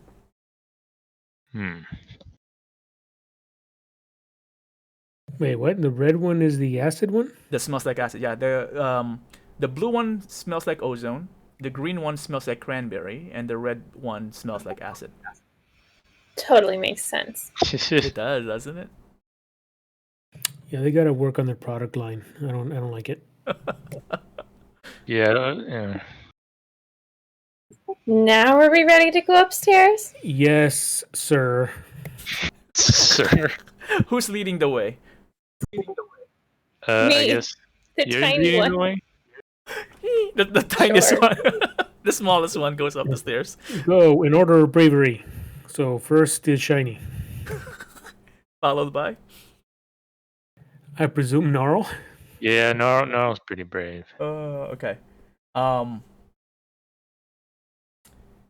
You reach the top of the stairs that where the double doors are, Shiny. And the double doors, you realize now, are made of, again, this black metallic material that's not really metal, cold to the touch. And you start reaching out to it, and you hear the voice from behind the door again speak. Finally, you may enter my ossuary. And the door, before you can even touch it, starts opening up inwards.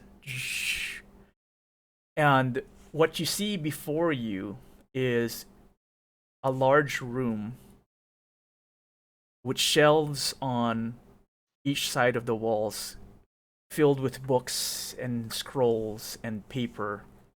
And there's a brown carpet leading from where you're standing all the way to across the room, where there is what looks like a throne.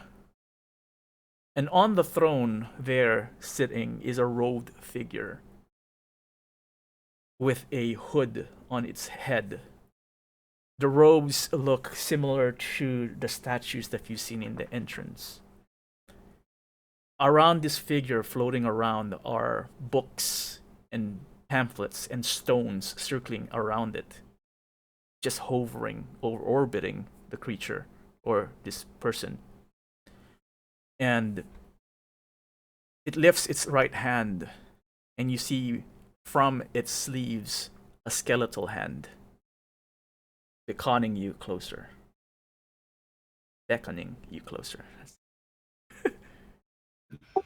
I'll go closer. Why Yeah. not?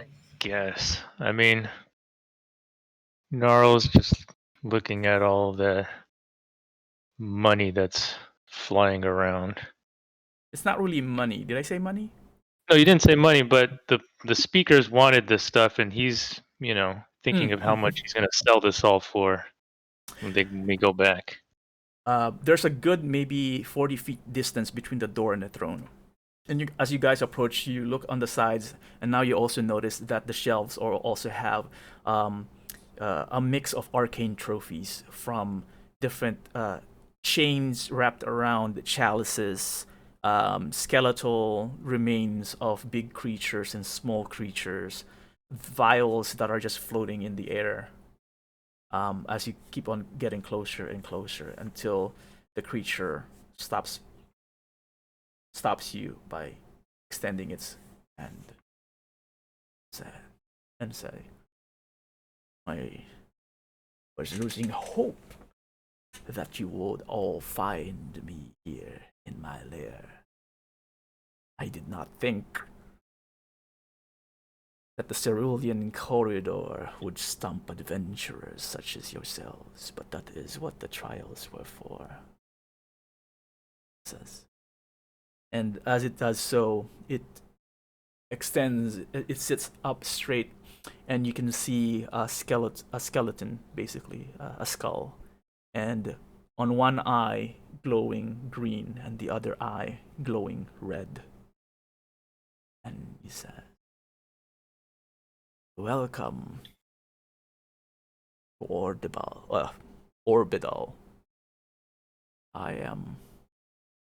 I forgot his name because it was so long. Hold on, give me a second. Ragalath. Ragaloth. I am Ragaloth. Are you the Raggy Laugh? I am Ragaloth, the master of Orbital. And welcome.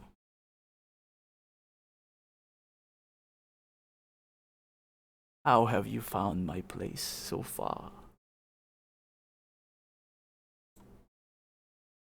Gotta say, I don't like it.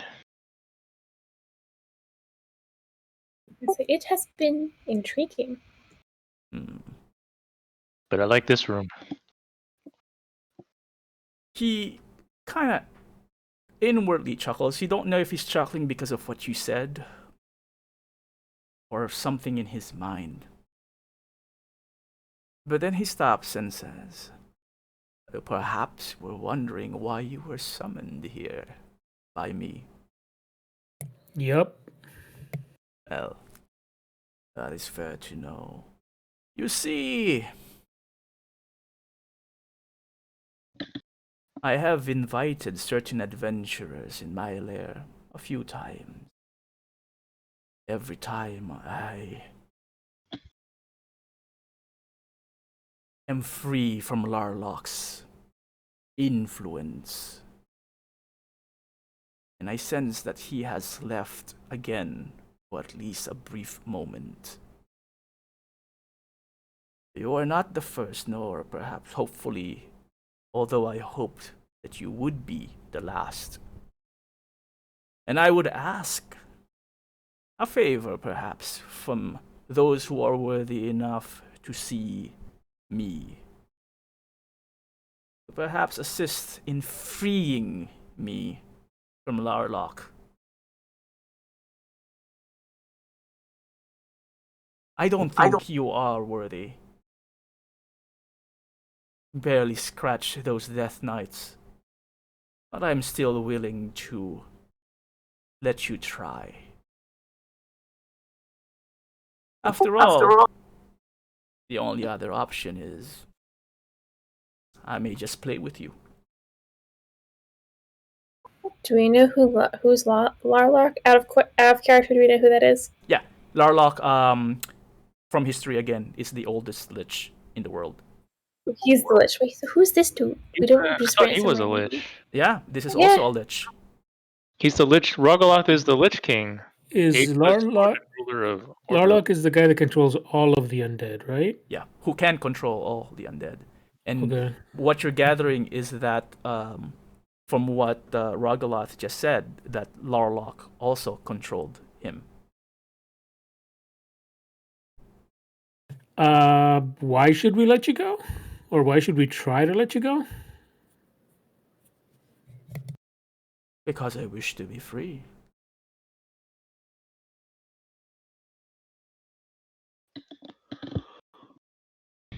And who are you exactly, if you do not mind my asking? I am Rogaloth. Am I pronouncing that right? Hold on. I have to jump through my notes now. Yeah, we saw a statue of him earlier. Yeah. Rogaloth, the I am Lich King. Rogaloth, the Rich King, the Ageless, the Lord and Ruler of Orbital.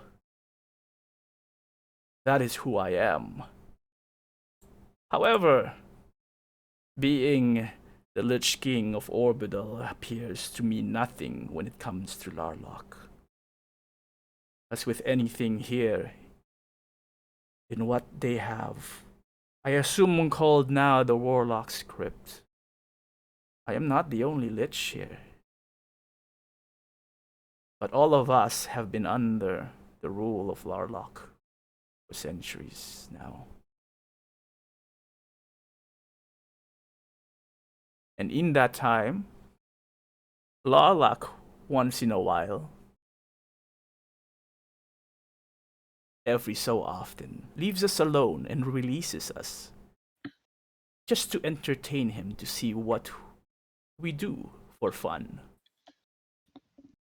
And every century that happens, I remind the keepers of Candlekeep, send them the best that they can, not to defeat Larloch, but perhaps to just assist me in at least weakening him or setting me free forever. So far, history has shown me no champion has been alive yet that has the ability to destroy Larloch. So my expectations are low, especially the three of you. But in some ways, that is also beneficial. Because you see, the fact that you are weak means that Larloch will not consider you threats at this point. You could be rats scurrying in the dark and be able to complete at least this tiny task for me.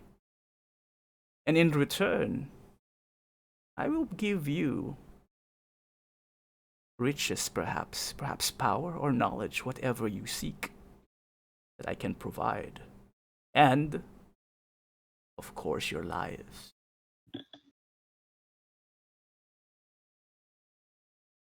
What say you? What do you guys think? I think we should take the deal. Seems like we don't have a lot of choice, so I think the deal is it's that or die. There's always the choice of dying peacefully. Yes, but where's the fun in Peacefully? that? What's peacefully? Without pain. Think of it as just falling asleep. That Then, didn't sound too terrible. Well, I don't want to end up like those knights back there, so well, I do need to replace them. Oh, yeah, no, I don't like that either. I'll take riches. Okay, so let's say we decide to help you. What do you need us to do? Larloch controls much of Orbital as well now. He has created, settled, put a laboratory of sorts beneath Orbital and the other layers of the Liches around Warlock's Keep, Crypt. But in this particular laboratory beneath my kingdom, he uncovered a crystal, a magical crystal, a large crystal that seems to have both empowered Larloch, but at the same time made him a little insane. Which is the reason why this unscheduled freedom that I have has occurred, and I am taking advantage of it.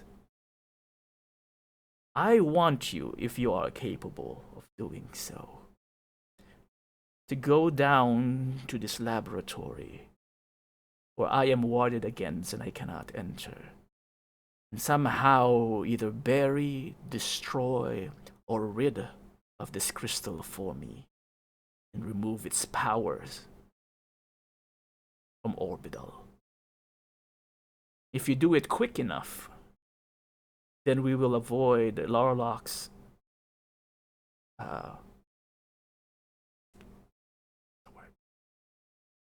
he will not notice us or you. Attention, there you go. Wow. I know, it's like I can't think. I know what I want to say, but I just can't find the word. Yes. So if you do it quick enough. However, if you're not as quick as I hope you would be, there is the possibility that Larloch would consider you troublemakers touching the crystal, which then means that he will see Larloch in his full glory. And no matter how much you will try, I doubt you would even survive a second. And how long do we have?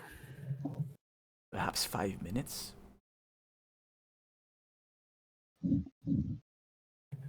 Okay. 5 minutes to find 5 and minutes to figure make out a how to decision do right it. now? I can tell you exactly where the laboratory and the crystal is. The timer will start when you get at least 30 feet away from the crystal. I would assume that is when Larloch will feel the presence, the alien presence around the prized possession. Do you have any idea what the crystal is made out of, or what some of its weaknesses could be? I have not seen it myself, but I can feel it. I can feel it throbbing. Can you not feel it from this, even here in my sanctuary? And as you guys do so, go ahead and roll perceptions for me. Gillyville.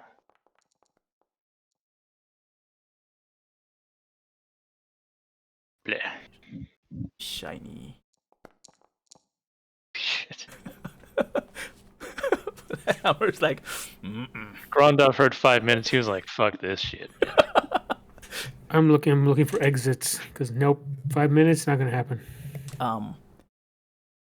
Actually, Gnarl and Shiny, you would, with the mention of that, you can kind of actually feel in the air. Kind of hard to explain. It's less of a hearing, more of a feeling of a throbbing sensation. Now that you're focusing in, like a pressure hitting you, almost like a heartbeat. Boom, boom, boom of pressure.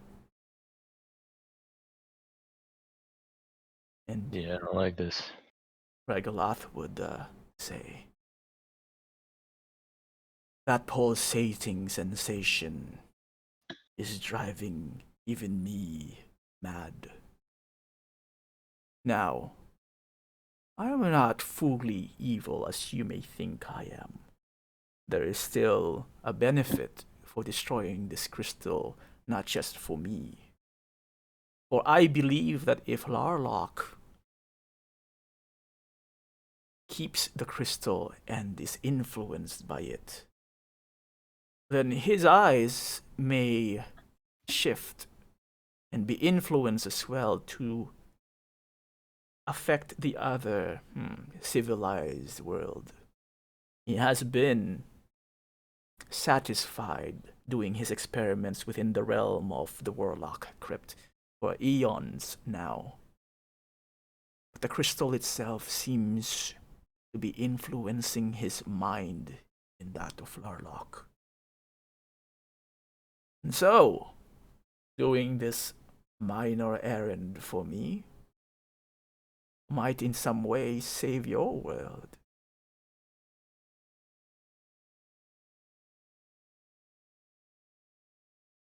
What do you say?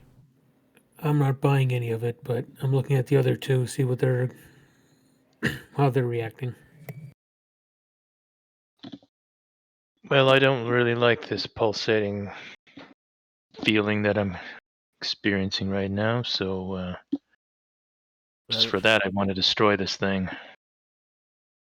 Do we think we have any ability whatsoever to do that, though? I would Like, say, maybe it's easy just throwing it on the ground, but oh, it's a large crystal, little kobold. However, with enough strikes, you may be able to crack it and release whatever essence it may, and perhaps that would be enough to stop it. Perhaps one way is to collapse its wherever tunnel or room it's at, covering its influence. Or perhaps a way to stop its magic. I will let those options lay with you and see what works well within the 5 minutes as you approach the crystal. And mind you, again, you won't be the first to try this. And as you can see, so far none has succeeded.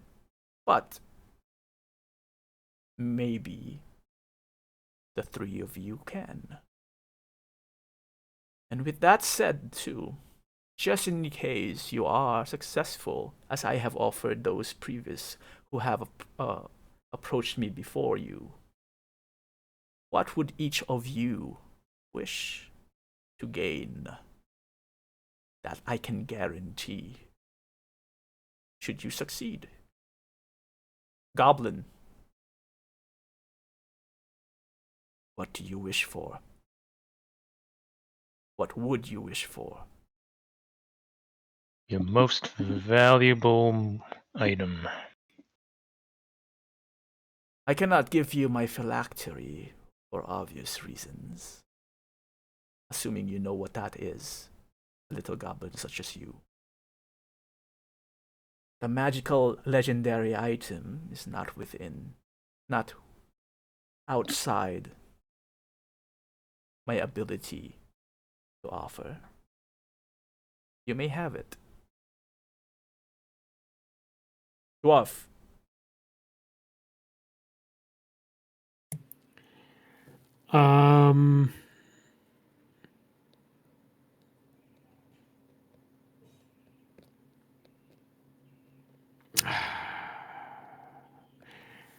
I would want a favor. What is this favor? A favor of my choosing when I choose it. We do not And make... no harm to come to us until I choose it. At least until I choose it. You speak as if you are talking to a devil creating a contract. I do not deal in those types. You ask what is something I can guarantee, and I will say yes or no. A favor is too general and too vague.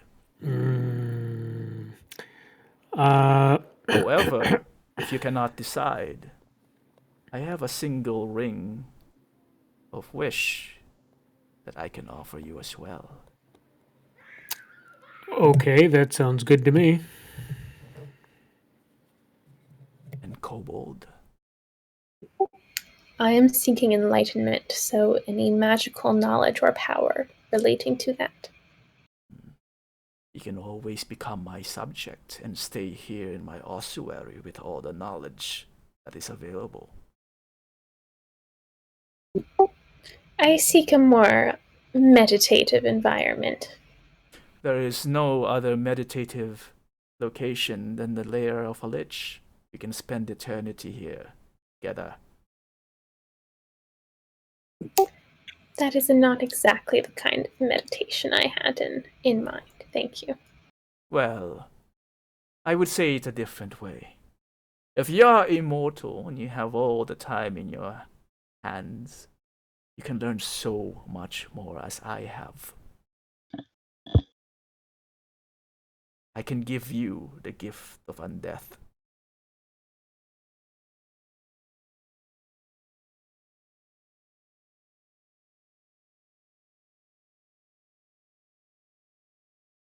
Pretty I powerful. feel like the true value of enlightenment comes when there is an end in sight. Perhaps, or there is eternal enlightenment for each new knowledge that arises in the world.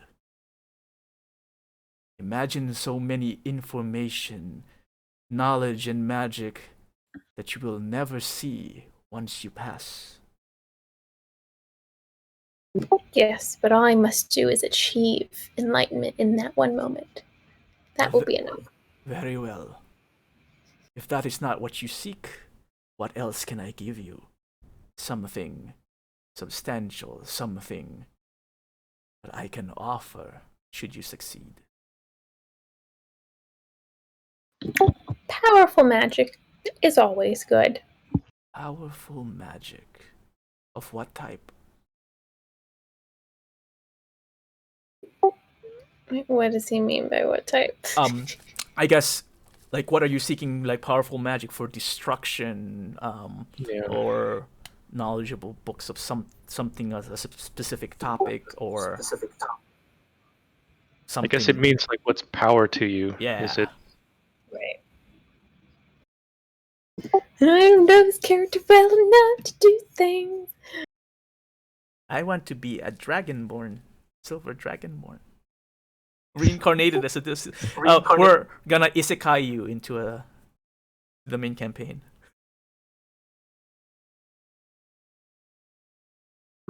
Just magical knowledge about enlightenment or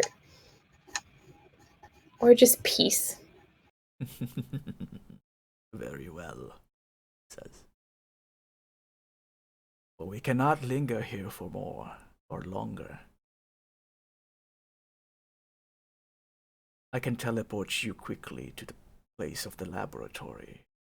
Close to the crystal, but not close enough that Larloch will sense your presence. But there I can leave you. Once I do so,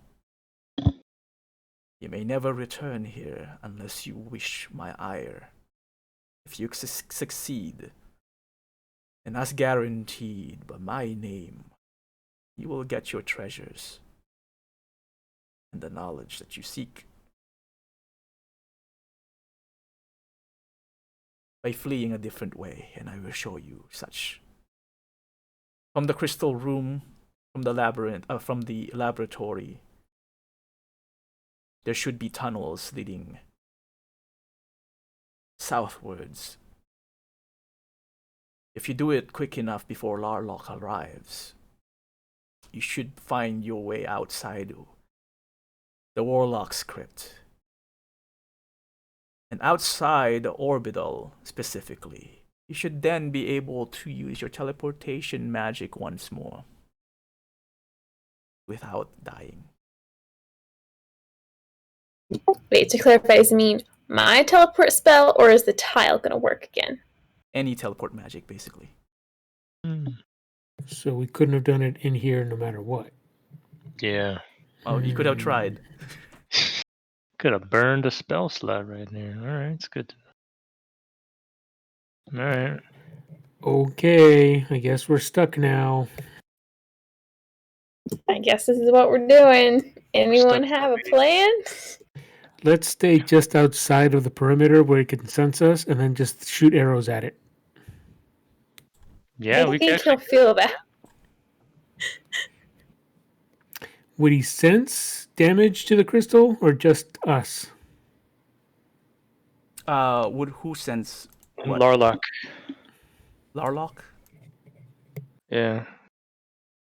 Is he gonna feel his crystal being destroyed, or? If he feels the power ebb, he may investigate. If he feels the presence of living creatures close to it, then he will, for sure, arrive. All right. So I say if you guys have powerful attacks, now is the time to use them.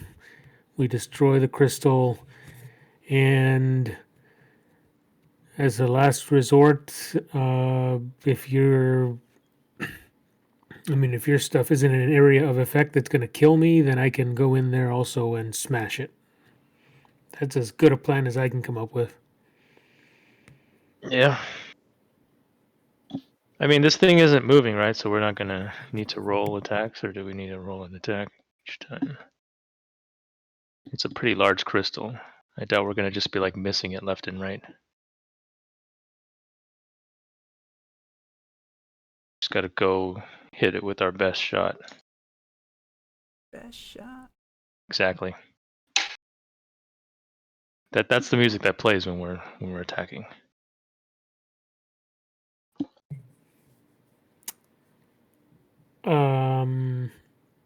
Can you give us anything to help us besides some advice to smash the thing?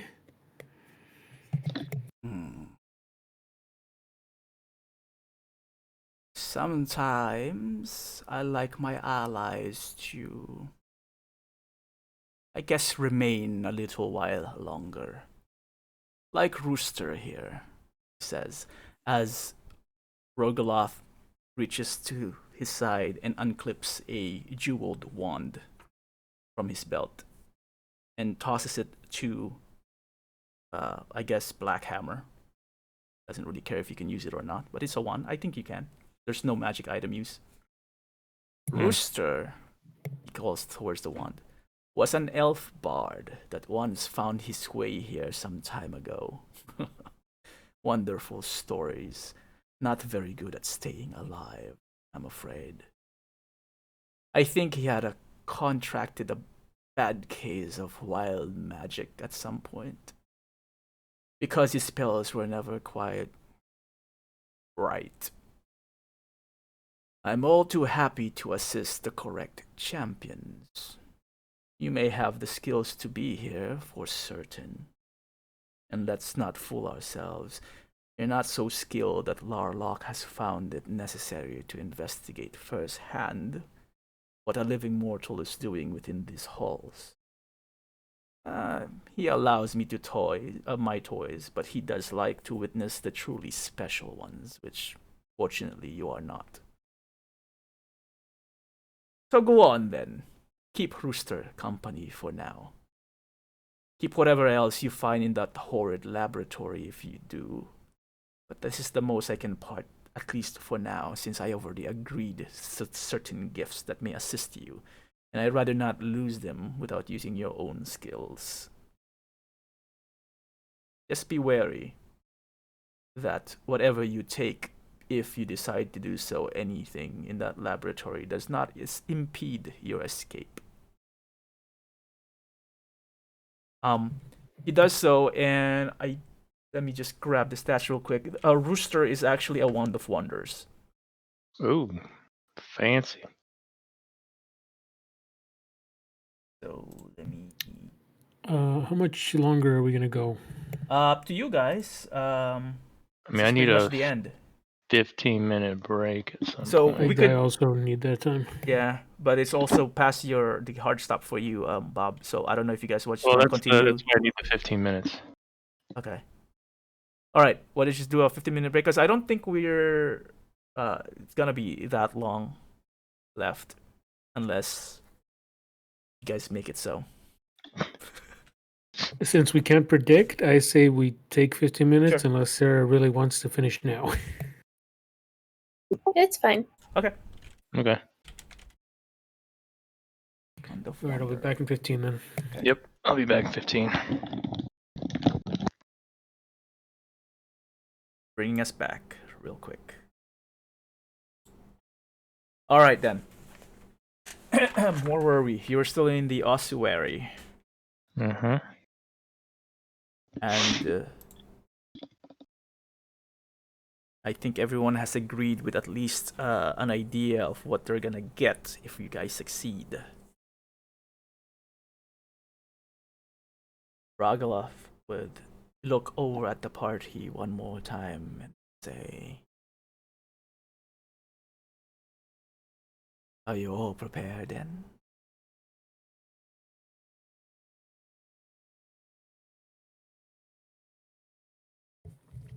I lift up my great axe and go, yeah. I added I've added Rooster to your inventory. Black Hammer. Oh, okay. That's fine. I don't actually know what the one does. I'll probably whisper to somebody later. What's this thing do?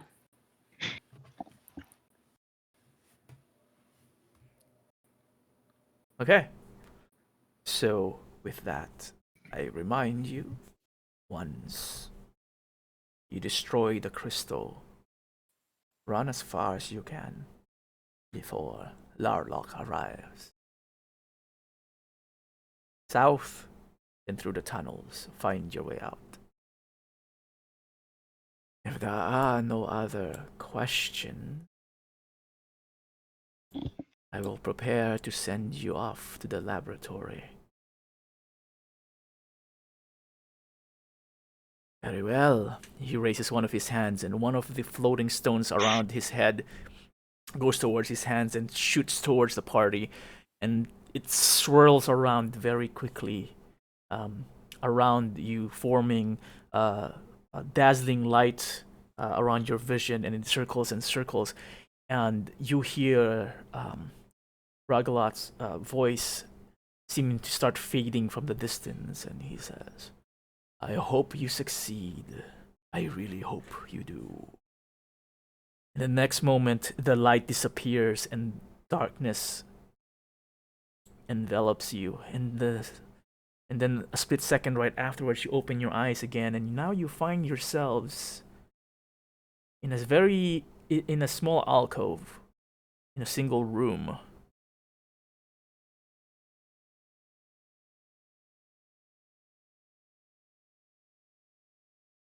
Should we plan before we run in there real fast? Yes. Yeah. Because I Alright, I have a got mine. spell. This is kind of a question for Blue, called Blade Barrier, where if you fail a dex save, they take 60-10 slashing damage. Wow. The duration is 10 minutes. If I just leave it there, does it just take that every 6 seconds?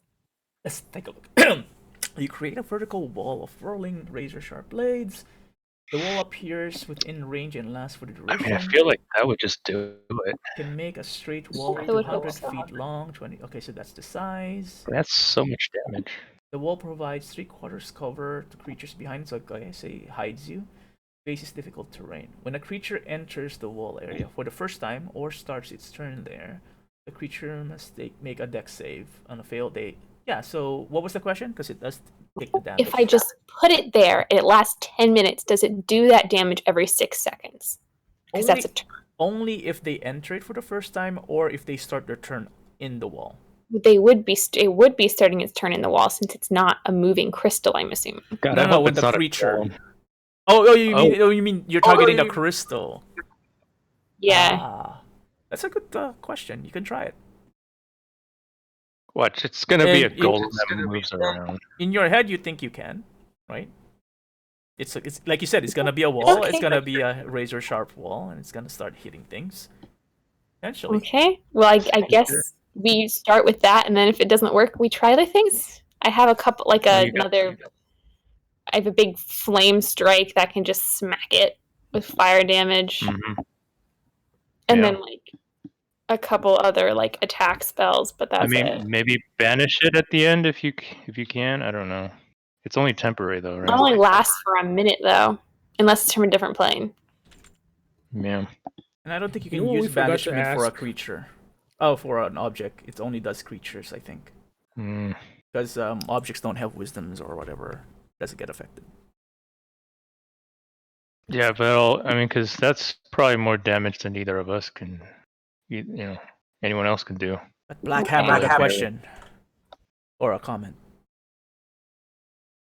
Oh, I've said I think we forgot to ask if there were any other creatures in the friggin' room, so we don't even know if it's just a crystal or if there's anything else in there. Well, I guess we'll find out. We're gonna see Crystal's crystal owner there. What was her name? Crystal? Yeah. Well, Okay. yeah.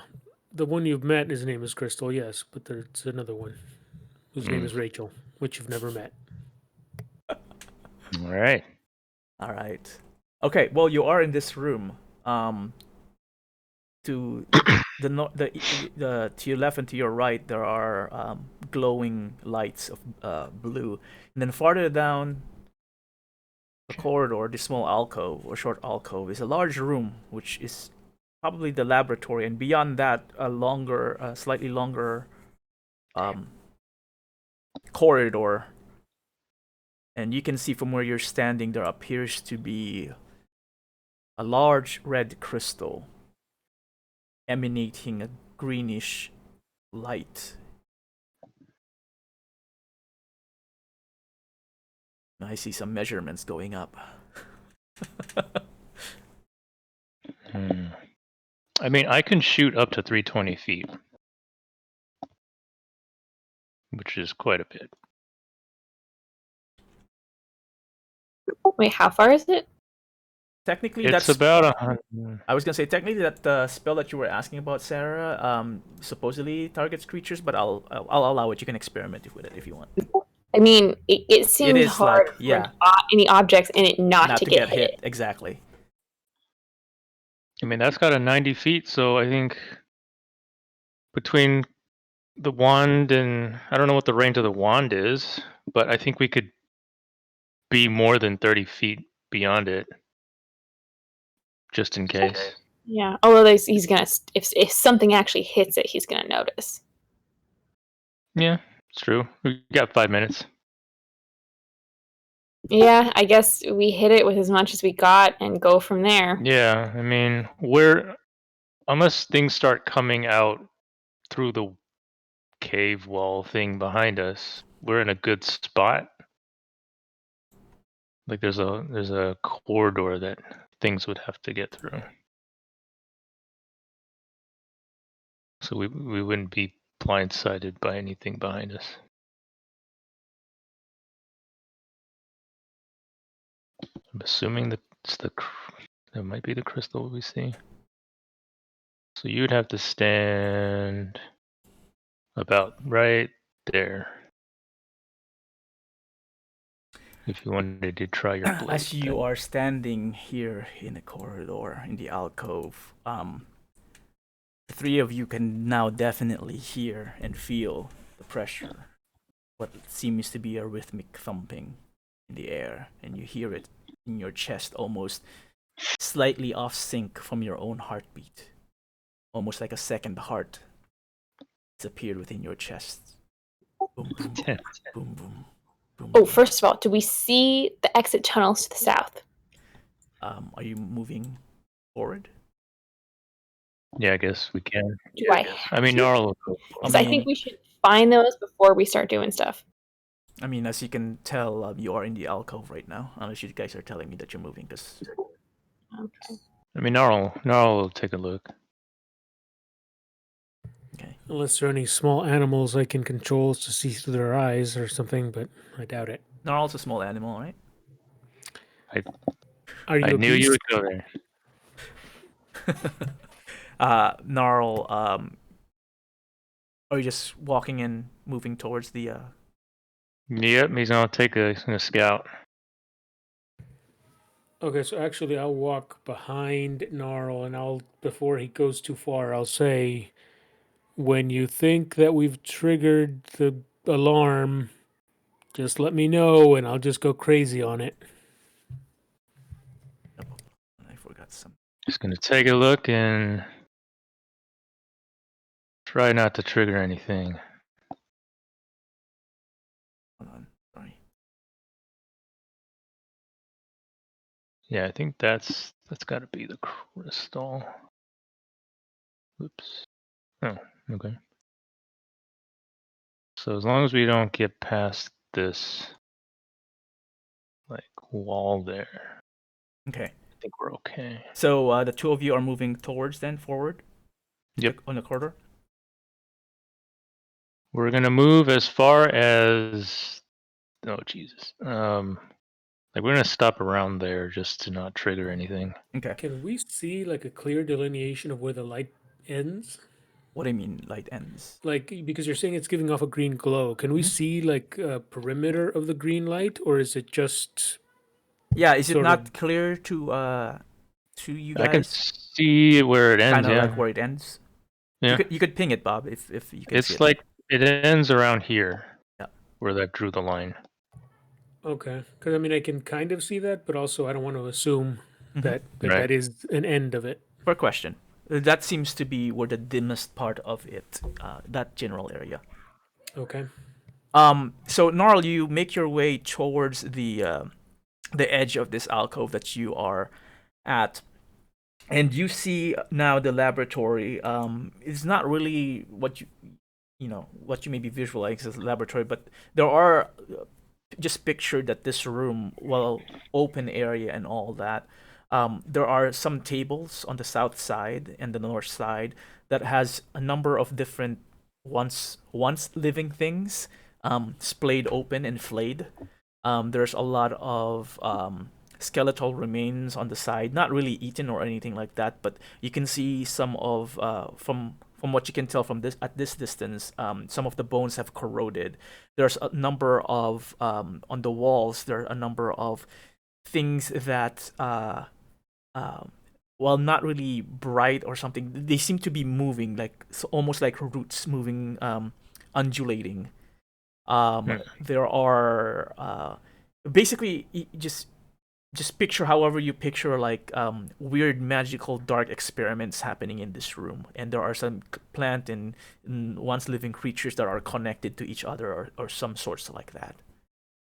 And there are a couple more of those blue lights that appear to be slightly illuminate the area, but not really bright enough.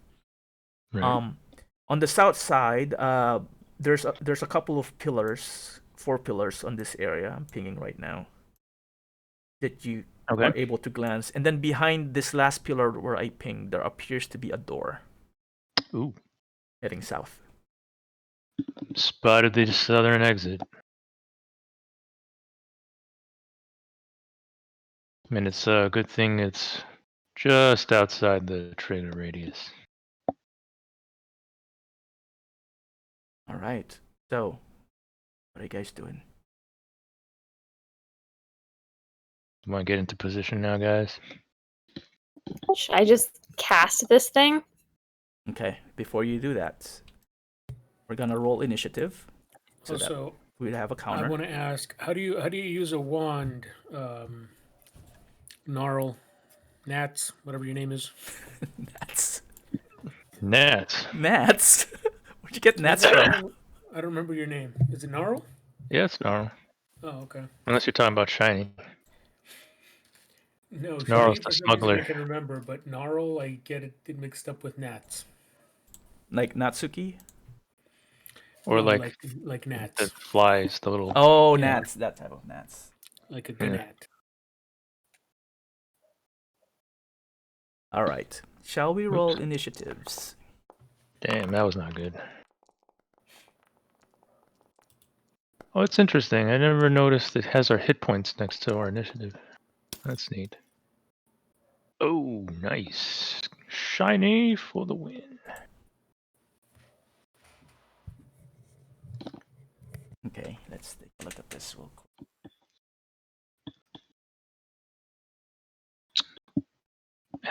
No, wait, you could technically, if All you right. wanted to. We'll begin the countdown. Shiny, Blade. you're up first. Okay, I want to cast this wall of flames on this thing.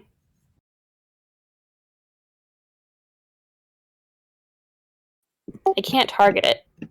Oh, because it's probably not like a creature or anything. I Not guess it doing doesn't work. anything. I'm just kidding.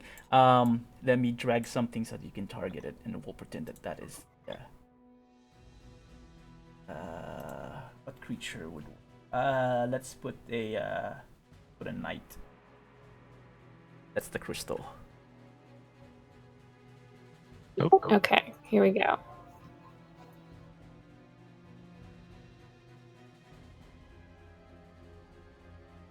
I don't really know how this template thing works. So do I just put it over? Yeah, practice it Is right it? now. Okay. There we go. It should be going. Oh, damage. oh shit, that's a lot. 21 points of damage. As And then I have bonus action. Oh, sorry. Do your thing first. yeah, well, describe what happens when you cast the spell. This wall of spinning blades appears and engulfs the crystal. And as it Hitting does so, you hear a lot of clinking, clink, clink, clink, clink. And even from this distance, it echoes loudly within this corridor. And you, however, see as the blades hit and bounce off both walls and the crystal, it seems to be nicking it. Maybe not as much damage, but it is damaging it. Bonus action, spiritual weapon. Oh, okay. Oh shoot, where did I put your spiritual weapon? I had it. Where did I put it? Do I have to attack or does it hit damage? Oh. Let's just allow you to do it. Again, it's 2 spells. You're not supposedly able to do that, but we'll just. Yeah, it's alright. I mean, Alright. There we go. It's not letting me. Damn it. It won't Oh. let me. It's giving this MIDI Clo no template scene. What? I had to put it down. Sorry. Okay. Oh, that Oh, works that's this time. interesting. Just do damage because it's not moving. Actually, no, the AC would still work because if it can get through it. 17 will hit, yes. Oh shit, there is AC. Oh boy. Yeah, because of its hardiness. Plus something, right? Or does that already have my plus? You're plus 7, right? Or no, it's plus 3. I thought it was plus 11. No, plus 11 is Weird. 2 hit. Wasn't plus 7 to Oh, for the damage? Yeah, Sorry. that's 7. Yeah, plus 7 damage. So 15 points of yeah, damage. plus 7? So, and then have damage. Just making sure that it calculates correctly. Let me just do this. Oh, okay. It already has because the 17 is before. Because I can't see. Oh, it's only a second.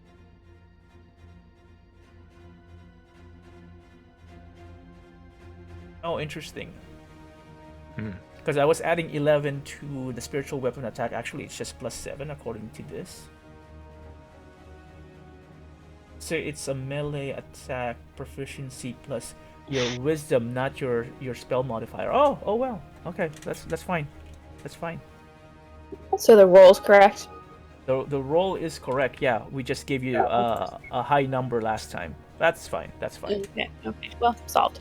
Yeah. Shoot. What am I doing? I miscalculated, but whatever. Let's just say it still hits anyway. So let me just do the damage right now. Do that, and then do this damage. Spiritual weapon hits. Okay, cool. Yeah, as you hit that and you cast your spiritual weapon, blades still flying around. Your spiritual weapon bashes it as well. It seems to be a bit more effective than the blades. As a chip of the crystal flies. And then you feel, again, in your chest, the thumping seems to increase now. Somewhat erratic. And at the same time, you feel the whole place seem to slowly shudder, a very small quake. All right, that's your turn. Yes. Okay, Black Hammer.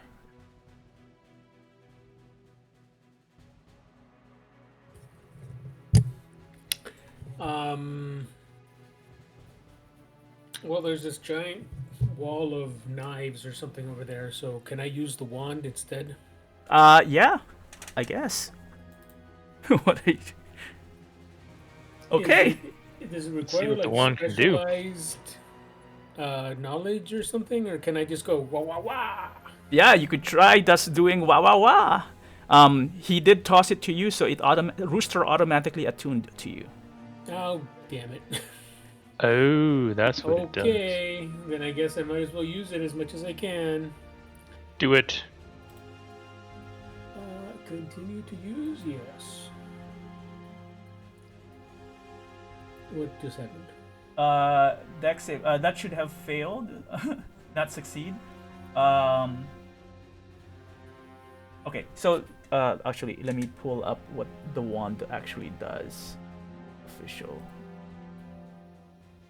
My guy. Wand of Wonder. It'd be like a table that you have to roll or something. Also, Yeah. if we figure out that the Wall of Swords isn't very useful and just going and hitting it as the barbarian is better, I can just drop it at any point. Fair enough, too. Cast spell the wand, save DC is 15 if the spell normally has its range. Covers an area. Okay, so roll a D100. You're targeting the crystal, so roll a D100.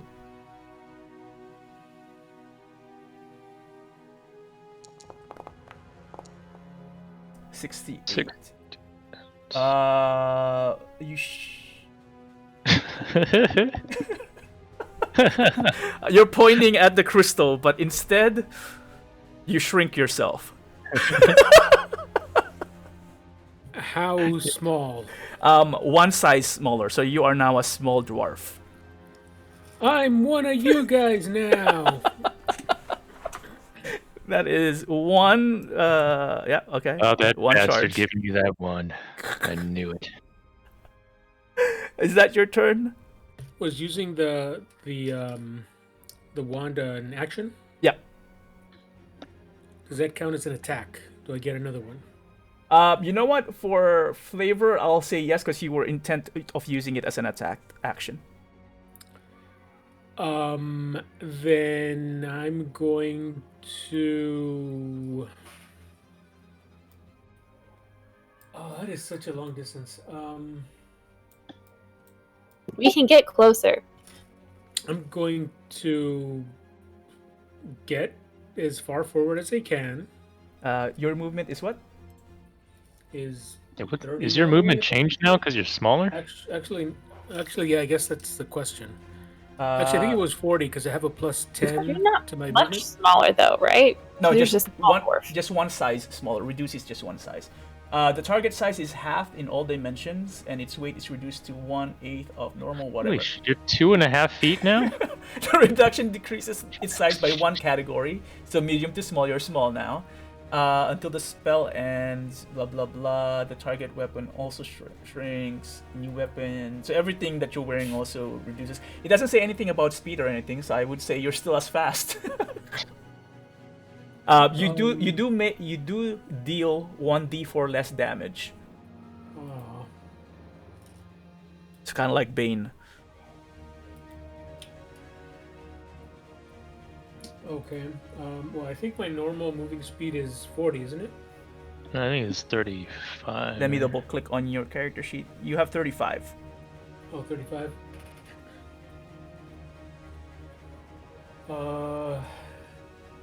What if I...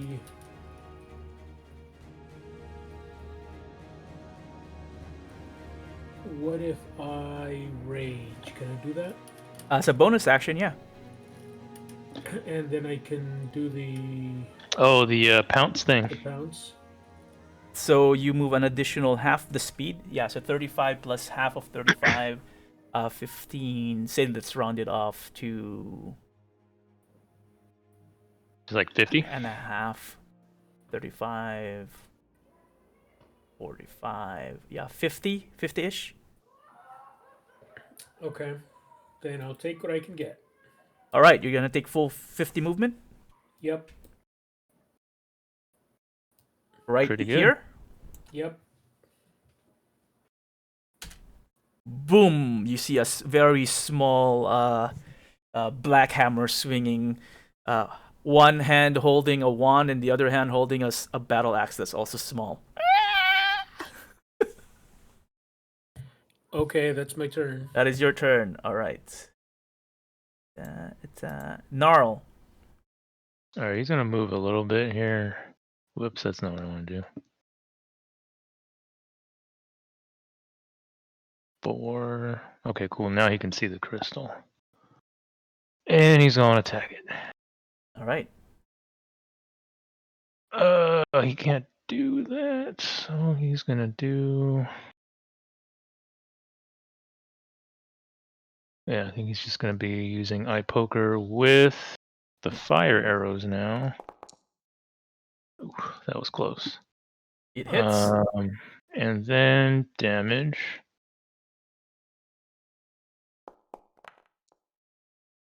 There's that plus sneak attack.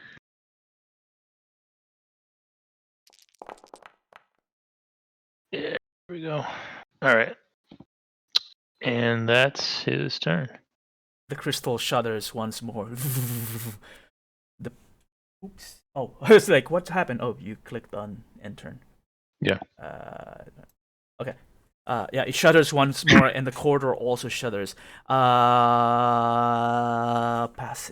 Let me see here. Actually, no. This is first round. All good. All good. Okay. So top of the round, going to Shiny. I guess I'm moving since everyone else is gonna move. So Yeah, I couldn't see it, so I had to move. I don't know if I guess you're able to see it back there. is that 30? I didn't actually measure. There's 30 where you are, Yeah, Gnarl. yeah, it's about 30, 35. I don't know. Okay. I see 35, Okay, well- but we'll allow it. Okay. Sorry. Well, first of all, it gets hit by the wall again since it's still on the Hmm. wall. Okay, do So damage. do I just roll damage? Oof, look at that glorious damage. And then I'm gonna do bonus action thingy, Thingy? the D8. The spiritual you got weapon. Oh, yes. And then since but No, I you just have to straight rolled attack. it, so it's Yeah. 10 total? No, you have to try hitting Oh. it first. Yeah. Oh. See if it actually Oh, sorry. does I have damage. to go back to the. It means I have to scroll so far. Just do a d20. Or, okay, fine. That too. There you go. That hits, yeah? That works. So you hit it for 5 extra The points. other one was 4, but okay. And then since I haven't actually used my action, I'm gonna cast Flame Strike. ooh, Yeah, fancy. do it. All right, got a whole lot of dice to roll.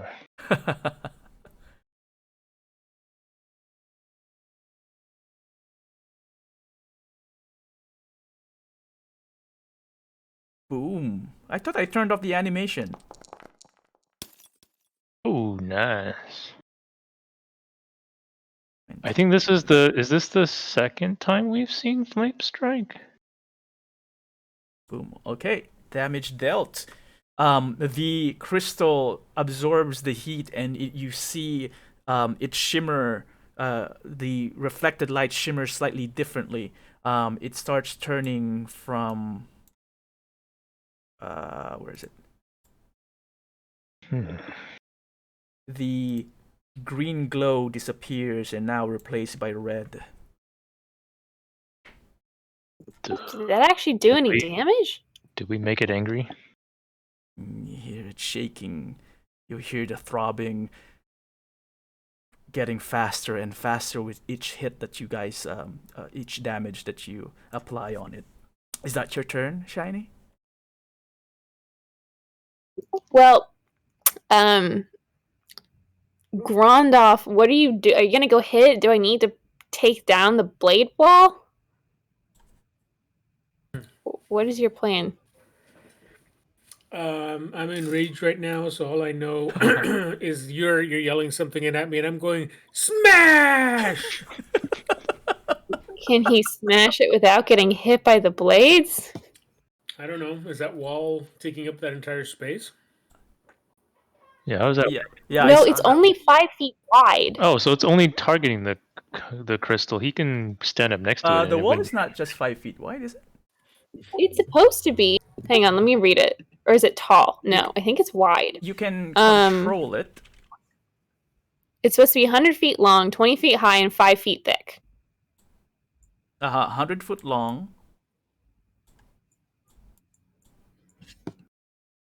Yeah, 5 feet thick should be. So it should only be 5 feet thick. I don't know why it's so big. Because it's the No, because it's 100 feet long. Yeah, but that's going backwards. You see, Yeah. it goes into the corridor. Yeah. So I mean, So the feel thickness like, should only be. yeah, Like, it shouldn't take up the whole crystal. right. Regardless, should be- I'll yeah. allow it. That's fine. We've already spent enough time. So we'll just say that you have it kind of like controlled in the just focus centered on the crystal. Let's just say that, make it easier. Okay. Okay, so to answer your question, I guess you don't have to delete it. I'm just It going can stay. to I'm going to try to avoid the blades and smash it. But I'm still pretty far from it, right? I think you're one Yeah. turn away from it. Yeah, one turn, which is exactly 35 feet away from it. Yeah. Well, if we're keeping the same rules from last turn, I can try the wand again and then make another attack after I get to it. Yeah. Let's see what happens from the wand.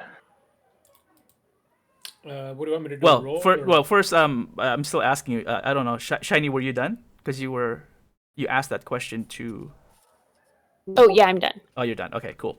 Then yes, Mr. Blackhammer, it is your turn. What do you want to do?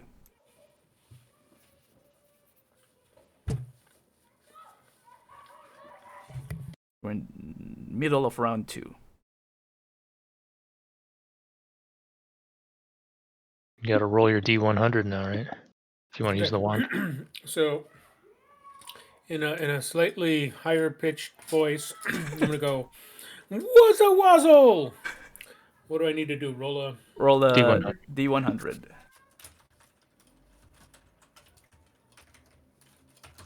You could just press up. It should have kept your whatever you typed last. Ooh, 18. 18. I hope the numbers don't really mean anything. Ah.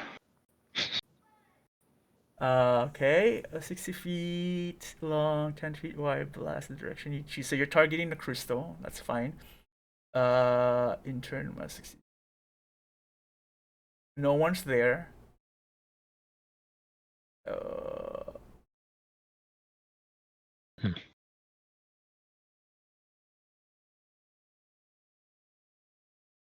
Okay. You cast Gust of Wind at the area of the crystal. Is the flame strike doesn't stay, right? No, it doesn't. Okay, because otherwise it would be extinguished. But suddenly there's this large gust of wind that circles the corridor where the crystal is. But unfortunately, gust of wind does not do any damage.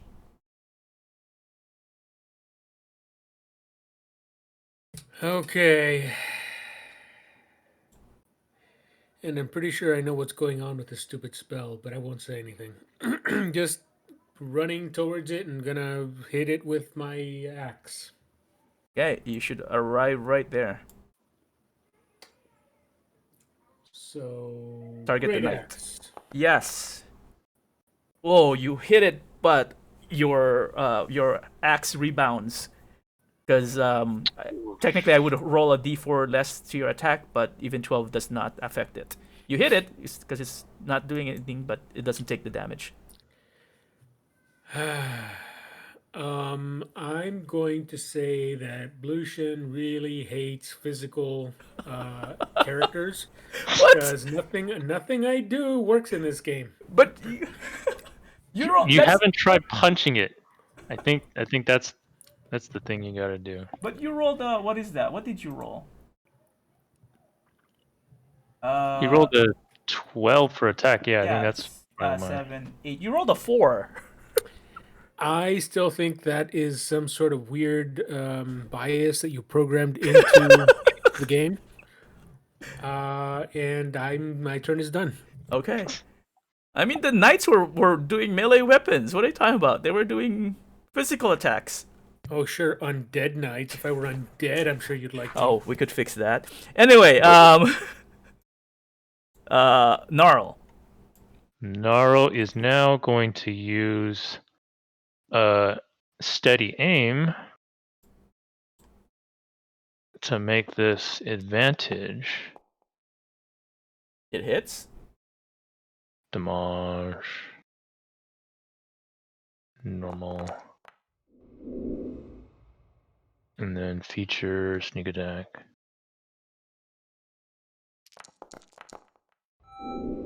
Alright, so Not bad. Not bad. Slowly you guys are chinking on the crystal. Some of the as the blades fly, somehow your arrow still managed to get through the blades. Gnarl hits it on the top, and a large chunk of the crystal falls down, almost hitting Blackhammer. As the larger piece of crystal falls down, you see now some gas emanating out of the crystal, almost like steam. The sound sounds like a kettle boiling, but almost also sounds like the screams of souls escaping. It wrenches through your ears, and before I continue, actually no, that is the top of the round. Since Shiny goes, go ahead. I'm gonna move again. Uh-huh. How much is each square? I'm trying to figure out how 5. much 30 is. You can hold command or control and drag your piece. And then when you're done, click left click.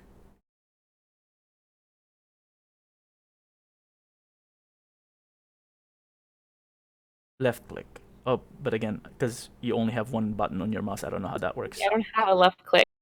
Okay, then you could also just click on your character and just move it with your arrow keys. Yeah. There you go. Okay, yeah, that's where it was. And then all right, so I'm gonna roll the blades.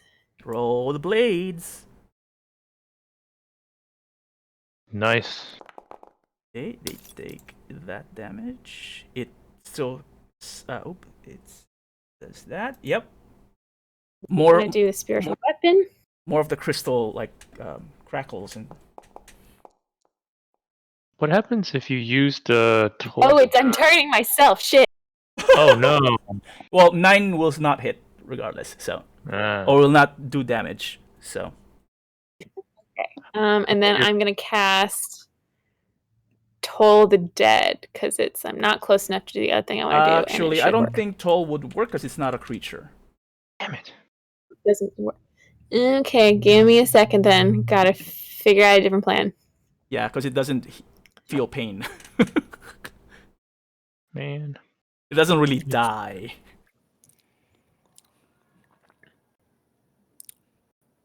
Okay, then I'm gonna upcast Magic Missile.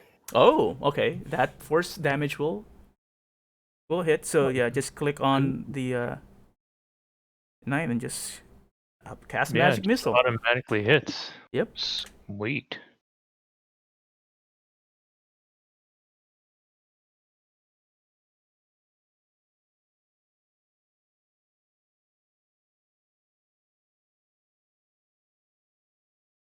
Third level, okay.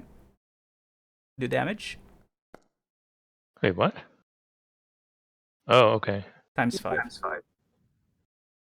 Oh, so it did a shortcut. That's kind of sad, but okay. Okay. Force damage Alright. still does. Force damage is force damage. All right. Yeah. That is your turn, Shiny.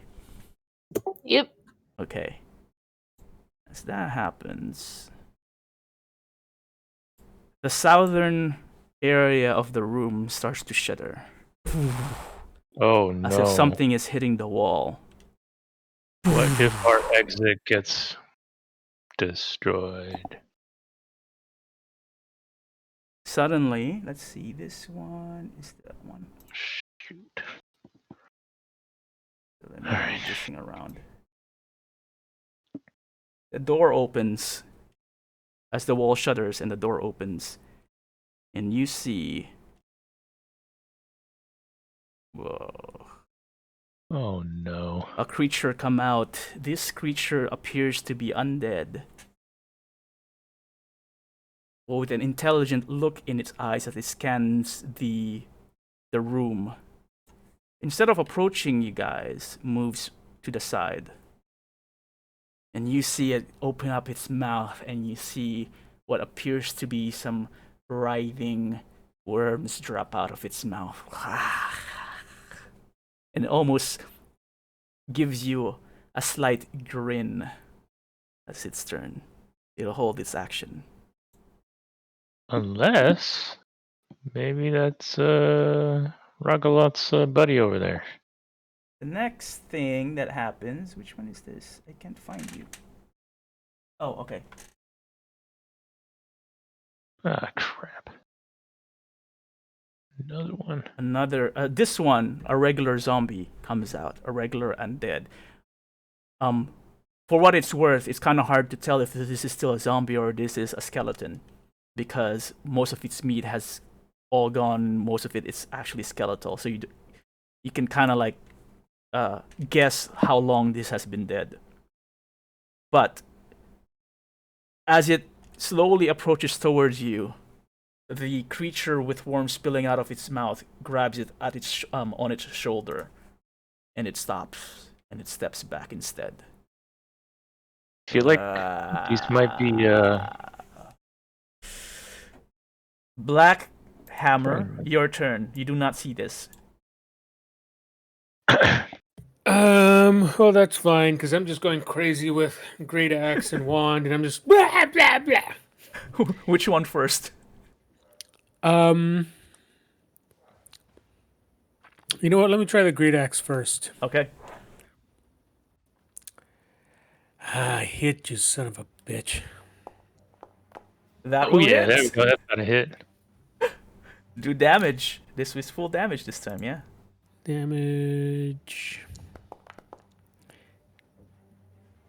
All right. Okay, all right. Still full damage. You definitely are collectively are doing a lot of damage at this crystal as large parts of it are now flying.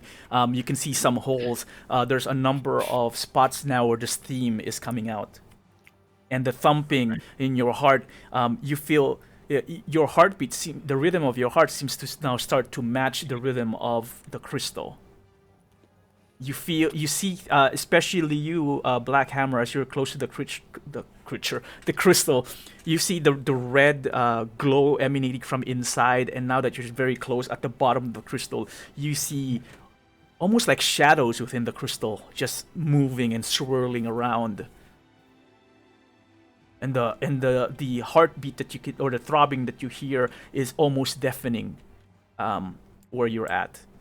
But you're raging, so you don't really care, I guess. Now, out of character, Yeah. and throw me a bone here. Yeah. How many of these wand things are actually going to result in a kind of an attack instead of just stuff that would be good against another creature? Well, if you look at the wand, if you click on it, it has a table attached to it. Oh, I think he's. Are you just trying to maintain your RP because your character wouldn't know? Yeah, Or- and I wouldn't know either because I'm just looking at your result. I haven't looked at this table before. give me a second. Oh, there is Where's a the fireball wand? between 70 to 79 is the fireball. As you're right next to it. Lightning bolt is 37 to 46. That would work, yeah.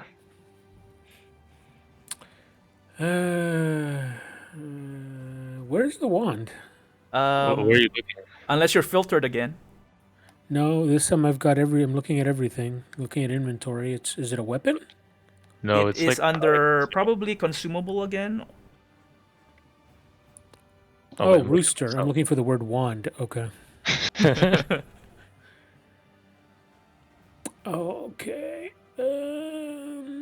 Okay, got that one already. Okay. It's worthless. All right. Now that I see that, I think instead I'm going to go for another great axe attack. All right. Sweet. Oh, Oh, yeah. there we that go. also does damage, even if I do -4. Ah, 6 points is 6 points. All right. As a bonus action, can I throw my vial of acid into it? You may. Then I'm going to do that.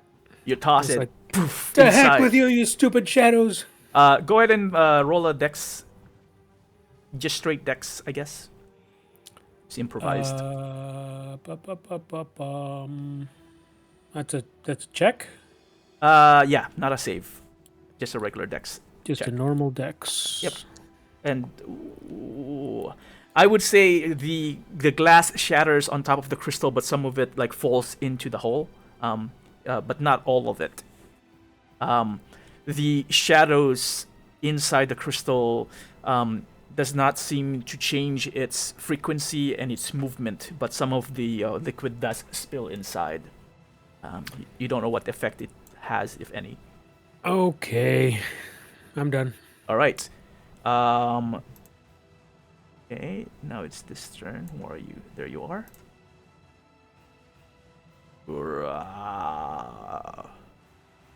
oh, jeez. That's quite the peanut gallery that's forming right there. Gnarl, as you say that, it is your turn.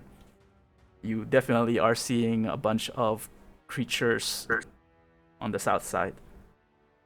I'm gonna say leave the undead to me because just FYI, and I'm assuming you guys would know this, I have turn undead, which means that if they fail a wisdom saving throw, it's turned away for 1 minute or it takes damage. It must spend its turns trying to move as far away from you as possible, and it can't willingly move in space within 30 feet of you. Can't take any reactions, and it can only try to escape for its actions. So just ignore them for right now, because I'll take care of them. You guys would know that because you have adventured with Shiny before. She's gonna part the waves. All right. So sneak. So okay. I'm gonna try something. I don't know how it's gonna work, but I want to do steady aim and sharpshooter. How do you think that should work? Well, it's advantage, but -5. And what is the benefit of that? Sharpshooter gives me +10 damage. Ah, okay. Go ahead. And then if it hits, I want to use my Fury of the Small as well. What does that do? Character level damage. Okay. Once per short rest, long rest. You're going full on, yeah. Yeah, we're the undead is. Seems like this is getting crazier, so I'm gonna do. It's getting crazier. I'm just gonna do this. Let's do this. We'll do. I'll roll the attack with advantage, and then we'll see the number -5 and determine if it hits. 'Cause I don't know how you combine like two different things. Got you. Yeah. Sure. We can do it that way. All right. You have to do 18. Sure. Yeah. All right. So -5 will be not. 14. Yeah, that will not do damage. All right. Well, then that's all. You shoot your arrow. You're trying to aim for like what you consider the weak point, where there's the largest amount of crystals already broken. Unfortunately, you hit like the main body, which is not, did not affect it. Right. So he is going to end his turn. Okay. This guy then would. Oops. Another creature comes out, similar to the first one, with worms spilling out its mouth, moves its way through the group, and pulls them back. Pulls the rest of them back. And actually goes back inside. Wow. Okay, then this one stays. One moves here. I kind of don't like the fact that worm-infested zombies are not attacking us as we're attacking this crystal. I feel like maybe they're not Shiny, your turn. the bad. Okay. Well, I'm gonna move forward. I'm gonna yell at Gnarl. If they come, if they move forward and look like they're gonna attack, let me know. Roger, roger.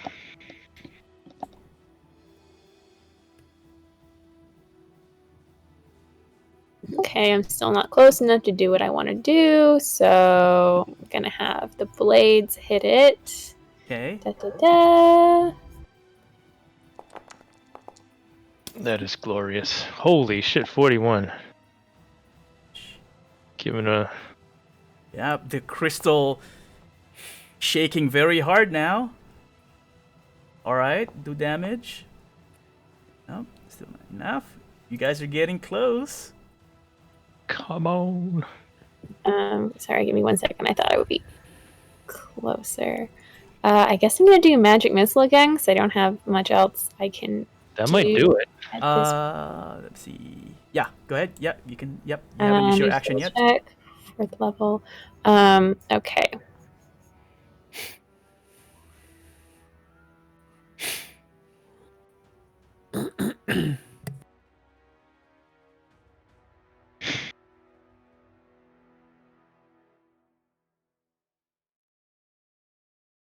Fifth round is next. Yep, Shit. we are in the fourth. 24. Nice. Force damage. Damn, man. Vroom, vroom. Vroom, vroom. Vroom, vroom. You also feel it now where you're standing at, Shiny. The throbbing is very loud. You feel it in your chest. All of you feel it in your head as well. And the pressure starting to get to you guys. However, the crystal has a very large crack starting from the left all the way to the top where the steam is rising. Parts of the top, it's about 25-foot tall crystal, by the way. I forgot to describe it. And the steam is now actually the pressure from the steam is slowly dwindling.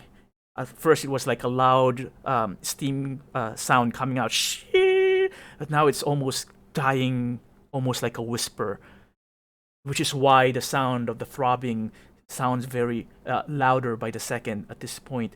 The shadows that are forming inside swirls and twirls in front of you, Black Hammer, and you see it forming shapes, almost like a humanoid shape, then disappears and turns into a writhing shape, almost like a tentacle, then disappears, and then turns into like a snake, and then disappears, and it's all happening like a split second, almost like a quick slideshow, or no, not slideshow, those lava lamps kind of thing, but shadows instead, like dark in there, undulating, and then there it seems to like trying to reach where the steam is coming out, the large holes on top, but stopping just barely beyond it.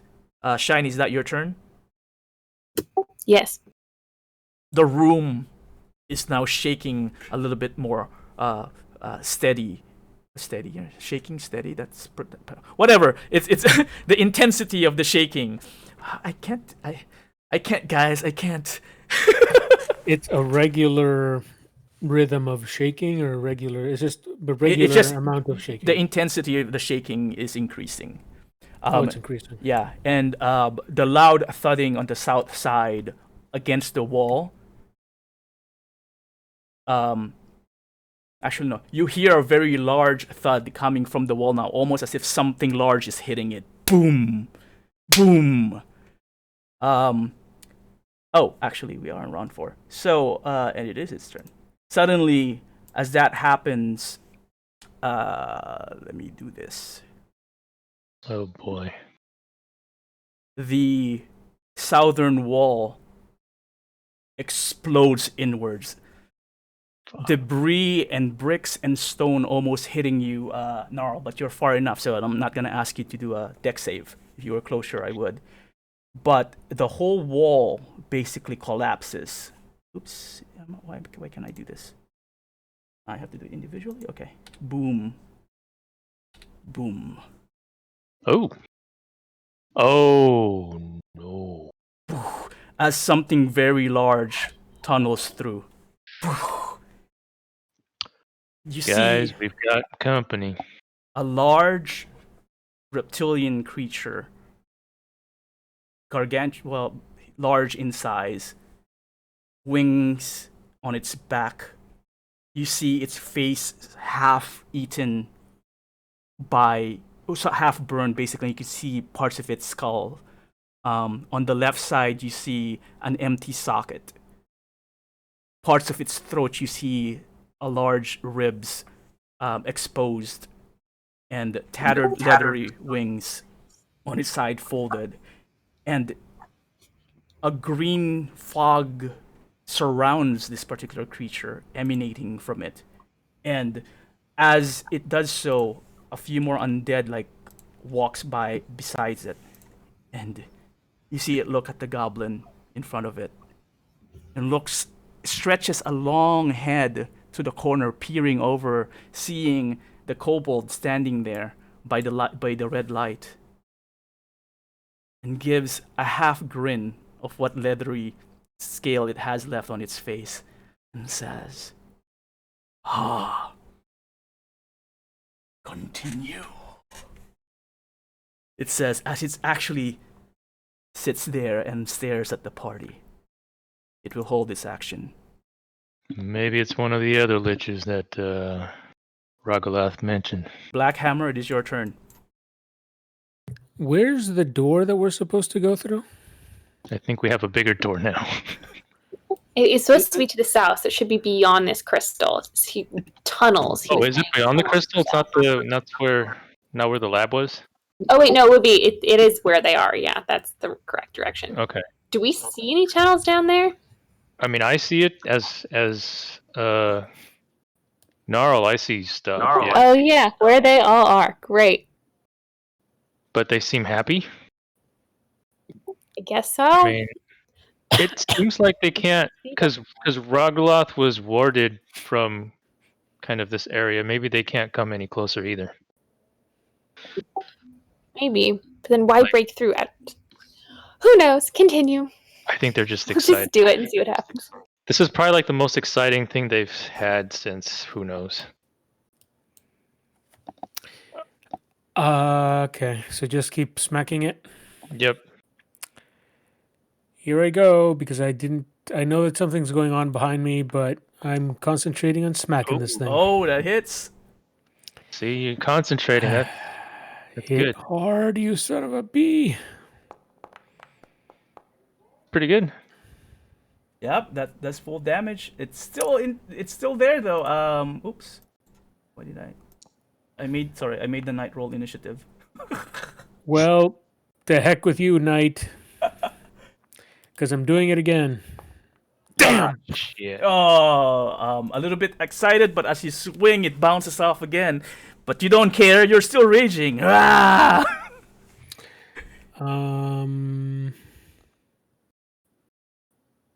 It looks like probably one good hit is enough to break the crystal. All right, I'm not gonna do any fancy stuff then.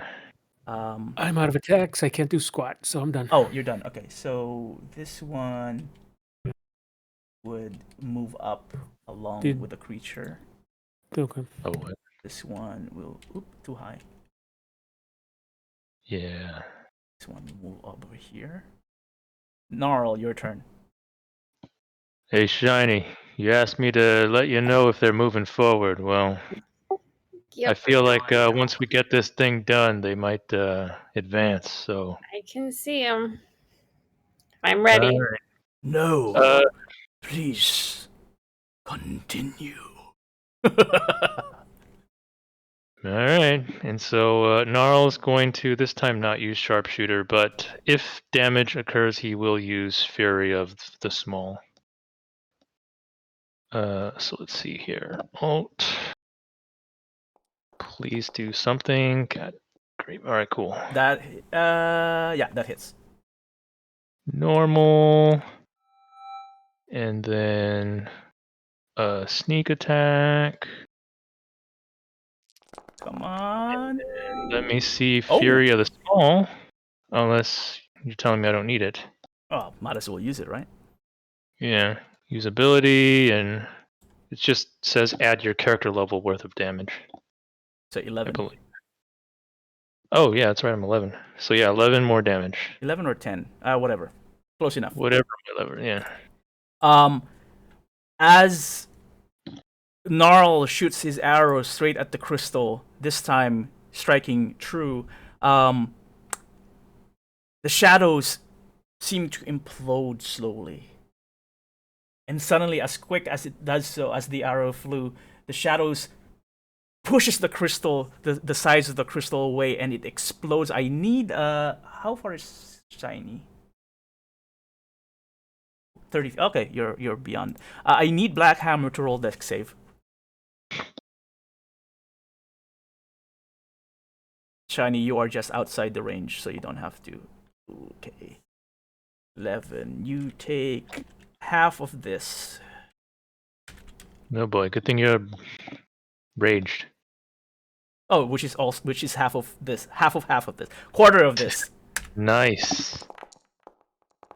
Oh, that's not bad. Nope, not at all. Ooh.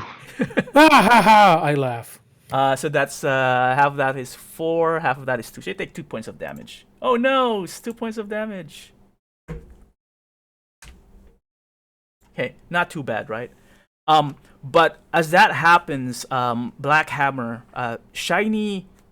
Actually, no, the crystal would suddenly turn dark. Oh, why do we still have this thing here? What? Oh, the Blades. template thing? Yeah, the templates. Oh, that was the blades. Oh yeah, technically the blaze is still running, but right before the light extinguishes, Black Hammer, and you're kind of like you didn't actually fall to the ground prone. You managed to dodge to the side while you're raging. You still get hit. You see for a split second, the shadow that exploded seems to take the form something large that actually fills the whole cavern or the whole area where you are at. Large hands about this almost filling half of the corridor itself reach out and then becomes shadow. Then another hand becomes shadow and almost like as if it's pulling itself out of the crystal. And then suddenly the light vanishes and your eyes kind of adjust in the dark. And by the time your dark vision kind of like settles, everything's quiet. And even the throbbing stops. But as you peer, however, to inside the crystal, you see what remains in there. You would expect an empty space. No, there's still something writhing in the ground or inside the crystal at the very bottom. What you see basically is a swarm of green worms.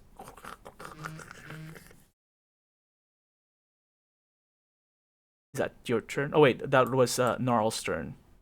Gnarl, yep. Was that your turn? Yeah, that's all Gnarl can do. Okay. With that happening and the light disappearing, Undead starts to move forward. Wow.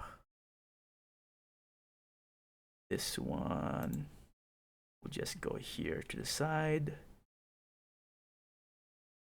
This one would go forward, but not their full movement. They just make a line. Goes. Shiny, your turn. Wait, what are they doing? Like, do they look like they're going to attack? Like, I don't want to provoke them if they're not going to attack us. The zombies seems to be reaching out to Gnarl in your direction, while those with worms seems to be slightly. Their presence there, they are in a stance where they're kind of like ready to grab them, right? So they seem to be preventing them from getting closer to all of you, the ones with the worms. And then the large creature at this point, but it's not its turn yet, is still half grinning. And I guess it can talk because even though it's not its turn. And it says, "Excellent! You have beaten us to our own errand. For that, we are grateful." That's all it says for now. It's still your turn. Oh God, I don't know what to do. Yeah, you do. Let's get the heck out of here. Well, yeah, but like, can I yell, "Will you let us pass?" I may, perhaps, after a short talk. I mean, how much time do we have? I find it interesting seeing living mortals within the lair of Larloch.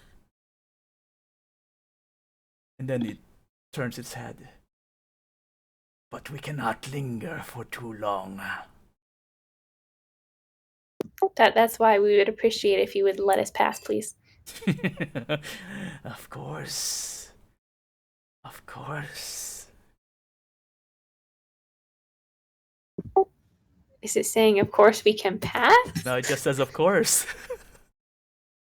Oh my god. Okay, well, I guess we'll just... That is the southern tunnel from what we can see, yeah. right? Okay, so I'm just gonna move... I just realized, why are you lying down, Who's lying down? Oh. Shiny?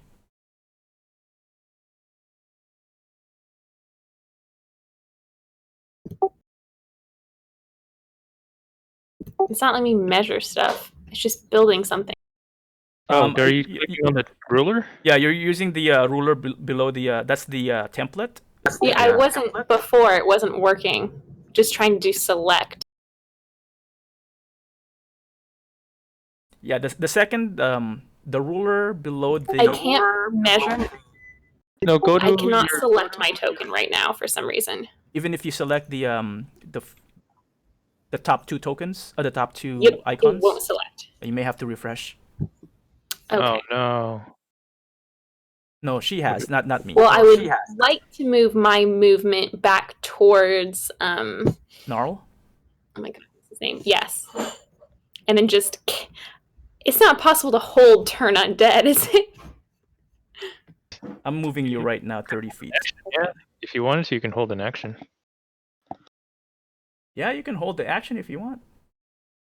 It is an action, right? Turn undead is an action. Yeah. I will hold turn undead in the event that they begin attacking us. Okay. That's your turn? Okay. Otherwise, I'm just... That's your turn? Yeah. Did you move me? Yeah, I did. It's not showing that. Uh-oh. I wonder if the thing is frozen. Yeah, it Gonna showed reload me again. that you moved already. Nope. Yeah, you look moved to me. Well, continue. I'm going to try and fix this. Okay. The large creature, Gnarl and Shiny, you would notice that this large creature slowly approaching you. You can smell the stench of death and decay on it. Its scales, from what you can tell, probably used to be bronze, from what remains of it. Okay. And then it says,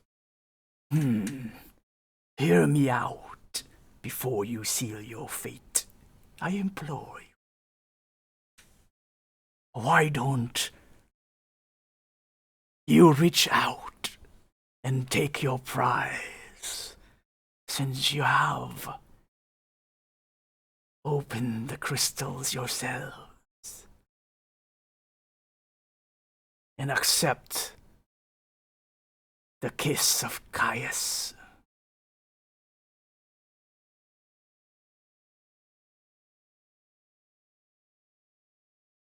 Nobody mentioned about no Caius to us.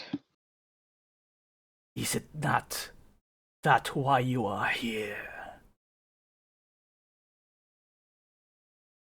Oh no, we were summoned by Ragaloth. You're not here to release the writhing battery. You were not here No. to assist us. Well, Goblin, speak true. Taimilin Zaka will not hurt you. At least not yet.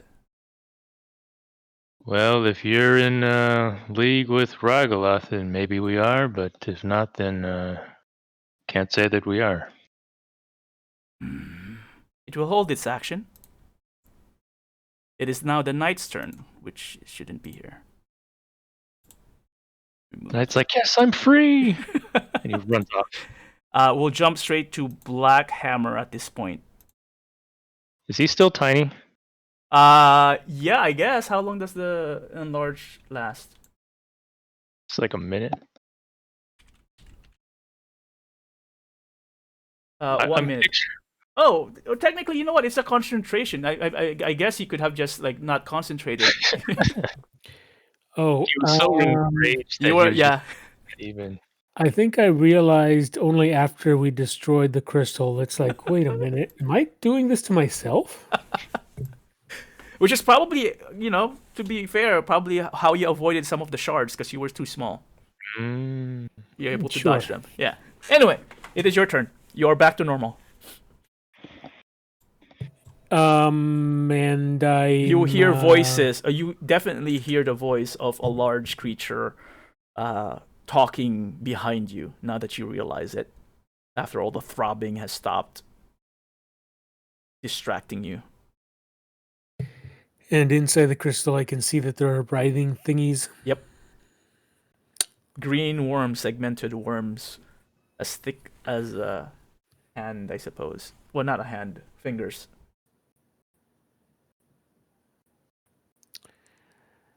And you heard exactly what the creature said in the end. Not that I don't know if it makes sense to you, but you heard its words. I'm checking my stats here. Wisdom 10, intelligence 12. That's average, and intelligence is above average. So it wouldn't just be like, all right, guys, let's get the F out of here, even if we had to go through them. Blah, blah, blah. Do I get the impression that he knows that I'm here? Doesn't look like it. I mean, I don't know. You don't. This is the first time you actually, And there's no, at least where I am, I don't see any other anything. There's just the crystal. Yep, because I'm looking at what you can see. You only see Shiny and Gnarl behind you, and they're looking southwards. I'm going to stealthily go over to the edge of this area, hopefully where they don't see me. Well, you gotta roll stealth. Roll stealth. Okay. Ability or skill or something? Skill. It's a skill. Okay, you try your best, and you end up here, and you wait a minute. Oh. Don't I have something that... Don't I have, like, wolf aspect or something? Where is that thing? Totem or something? Totem spirit. Probably a feature. Tough enough to stand up to any part. And where's the other one? The wolf. Aspect of the beast wolf. And you can move stealthily while traveling at a normal pace? Does that apply? You know what? I'll interpret that as with advantage. Go on ahead. Reroll. Do it again? Yep. Okay. Stealth again. Because I don't know how to interpret that, so let's just give you advantage. I think you want the first one. First one was a 6. Yeah.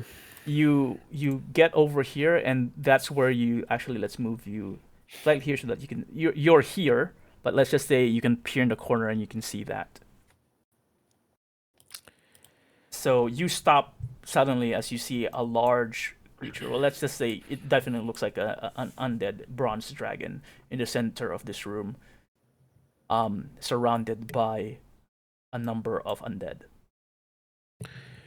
All right, I'm just going to wait for Shiny or Gnarl to give me an indication of what we should be doing. All right, well, it's Gnarl's turn, as the other will hold their actions. What template? Whatever, okay. Gnarl. Actually, you know what? So, unless you guys are swinging or anything, I'm gonna take us out of combat real quick. Yeah? Sweet. Yep. Okay. Okay. You're out of combat for now. I'll be back in 1 sec. Oh, okay. Yep.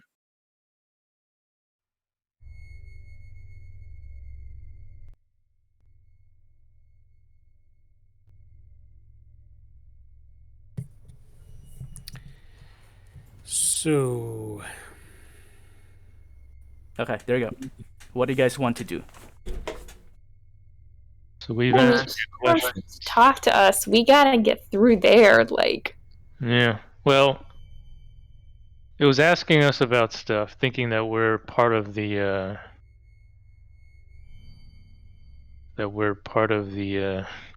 whatever group that he's thinking about. Is he saying anything else? Well, he ended up with that question.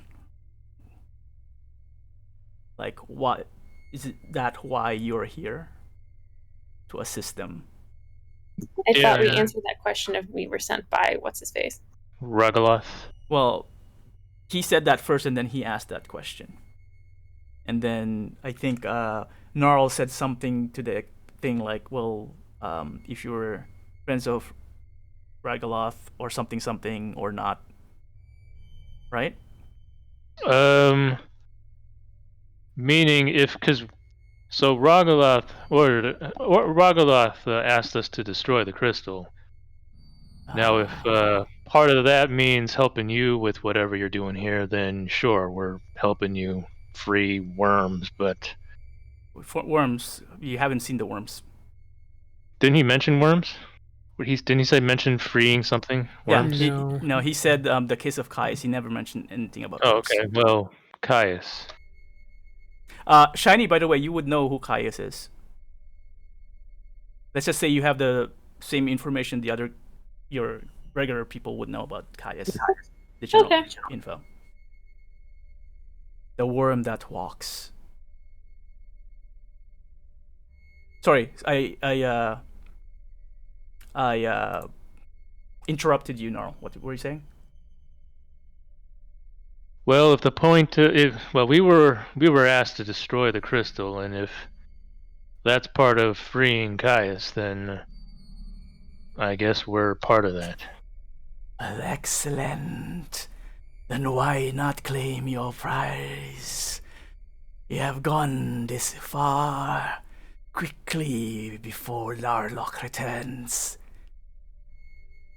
It'll be best if you accept the power of Caius. We must leave this place now. Can we accept? Can Ragaloth just come in now and accept that prize for us? He actually promised some things. You talk a lot for a goblin. Yeah, I've been told that. We must hurry. Gnarl, go on ahead and I'll let you decide if you want to use a persuasion or a performance. Oh boy. I don't think he's good at either. I'll let you not roll for it and just stay quiet. Yeah, he's probably gonna just stay quiet. Okay. Okay.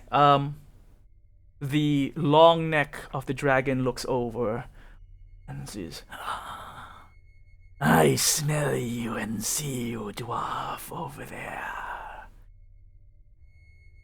I thank the three of you. We extends the wings to cover all the undead. We all thank you. But claim your prize quickly. Join the undead horde now, before we are caught. Go and take Caius's prize. As he says so, some of the zombies starts to walk towards you, your direction. Black Hammer, and passes through in front of Gnarl. Shiny or Black Hammer, you want to say something? What are they like? Do we understand what he means? Like, is he take the prize? Like, is he turning us into zombies? Like, is that what's? Sounds like that's what it is when he says join the undead horde. You don't know what it means. He's just saying whatever I'm saying. So open to your own interpretation. You haven't seen the worms either. I have. No. I'm talking to Shiny because Shiny hasn't. The dragon is assuming certain things as well. Is basically what I wanted to say. Right. Well, I'm gonna look at my God, I've forgotten everyone's name.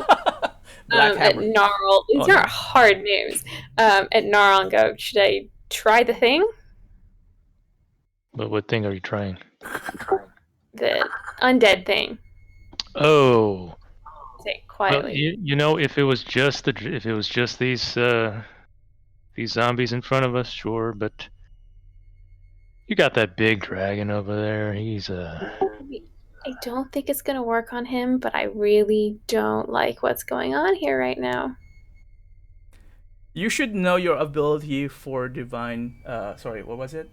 Turn undead. It will definitely not work on a dragon lich. Oh, I know it's not going to work on Okay. the dragon. I'm just talking about maybe it turns the other zombies and we can run the hell out of here. And maybe the dragon doesn't kill us. I mean, I don't know. Black Hammer. You're asking if I'm If you're doing contributing to anything. this conversation? Yeah, or Oh. contributing to conversation or having your own actions. Well, he already said he saw me there, so I'm kind of hoping Shiny will pull something out of somewhere and we'll do something. Otherwise, I would. My instinct is just to shout, "I'm not kissing no worms." Should I do the thing? I mean, it looks like we're all gonna die here, so it's up to you. Okay, cool. Well, I'll just do it. Why not? And then we should try and run. sure. I just say to Gnarl. Okay? Why do you look like that, Blue? I don't like that. Nothing. Okay. Nothing. It's like okay. How long does it? Does anyone have any better ideas? I mean, that teleportation circle takes too long, right? Yeah, and I don't think it'll work in here based on what's his face said. Yeah. All right. Well, I guess you can try to turn. I mean, Hey, out of no nowhere. radius for it. Tell me Tell me when you're exhausted what you're gonna attempt to do and before you turn them, because I'm just gonna throw something out there out of nowhere. Oh, I was gonna try and turn him now. So go what's ahead. the area of effect? Good question. Black Hammer has got some in front of him, and we got some in front of us. See, you're here within 30 feet. Okay, let me just try to draw that out. Whoops, that's not what I want. It's one target, I think. Oh, well, that's not good. No, each undead you can each see undead. right Yeah, each here. undead. Never mind. Okay, so let's see what. Whoops, that's not what I want. Let me delete this thing. Oh, too many. So yeah, that's you can get all of them, I think, if you want. Nelson, what were you saying? If we're out of initiative, just tell me when you're ready to attack or do something, and I'm gonna try one last attempt I'm at tricking about somebody. to do the thing. So go for it. Okay, then I'll just say, how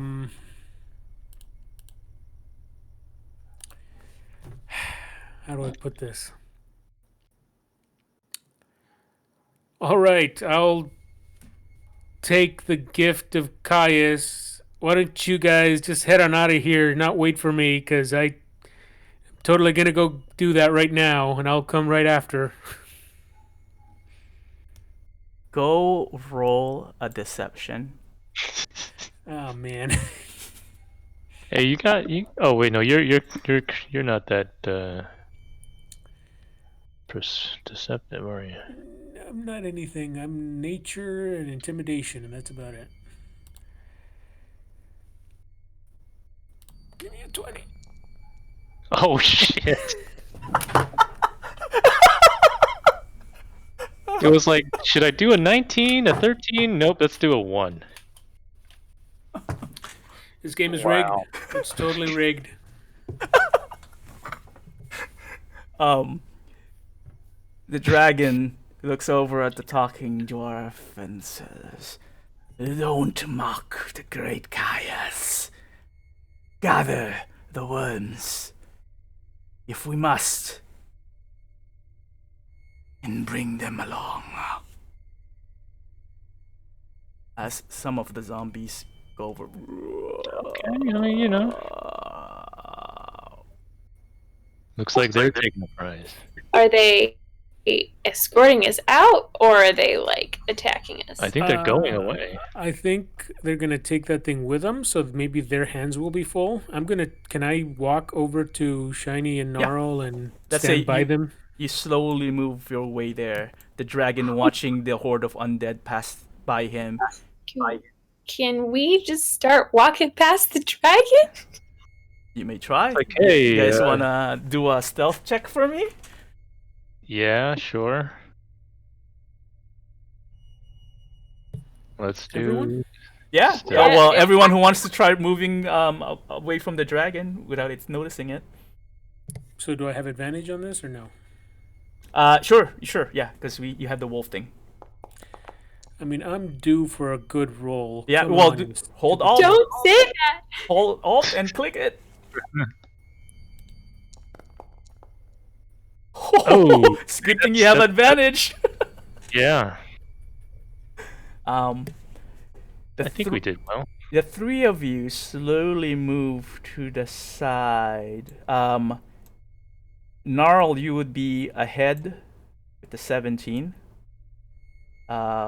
15 is actually gone, and then at the back is Shiny.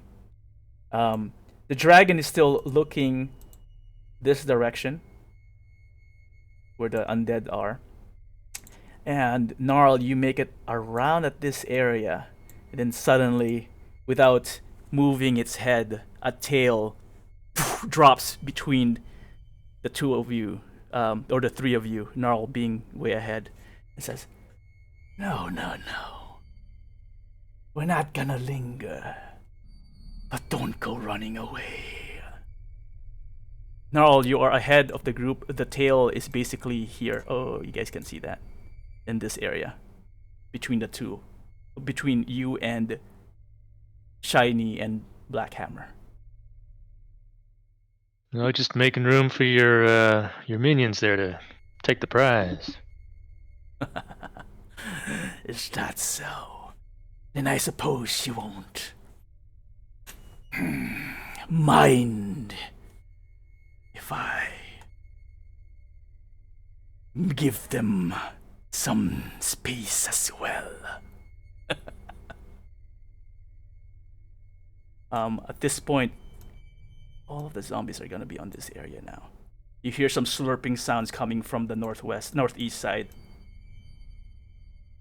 What are you guys doing? If you're doing anything, the dragon's not even looking at you guys, but it's just breathing very heavily. You can, even though it's undead, it feels like it's breathing. You hear some gas and some air rushing through its skin and bones. I feel like educating this dragon. It's like that, what you're doing right now, you're not breathing. You just think you are. It's like, let it go. That's from the olden times. You no longer need to do that. That is true. But it keeps my mind occupied. I remember what it felt like breathing once. As he does so, that last breath, suddenly things fall out of its mouth. You feel, you at first you think it's kind of like saliva. But then as it splorches on the ground, you see it slowly crawl away. No. Is that your dinner? No. This is the kiss of Caius. You should know, right? Slowly turns towards the goblin. Oh yeah, that's right. Turning its Caius. back from Black Hammer and Shiny.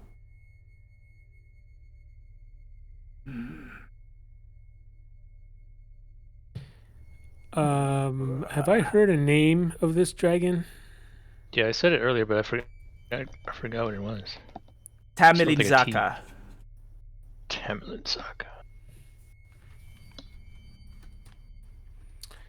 Okay. I will, since I didn't hear it the first time, I'll assume that Blackhammer was too busy doing something and he left it up to the other two to figure it out. If only our wizard was here, then we could speak telepathically. I mean, unless you guys are... 15. Unless we've developed some sort of pantomime code here. At this point, some of the zombies would be coming back. In their Yeah, hands, some wriggling, writhing worms in their hands. Some of them in their mouth, actually, as well. Oh, nope, that's not what I want to do. We're moving back here. You guys doing anything? Are you guys doing anything? Can we... I'm giving you guys a chance. Can we try to sneak some more? I mean, you're ahead of the party. You can sneak away if you want, or start moving south if you want. Oh, I know. I was hoping that maybe Ones he in could... the back try and sneak some more. There is no space in the back. He parked himself by the wall. I just can't put it because it's a wall there. Literally, unless he will die to me feebly attempting to strike at him, I don't think I can do anything at all. So I mean, I have the teleportation circle, but I don't think it's gonna work in here. I could try banishing him, Ooh. but like I don't think that will work either because he has to succeed a charisma throw, and dragons are charismatic. Yeah. What else do you got? I can call for divine intervention. might not work here. Oh, wait, hold on. No, that's only... I mean, is there? How does that read? What's it say? That would. Technically, divine intervention. If it works, it works. It's calling the gods. You can try it. I mean, you can cast it and. Yeah, imploring your deity's aid requires you to use your action, describe the assistance you seek, and roll dice, blah, blah, blah. I have to roll low. That's great. Basically, if I ask for help and I roll right, he comes and does what I ask for, which would be, get us out of here. Okay. Well. It's worth a shot. I mean, unless your Wand of Wonder can pull some magic rabbit If out. I turn myself into a frog or something, I don't think that's going to help anybody. So Is that one of the possibilities? Oh, I don't know. I'm just saying it's like it's more likely that it's going to result in something that doesn't do anything, or at least not enough, and will turn us into a combat situation. So I'd rather not. I mean, maybe he'll just find it funny and let This us thing leave. is happening pretty quickly as well. So at this point, though, maybe since they were moving, at least 3 minutes have passed since you first attacked. Okay. I'm just going to do divine intervention. I'm just going to Do think, it! get us out of here. Okay, how do I do this? Let me just Do I double click read it? this, right? Imploring your deities, blah blah blah. Describe the assistance you seek and roll percentile. So that's a D100. If you roll the number equal to or lower than a cleric level, so you have to roll. What level are you? Oh, that's possible. 11. So you have to roll 11 or below. No. You've been fuck. rolling some low ones, though. I mean, you've been rolling some low ones. You should let Nelson roll this. Yeah, I should. It'll be the one time I get 100.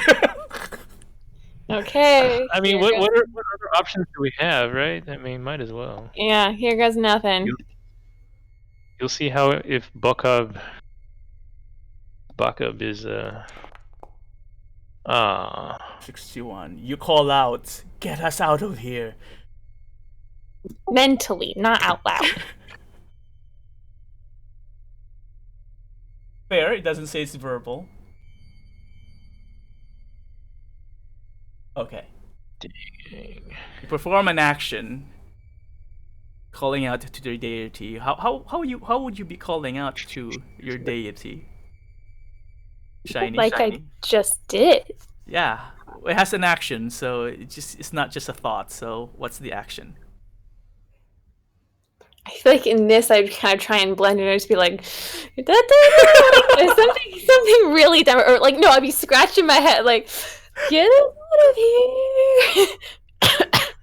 All right. Well, in that case, the dragon does not pay you much heed. And says, "Ah, the children returns. Quickly, time is running out." It would stand up once more time in the area. A couple of the zombies will approach the party in separate directions, extending hands with the worm. Stood up is their room to go. You may attempt not to sneak, but if you're fast enough, perhaps, because sneaking means very slowly. Right. Can I simultaneously cast Turn Undead and then run? Movement and action, I would say yes, you can. Okay. And I'm hoping everyone else comes. I don't think it's gonna work, but I'm hoping there'll be a slight confusion.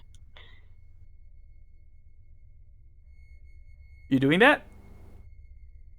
Yes. So I'll just go on ahead and roll wisdom saves for all of them. What's 30 feet from you? They all can see you. So 40 feet, nope. So only the not even. Only the Like a two. couple- Well, could I move slightly if I knew it had to be like closer?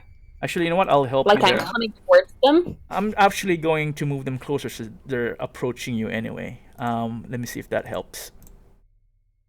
That's still 40, so you could approach 2 more squares forward and that would hit everyone.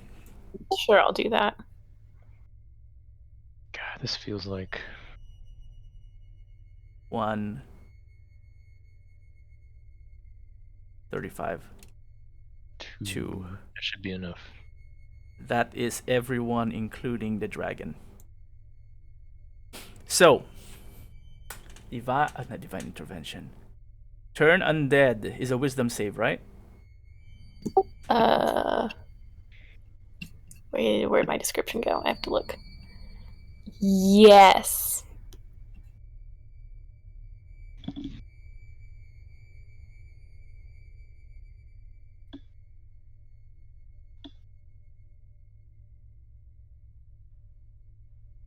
And your divine... I keep saying divine intervention. Wait, doesn't your turn undead turn into destroy undead? Oh, that's even better. Yeah, if they're below CR2, yeah. Below CR2. Or CR2 and below. Let me look. With an CR2 or lower, it destroys them. If they fail. If they fail. Otherwise, they just get turned around?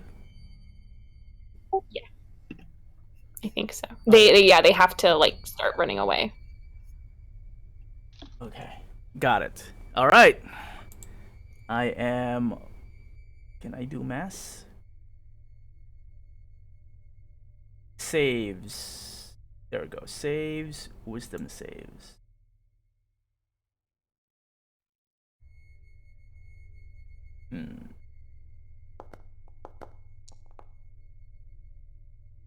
Fail. Ooh. Oh wait, what's the DC? I assume 5 fails. 15. 1 pass. Okay, let me just do this. This one was this one. As you cast Turn Undead, the first zombie turns to dust. Oh shoot! Not all of them. No, we got them all. Come on. I had selected everyone. Okay, so this one turns to dust. This one starts running away. Oh, interesting. Some of them are. This one, well, no, that one succeeded. That's why. This one turns to dust. Ooh, This one, also the zombie, turns away. Actually, perpendicular to you, or opposite to you, so it has to go that way. That Damn. one also moves away. By the way, as it's moving away, those that moves away, the worms have turned to dust.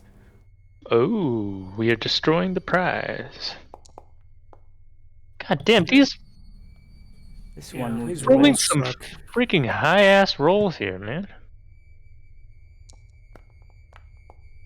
Oh, Oh, okay, okay. good. This one is dead. Oh, I moved the wrong one. That was spawn. These are ash zombies. The spawn succeeds. Oh, shoot! They shouldn't be running away unless they. Wait, Yeah, I mean it's if they succeed, nothing happens. nothing right? happens. Yeah. Oh, I thought they all. Oh, sorry. Hold I on. don't know how my stuff works yet. Well, neither do I apparently. As an action, you present a holy symbol. You raise your holy symbol. Creature moves away. They fail. First action.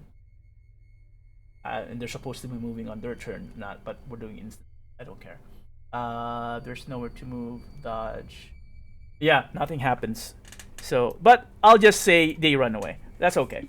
I already said that, so I'm not gonna take it back.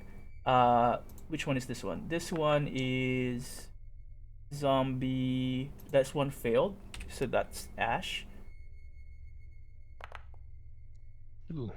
Okay, that's also Ash. Wait, I ran out of zombies. How did that happen? I did spawn zombie spawn. Okay, I'll just take away one more. Sweet. I would say the moment that happens, like they start running around turning to dust, we just book it. The dragon, however, is unaffected. Well, yeah, I know. I'm just hoping he's distracted. It roars like, "What have you done?" It roars out loud. Shall we roll last initiatives? And then disengage and run. Yep. That's what I would be doing. Ah, Jesus, why? Well, it's been nice knowing y'all. Been nice knowing y'all. Oh wow, I'm actually before Tamerlane. All right, I'll take that. Choose. Totally take that. Okay, Shiny, you are up. Run! I'm running. I'm just gonna run as far as I can go. All right, hold on. And, yeah, you could, but so movement and then action to run some more. Yep. Okay, you disengage. Yeah. Go for it. Where you want to go? Oh, Since you're just running and disengage, you can go through the dragon. is that as far as I Ooh. get? Through the dragon? Through the dragon. What's your speed? 30? 30. 30 is right here. Okay. It's not too bad. That's 35. There you There you go. go. You have anything you can do? Can you like bonus action? Wait, hang on. Can I do my bonus action thingamabobber? Hang on, let me look. Which one?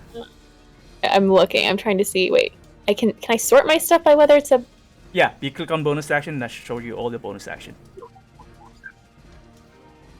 Okay. Second level. Sorry, let me look at one more thing. You can maybe use sanctuary on yourself. I don't think I have that one prepared. I do not Oh, have that one prepared. yeah.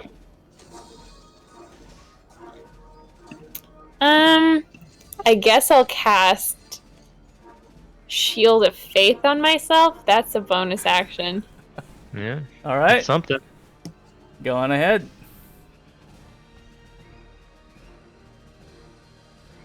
That is your turn. Oh, boy. Yep. Black Hammer. What a frickin' thing. Range pounce run.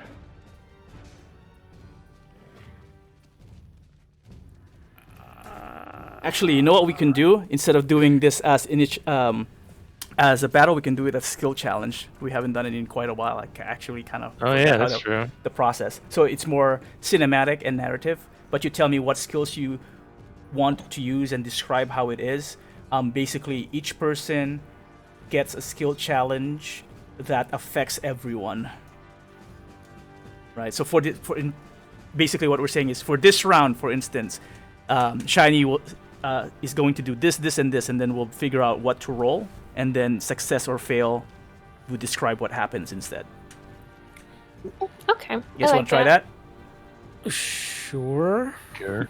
I think it'll be It's been faster, hopefully. that also hopefully it's faster and because then there's counting by rounds and it's by group.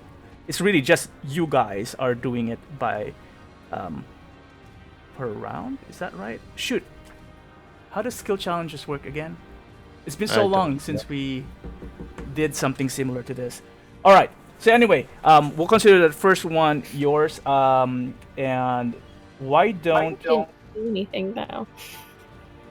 You're right. Why don't we do another roll of initiatives between the three of you?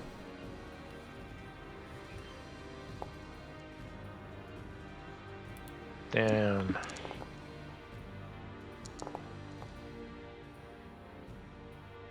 Okay.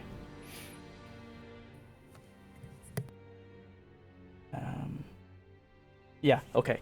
So, skill challenge, usually we'll make it give you 4 successes, so 4 rounds, because it's almost 5 minutes, so we'll just say 4 rounds. 4 successes, if you reach 4 successes before you reach 3 failures, I consider this a success. You guys can escape. Okay? How much is the success? Like, 4, what do we have to... 4 successes before 3 failures. Wait, but what makes a success versus what makes a failure? It depends on what you guys want to do. Okay? So, that's about 4 rounds, a maximum of really 6 rounds or so. We'll see. Okay, so, Black Hammer. You're at this situation. You are now trying to get away. You are on the other side of the dragon. Shiny cast Turn Undead and killed some of the undead and killed a lot of the worms that apparently the dragon and the undead have been collecting and is now in rage. What are you going to try doing to get you and or the team out of this area? I think at this point, you said that I can try to go through the dragon, right? Yes, you can. Yep. And it's more cinematic, so just paint the picture, and as long as it's not too impossible, the more impossible it is, the higher the DC I'm going to call out. I'll be moderating the difficulty level, and then if you guys agree with the difficulty level, then that is the success or failure, depending on the skill that you're using as well.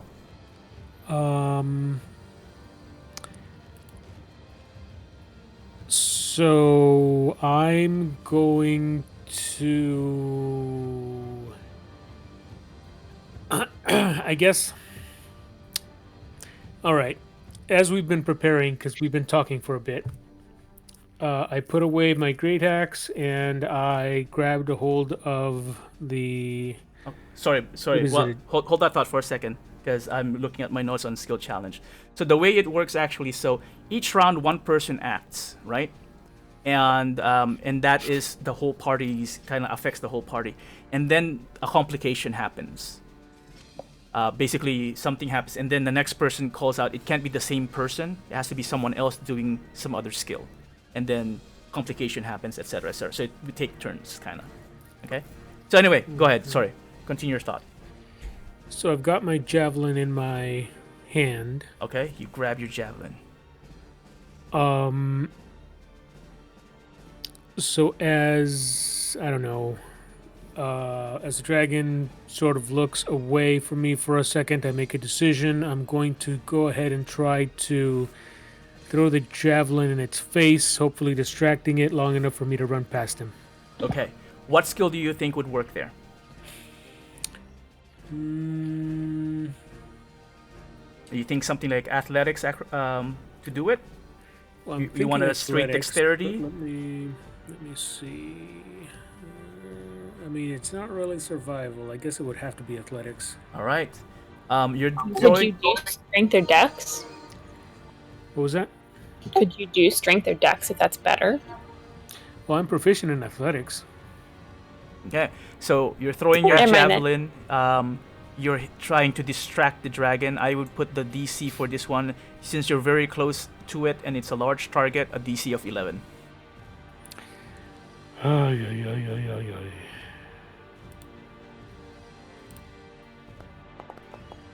Oh, sure enough, you hit it straight. Regular javelin or your lightning javelin? I forgot to ask. Are there two different ones, or does one the result of the other? No, you have one, the magical javelin, and then you have two regular javelins in your pack. Oh, I thought the lightning one then, because I thought that was the same thing. Okay, cool. So you throw your magical javelin. I assume you turn on you activate it. Of course. Yeah, you throw it, and it hits that's a high roll. You hit the dragon right at its empty socket, and as it hits it, it creates a line of lightning blinding the dragon, and it screams out, which then allows you to quickly jump between the legs. Shiny and Gnarl quickly, deftly avoids the tail as it starts swinging around, hitting the wall, and having some of the roof starts collapsing and dirt falling down. Gnarl, you reach Gnarl's side, and they grab you by the hand, and you guys start booking it and start running as the dragon yells out, "Kill them all, my children!"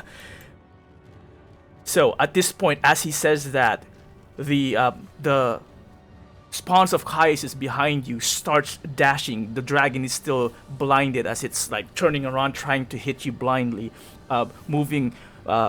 spinning around. The spawns of Caius, quick at their feet, suddenly like dashes towards you guys, not quite reaching you. One of them grabs a handful of worms from its mouth and throws it at 1, 2, 3. At Shiny. I need you to do a dex save. Crap. By the way, that is one success, so we're marking that.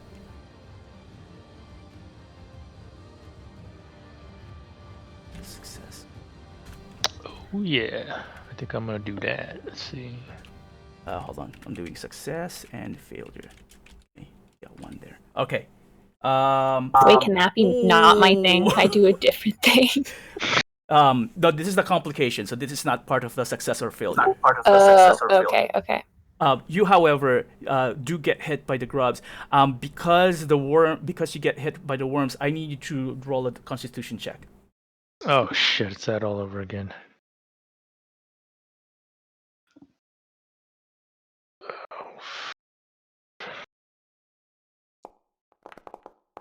Oh, there you go. Oh, okay.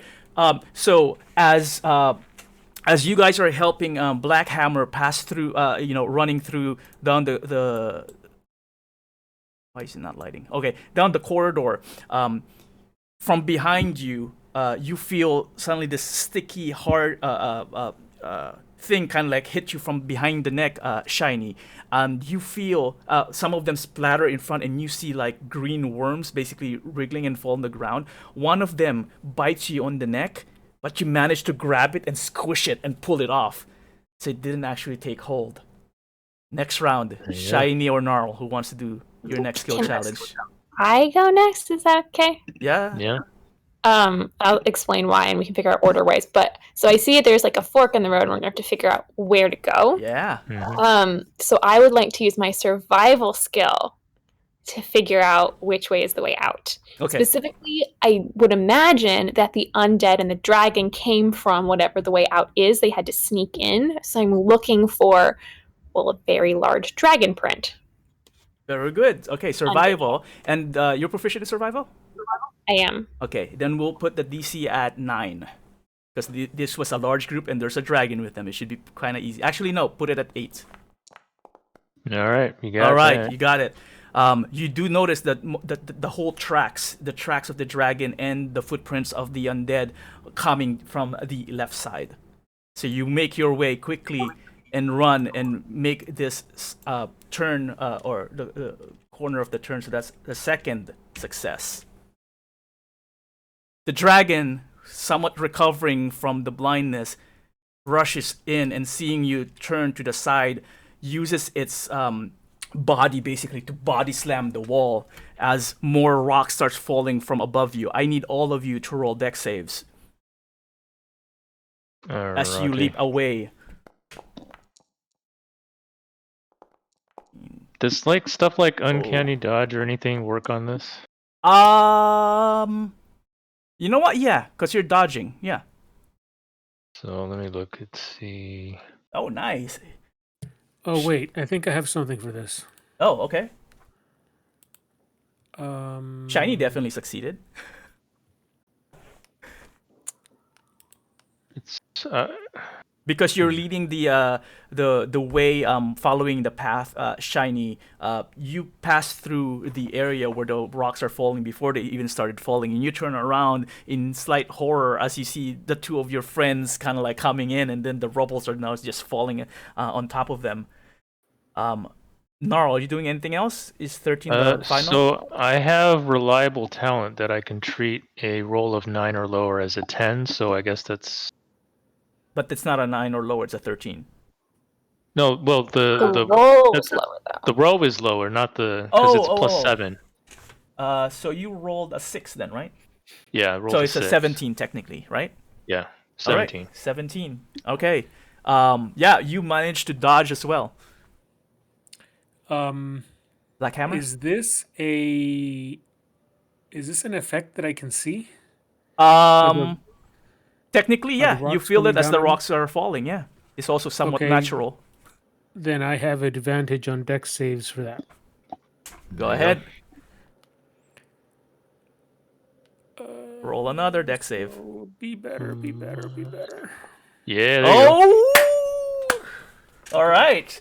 17 was the cutoff point for that large dragon part. You guys That was managed then close.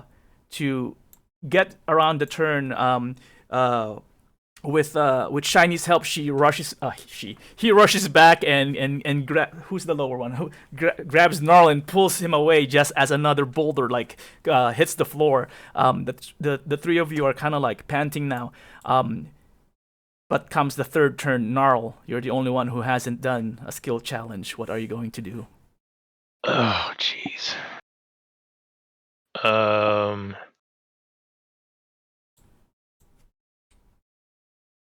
I guess is there a way? Is the is this like pretty narrow? It's not to scale. It fit the dragon before, so it should be. Because I was gonna see if I can find a way to block that off. Well, if you want, just tell me. Convince me. Well, I have again, I have the an more alchemist. the harder it is, it's just gonna be a higher DC. I have an alchemist mask, a flask of alchemist. That's more fire, for I believe. burning. It doesn't really explode per se. I don't think. No, well, I was gonna use that plus a torch to create like a wall of fire to block off the path. I mean, you can do that if you want to try. If that is your best move, it's whatever. It's whatever. Forgetting your name, Gnarl wants to do. Yeah, I think he wants to just prevent To anything slow them from down, falling. basically, right? Yeah. Okay. There's a bunch of rubble now and large boulders, making that path a bit more of a difficult terrain for the regular undead. May not be large enough to stop a dragon, but you can consider that as well as you think of dropping fire there. So, is that what you're gonna do? Yeah, because I think if there's any like one of those, if there are gonna be any worms involved, hopefully the fire will kill them off. Okay. So, what skill do you think best represent what you're doing? It's got to be doing it while he's running, so sleight of hand, I would imagine. He's Sleight of handling hand. his Okay, torches and the flask and... being a bit dexterous with your hands as you're moving, right? Yep. Okay.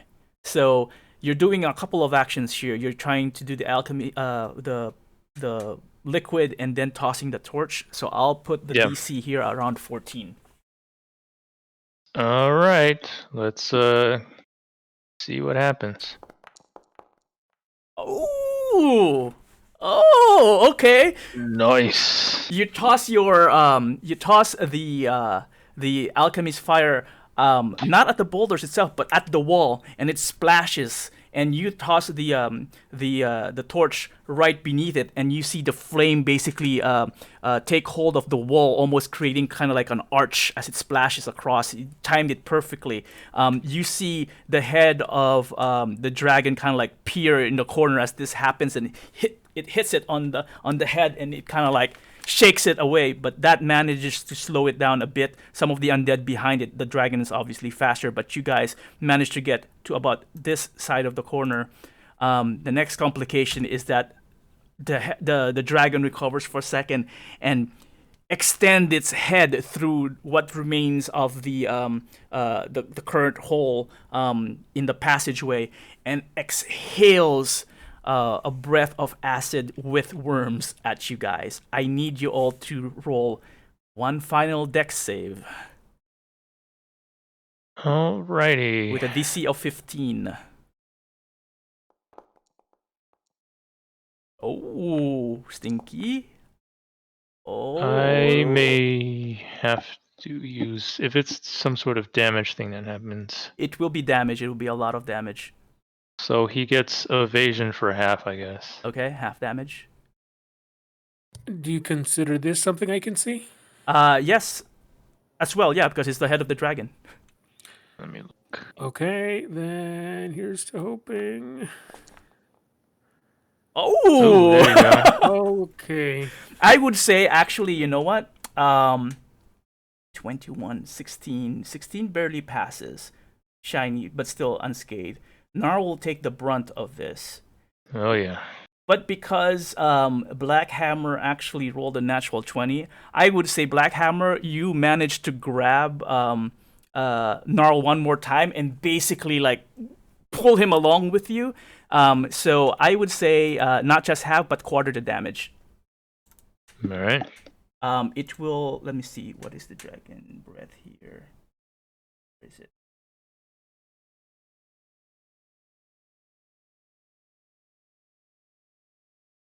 Oh, it didn't roll anything. Oh, because I have to do this. Yeah.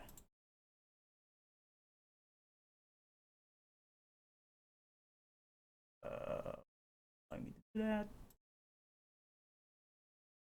There, this damage. EQ. Okay, you know what? It just says. I'm just gonna manual do it. Roll. Divided by 4. Jesus. Oh, thankfully. Oh. You managed to pull Gnarl barely in time, Black Hammer, and but he still screams in pain as part of his leg burns in acid. None of the worms were able to clutch on his leg, however, but it still stings, and your pants basically burn off and melt away. Gnarl. And now, you are on 3 successes, no failures yet. That's still good. But the final success roll of skills, who will take it? Because all 3 of you are done. Well, who has a good idea about things we can do next? I mean, I only have so many skills that I can rely on. I've got survival, and I doubt stealth is any useful now. It can't be a skill that you've already used. I haven't used survival yet. No. As a group. Oh, as a group. Yep. Oh, so we can't use it any of the ones that have been used. Mm-hmm. I've got acrobatics. What's been used? Athletics. Athletics, survival. And sleight of hand. and sleight of hand. And sleight of hand, yeah. I mean, I've got acrobatics Acrobatics, maybe? or deception. Make it count, or it'll still continue for a few more. But you guys are almost there. Shh, don't say it, you'll jinx it.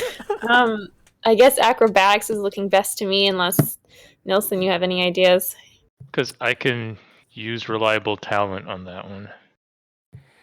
So remember, it's also the narrative behind it, right? Not just picking the skill, because I will moderate how difficult it is. So it has to be somewhat feasible. I'm going to not take this turn because I don't have any ideas. I have no idea either, man. I'm a barbarian and I'm underground and I got nothing. Can I justify one of Bob's skills, maybe? Acrobatics? Can you give me an idea? He's like, I think we could go with acrobatics. I have an idea as to how it could work. Oh, if Shiny wants to pick it up, then yeah, it's between the three of you. Right, but I don't want to do the roll because I don't have the thing. Oh, I was just like, I know how we Bob's roll. I see. What you can try doing is yell out your idea and see if Gnarl can do it. Okay. Well, because in my mind, the dragon's been hitting the tunnels. There's like some rubble around. There's also this like kind of tight corner we're gonna have to make, and we're also kind of, we're all scrambling because we just kind of got hit by this thing. So like, it's not just normal running. We're gonna have to do some like fancy parkour things to try and get around this corner and avoid any more dragon breath. Yeah. All right. Yeah. So I'm gonna. Yeah, we have to parkour. I don't know, or whatever the D&D equivalent of parkour is. I would say then it's not really athletics at that case. If you are actually telling them what to do, you're kind of almost instructing them. I don't want it to be my thing. I said like that's for Bob's role. Right. But the thing is, if Bob did it, are we thinking that he's the one doing the parkour? Because it has to be kind of like helping the group, right? Not the individual. Right. Okay, maybe not. I don't know. Come on, guys. It's the last step. Unless he can go first and be like, follow in my footsteps. Let me, because I'm not getting anything, but let me rewind the movie for a second. Okay, yeah. So we were in a corner, and the two of them were sort of trying to sneak away. And then I guess I realized that we weren't going to be able to just sneak away, so I decided, F it, we're just going to take some quick action. All right, here we go. Well, before that, what triggered it really was Shiny casting Turn Undead and killing the undead and the worms. So we were already aggressive, and they were okay. So he cast that, kills the undead. The dragons was paying attention to her. The dragon tries snapping at Shiny, but Shiny, being small, run through the dragon beneath it. And then at this point, a Black Hammer sees the opportunity through the javelin at its eyes, further distracting it and blinding it, which then allowed him to pass through it. The dragon tried to snap at it. You guys turned the corner. The spawns of Kais threw some worms at the kobold running away, hitting Shiny, but managed to like grab it by his neck and then throws it away. You quickly turn the corner. The dragon hits the wall, seeing you trying to escape. Debris starts falling down. Black Hammer almost gets hit, and Gnarl almost gets hit. But Shiny running ahead, you guys still manage to get through. The dragon peers, and then Gnarl throws a alchemy fire on the wall, blocking the dragon, distracting it furthermore, and then finally the dragon just spits some acid on you guys as you guys are trying to clamber up this slight incline on another bend of the tunnel. And at this point, what else are you guys doing? Is Shiny... So Black Hammer's got a hold of me, right? I mean, is he holding like my arm, or how did he pull me away? Well, no, at this point, actually, yeah, I would say, but that's instant, right? After he pulls you, you might be limping at this point, Gnarl, because you have a burned foot. But you can still run. You probably have that go if you're okay. So you have freedom of movement. All right.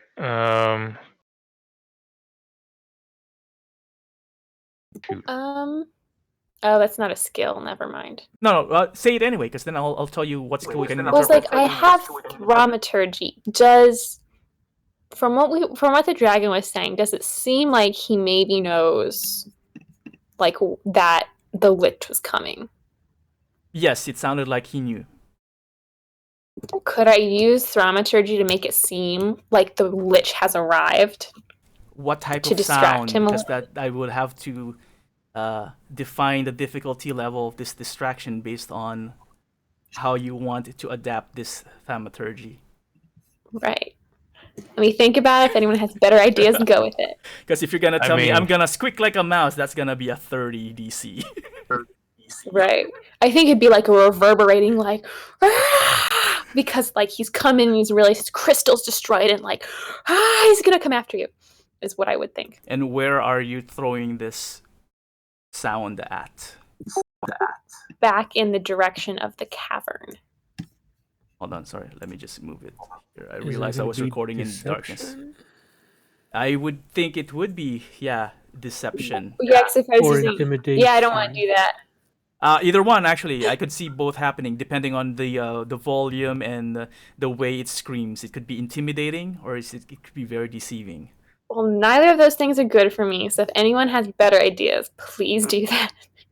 I can't think of a good. I mean, if Gnarl didn't get hit in the leg or foot, It just increases by some acid. it just increases the difficulty if Nar wants to do something that is athletic or something physical that relies on his leg. If it's something else, then it may not really affect it. Again, it depends. I mean, because he's got nimble footwork, he's got and he's got decent strength to kind of grab the other two and sort of guide them through the chaos of the. At this point, that would rely on your leg, so you're not the fastest right now. Right. But so if he didn't you get have a hit, future. then that would have been fine. But he got hit, which takes that away from a decent option. The only other thing he's got is it's some sort of deception thing. But I think your thaumaturgy would be more effective than him trying to. Yeah, but I only have convince a anybody. +1 to charisma, so like that's not good. It's better than +0. Does anyone And a have better -1. ideas? Well, my idea was pretty much exactly like yours, except that I'm not good at deception. I'm proficient in intimidation, but I don't have what your ability is with thaumaturgy, and I can't think of a way to intimidate him because he already kind of laughed at us. I mean, he can see us, right, Tammy? Yeah. So it's not like we can be like, oh, we're fire. off screen and screaming like we're dying, but we're not. Like, we can't do any of that shenanigans. Well, again, we'll still roll for it. It's just gonna be very difficult to convince him, depending on what you guys want to do. Wait, Nelson, you said you have what? Career proficient in what? I was gonna try to intimidate, but I couldn't figure out a way to do it. Okay, well, let me try deception first with the thing, and then maybe if that doesn't work, you can try and intimidate him on top of it. I don't know. So yeah, this revert, like I want to trick him into thinking the Lich has arrived by making this reverberating scream come from, like, or not really a scream, but like, yeah, come from the chamber. I don't know if I can do like sound loud enough that it could shake a little bit, but like that would be great. Thaumaturgy is a cantrip, so probably not as loud or as. It's a cantrip, right? Yeah, it's a cantrip. Create your voice. I mean, it doesn't have to come from like all the way back there. It just needs to come from behind him enough he thinks it did. You can like make a booming voice. That's something we've done before. Well, booming voice comes from you. The fourth bullet says you can create instantaneous sound. It's instantaneous that originates from a point within range, such as rumble of thunder, the cry of raven, ominous whispers.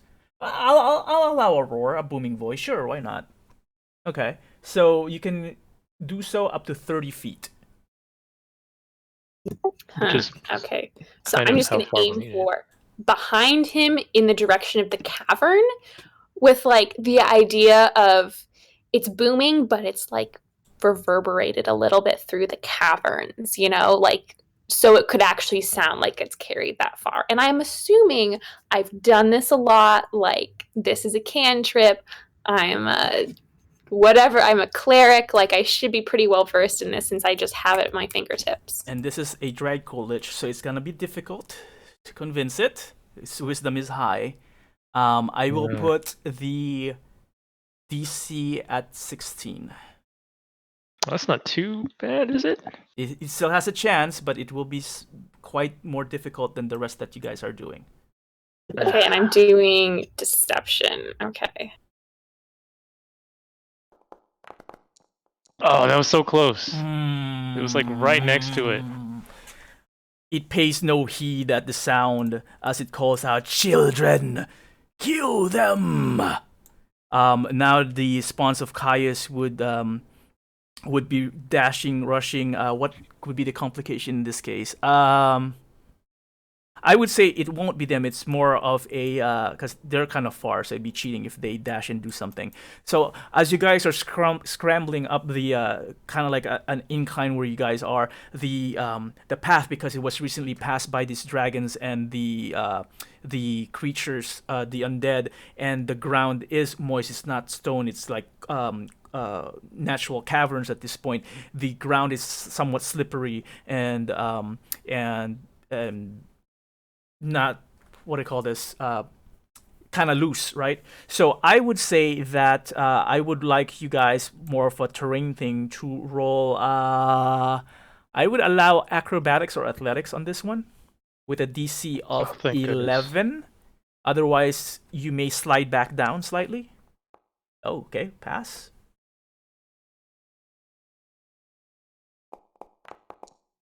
Ah, damn, it rolled back. Nope, still passed. Oh, shit. I'm little. Can they hold me? At this point, that was a complicated, but that was one fail from the thaumaturgy. So Gnarl and Blackhammer, you are scrambling up along with Shiny, but Shiny accidentally steps on something squishy or something. He loses he loses his footing. Yeah, go for it. And he actually slides back slightly, somewhat farther from you guys as the it's not Shiny. Yeah, it's not to scale at this point, the distance, but you guys are scrambling and you hear Shiny yelp a little bit. As he's still concentrating on the thaumaturgy because he just cast it and he wasn't looking where he's stepping. So he slides down and there's a distance now between you, the dragon, the undead, and the rest of the party. Okay.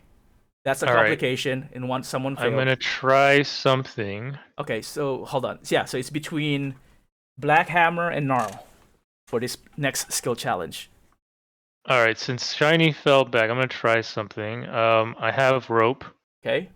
And she fell downwards, right? So I want to hand Blackhammer the rope, and then with the other end of the rope, I want to, jump down there to grab Shiny, and then hopefully Blackhammer can pull us up. Okay, that's okay. So that's splitting the action between you and Blackhammer. What would you suggest be the better way of representing this? It doesn't have to be the skill. It could also be, again, ability checks. But I think it would be dexterity, since he's trying to give him something, and then he's jumping down. Okay. We haven't used Dex yet, technically. Have we? For the skill challenge? Than I remember. No, I don't think so. I should be writing all of this down. I thought we were going to be done already. So, all right, Dex, go ahead. The difficulty, you're tossing one side of the rope to Blackhammer, the other rope you're taking and jumping down with... Can't he just give he's right there. Just hand it. He doesn't have to toss it, just hands. Okay, hands it and then just jumps down with an injured leg as you slide down. I'll put it at around 13.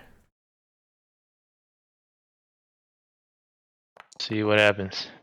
Oh, Jesus. Oh, you land on your bad leg, yeah, and you just roll in. You're beside them, Shiny, however, but you are both prone on the ground. Blackhammer, you have the other end of the rope with you. Next complication. At this point, because you guys slid back, now I feel a little bit more comfortable that a couple of the undeads would be catching up. So at this point, then the undeads will, the spawns of Kais will try to reach out and grab, I would say, Shiny at this point, to try to grapple you. So Shiny, it's going to be a contested strength check. So, Can't it be something I can use my shield for? I would say that would be like kind of part of it. As they try grappling you, you can like move your shield around, and so it's just more for flavor. I know. Strength for them is skill.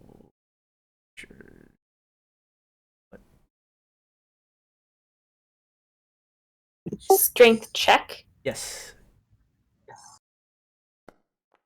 You have to beat 7. You beat it? Oh, jeez. Dude, this is... By 1 point. Can I use my shield for that 1 point? No, but you can now think of a next skill challenge for Blackhammer, as now there is a undead grappling Shiny's leg. Can I can't use a cantrip on myself to do this, to fix that, can I? It's not your turn yet, though, because you were doing the skill challenge. So Blackhammer's the only one who can. No, I mean like for the check, because I have to offset it. We'll get there when you can, but it's not your turn yet.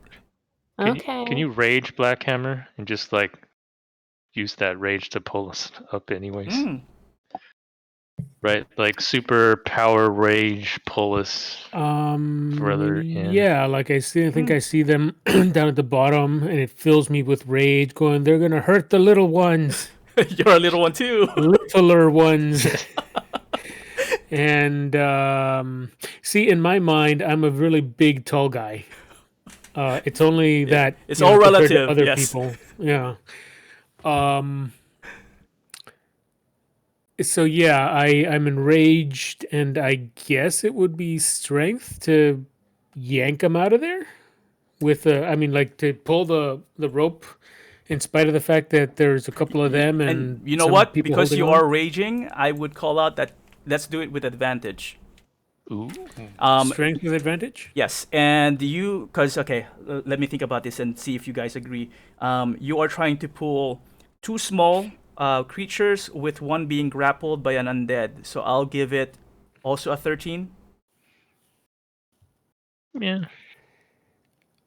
Sure. Considering there's 2 of them, I guess. Even though I'm probably gonna get a 12, and I'll hate myself. You have advantage. You have advantage. And the undead thing, I'm assuming undead way less than normal people, because they don't have food or most muscly, fleshy things on them. You can assume all you want. You're not the DM. This is the end, right? If I fail, no, you still have one. You still have one more. You only have 1 fail technically, with 3 successes. Succeed here. Let's go. And you're good. Okay. Here we go. Oh, there you go. You got it, man. You got natural 20. Way to end it, man. Nat 20. With Blackhammer raging such, no! It pulls the rope up. And Gnarl and Shiny just almost flies through the air over Blackhammer. The undead, not being able to keep up, had to let go basically and flies the other direction. The hitting the other undeads, basically running and pushing them back as you Kleis, as Blackhammer pulls the 2 of you now in front of him back on your feet. You guys are now dashing and running, and as it turns out, the exit is right there. Oh boy! Oh my god! With the undead blocked and basically on top of each other, and the dragon can't pass through them. You hear the roars. You hear the earth move from behind you.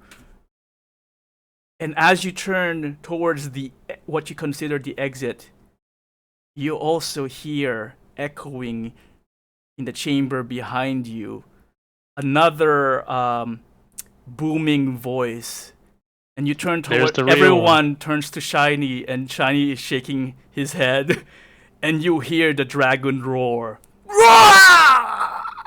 And then quickly silence.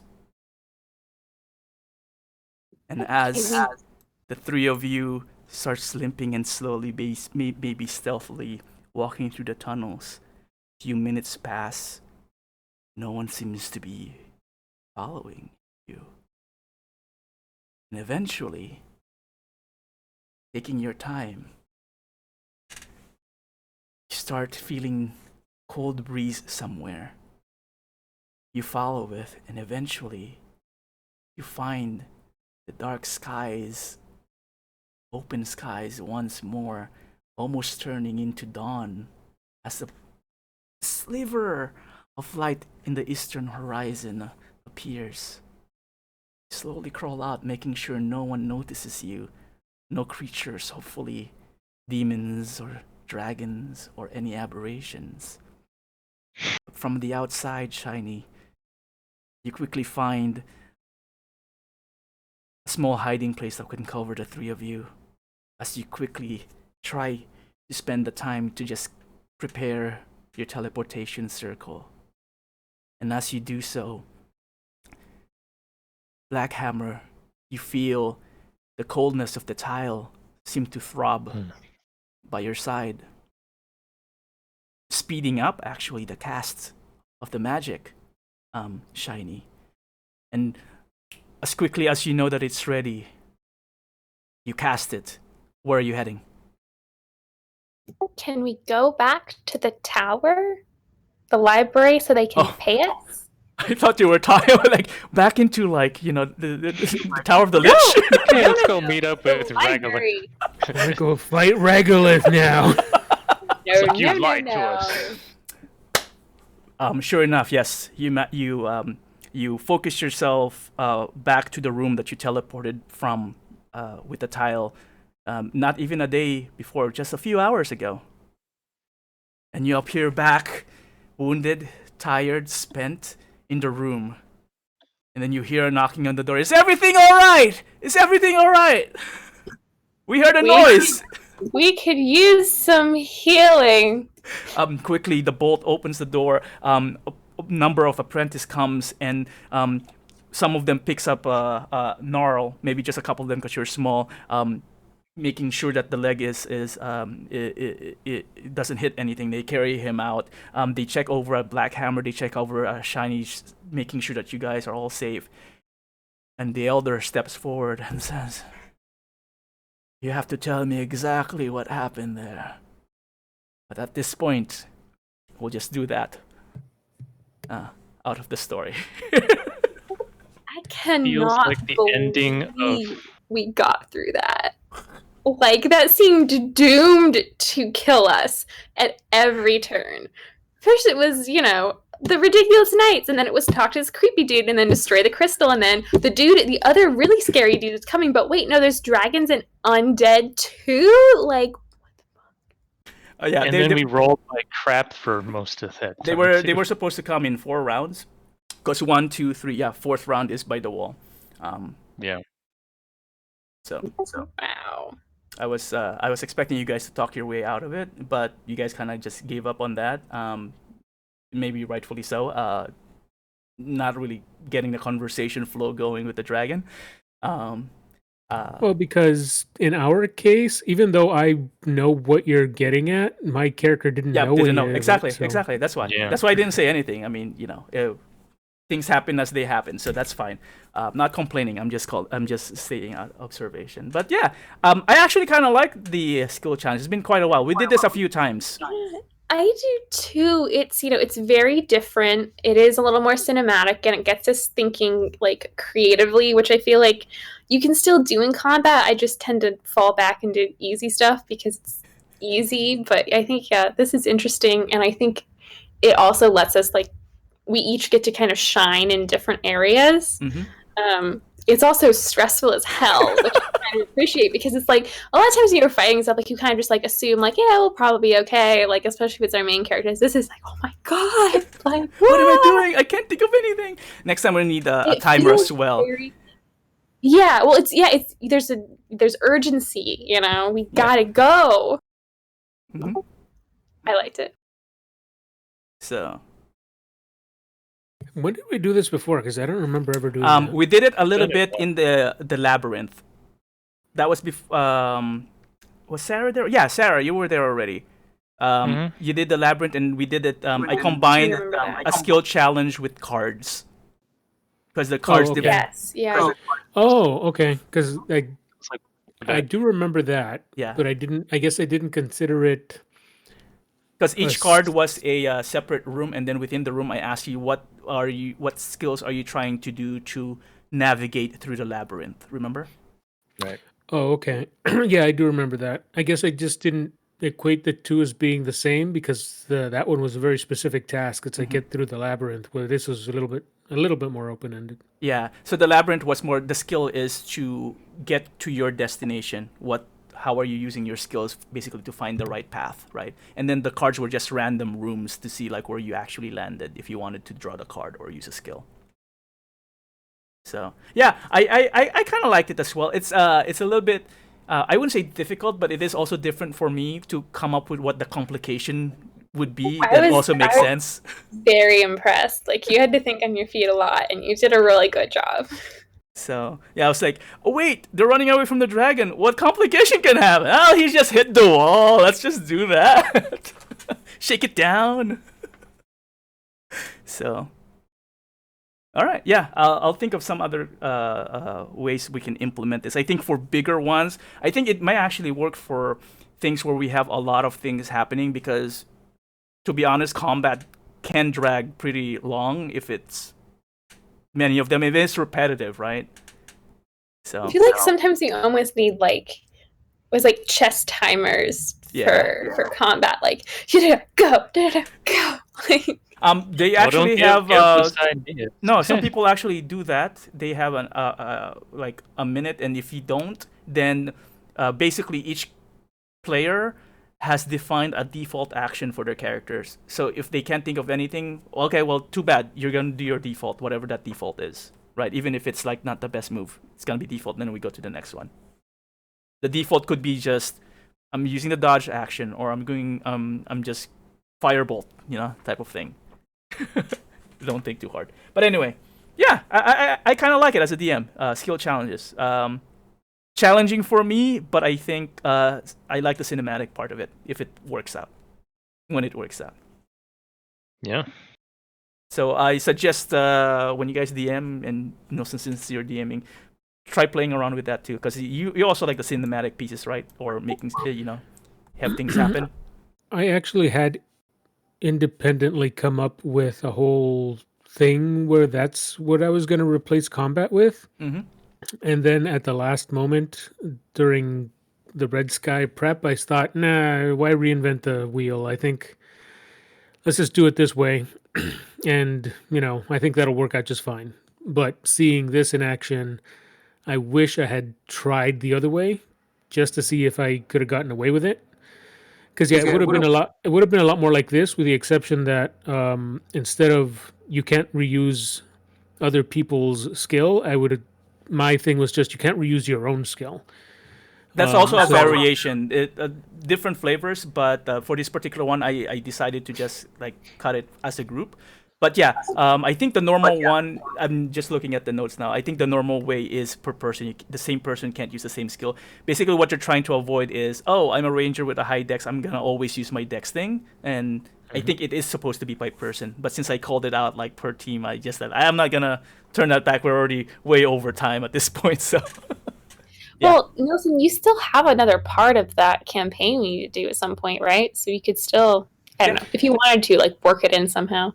I mean, if everybody is fine with it, I would almost say, you know what? I'm just gonna scrap the old method of I'm not instituting initiative, and I'm just gonna do this instead. Because I really wasn't liking the way that was working out, and maybe it's just I didn't know how to do it quite right. But yeah, I can put this back in its place because I still have all those notes. And maybe we can figure out because I actually. That was sort of preferred, my preferred method until I realize, yes, this is a lot of work and I'm running out of time. So All right, sounds good. Sorry for keeping you guys so longer than I anticipated. I was clocking it at maybe at most 5 hours, but I've been recording for 7. Well, we had some long breaks as well, but yeah. The first part definitely dragged out. I probably didn't need to put like puzzles or whatnot. Probably just had to go straight to the point. Because what I really wanted to try was these different battle scenarios and different opponents that you're facing, because they're kind of stat close to what I'm thinking, and just see how a level 10 and above would fare against them, right? So I could probably have just skipped some of the narrative things like that. They didn't even totally make sense, to be honest. I just kind of like build them together to just have a way to kind of like push it forward, and then you face these things to fight. well, I mean, maybe just split the difference a little bit more, because to me, if it's just straight combat, that's the part that I don't really enjoy that much. Yeah, same here. So yeah, I would have liked to, if we had like a real session or whatever, been able to sit down with the other two characters and been like, so what am I supposed to know about you, and how am I reacting to that before we go on this crazy thing? To be fair, because you guys did survive, I can give you guys these characters now as a side thing, and you guys can come up with whatever you guys want to do.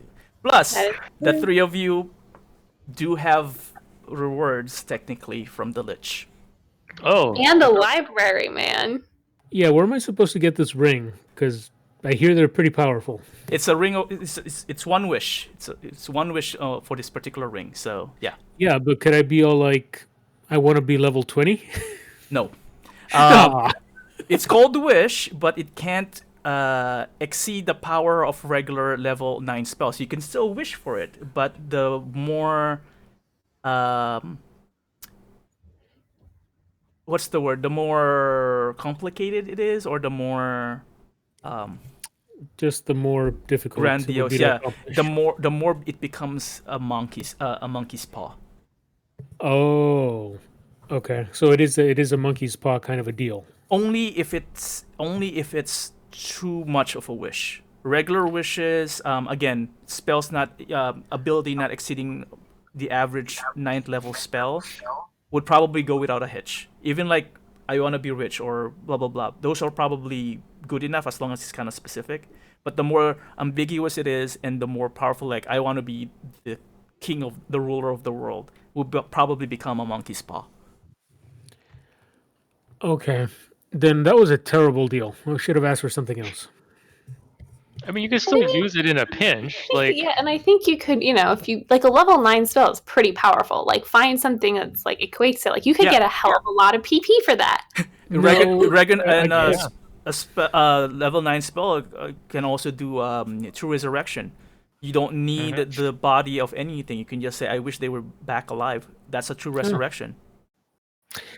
That's crazy. I just gotta take this to some sort of a magical lawyer, because I don't want to be like, I want all of the PP and end up drenched. What you have to be careful about that, though, is that if you do go somewhere for advice, make sure you trust the person you're asking for, because a wish, people will kill you for a wish.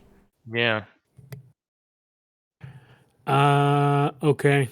I will talk to Anna whatever her name is. Oh, we don't know who's playing Anadeline. Anladin? I just call her Annie. Yeah, Analdin. Analdin. Okay.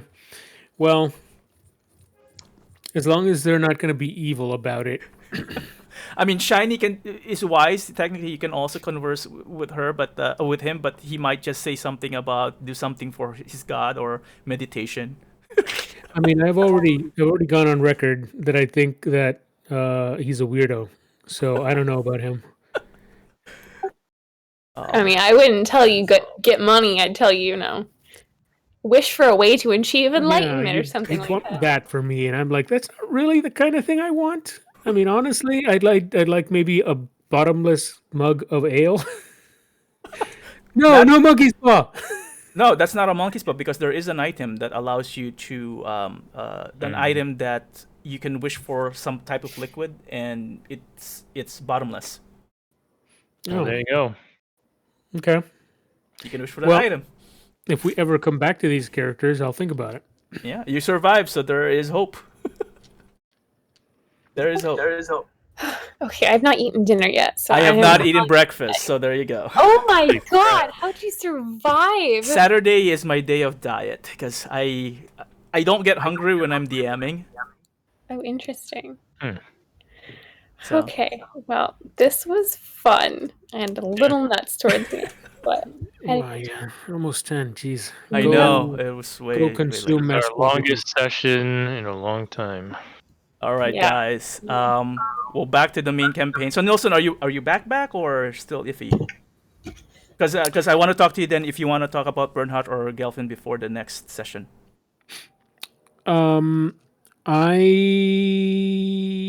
I am back with Gelfin until such a point as I get murdered or I figure out a way to murder the whole group. You didn't hear it from here, guys. He meant murder as in like laughing murder, kill them with joy and laughter, right? Yeah, sure. Yeah. Okay. All right. So Gelfin, so what I'll do then before next session, I'll try to send you some info about the dragon cult that Gelfin would know about. So that at least you have some history, and then you can come up with his background. Oh, Or if you have mean, already have that. So that's just to, throw it out there. I'm not going to come up with a background for him because I just want him to be sort of a loose, sort of randomy kind of a guy. He's just this guy that got hooked up with some sailors. that's a background. That's background And- right there, man. That's pretty much it. And he's what is it? He's druidic guy from the coast, and that's about it. And everything else I'll just make up as I go. All right, sounds good. So that means you have some animal shapes that probably are aquatic. seahorse. Seahorse. If I've ever seen one, I don't know. Or don't they live kind of deep? Oh, not necessarily. I mean, it could have been something that some people captured on the ship, just showing off. Oh, all right. Yeah. An octopus. Could be Sure. an octopus, yeah. I think he can be an octopus. I can't remember what CR they are. Mhm. But anyway, then the mechanics around Gelfin, if you wanna, redo his stats, I may allow you to do that as well. We can talk about it. Tell me what All right. what you feel, because also the spell list, right, is not complete for him. Yeah, I've got to use the official book to figure it out because otherwise, I don't know about that whole bring people back thing. But I want it. Oh, you can have it. It's legal Okay. as long as it makes sense for Gelfin. Oh, Okay. and you can stat him to level 10 is what you're statting him. Yeah. All right. All right. I'll talk to you guys next time. Bye, everyone. Thank See you next you. week. Everyone.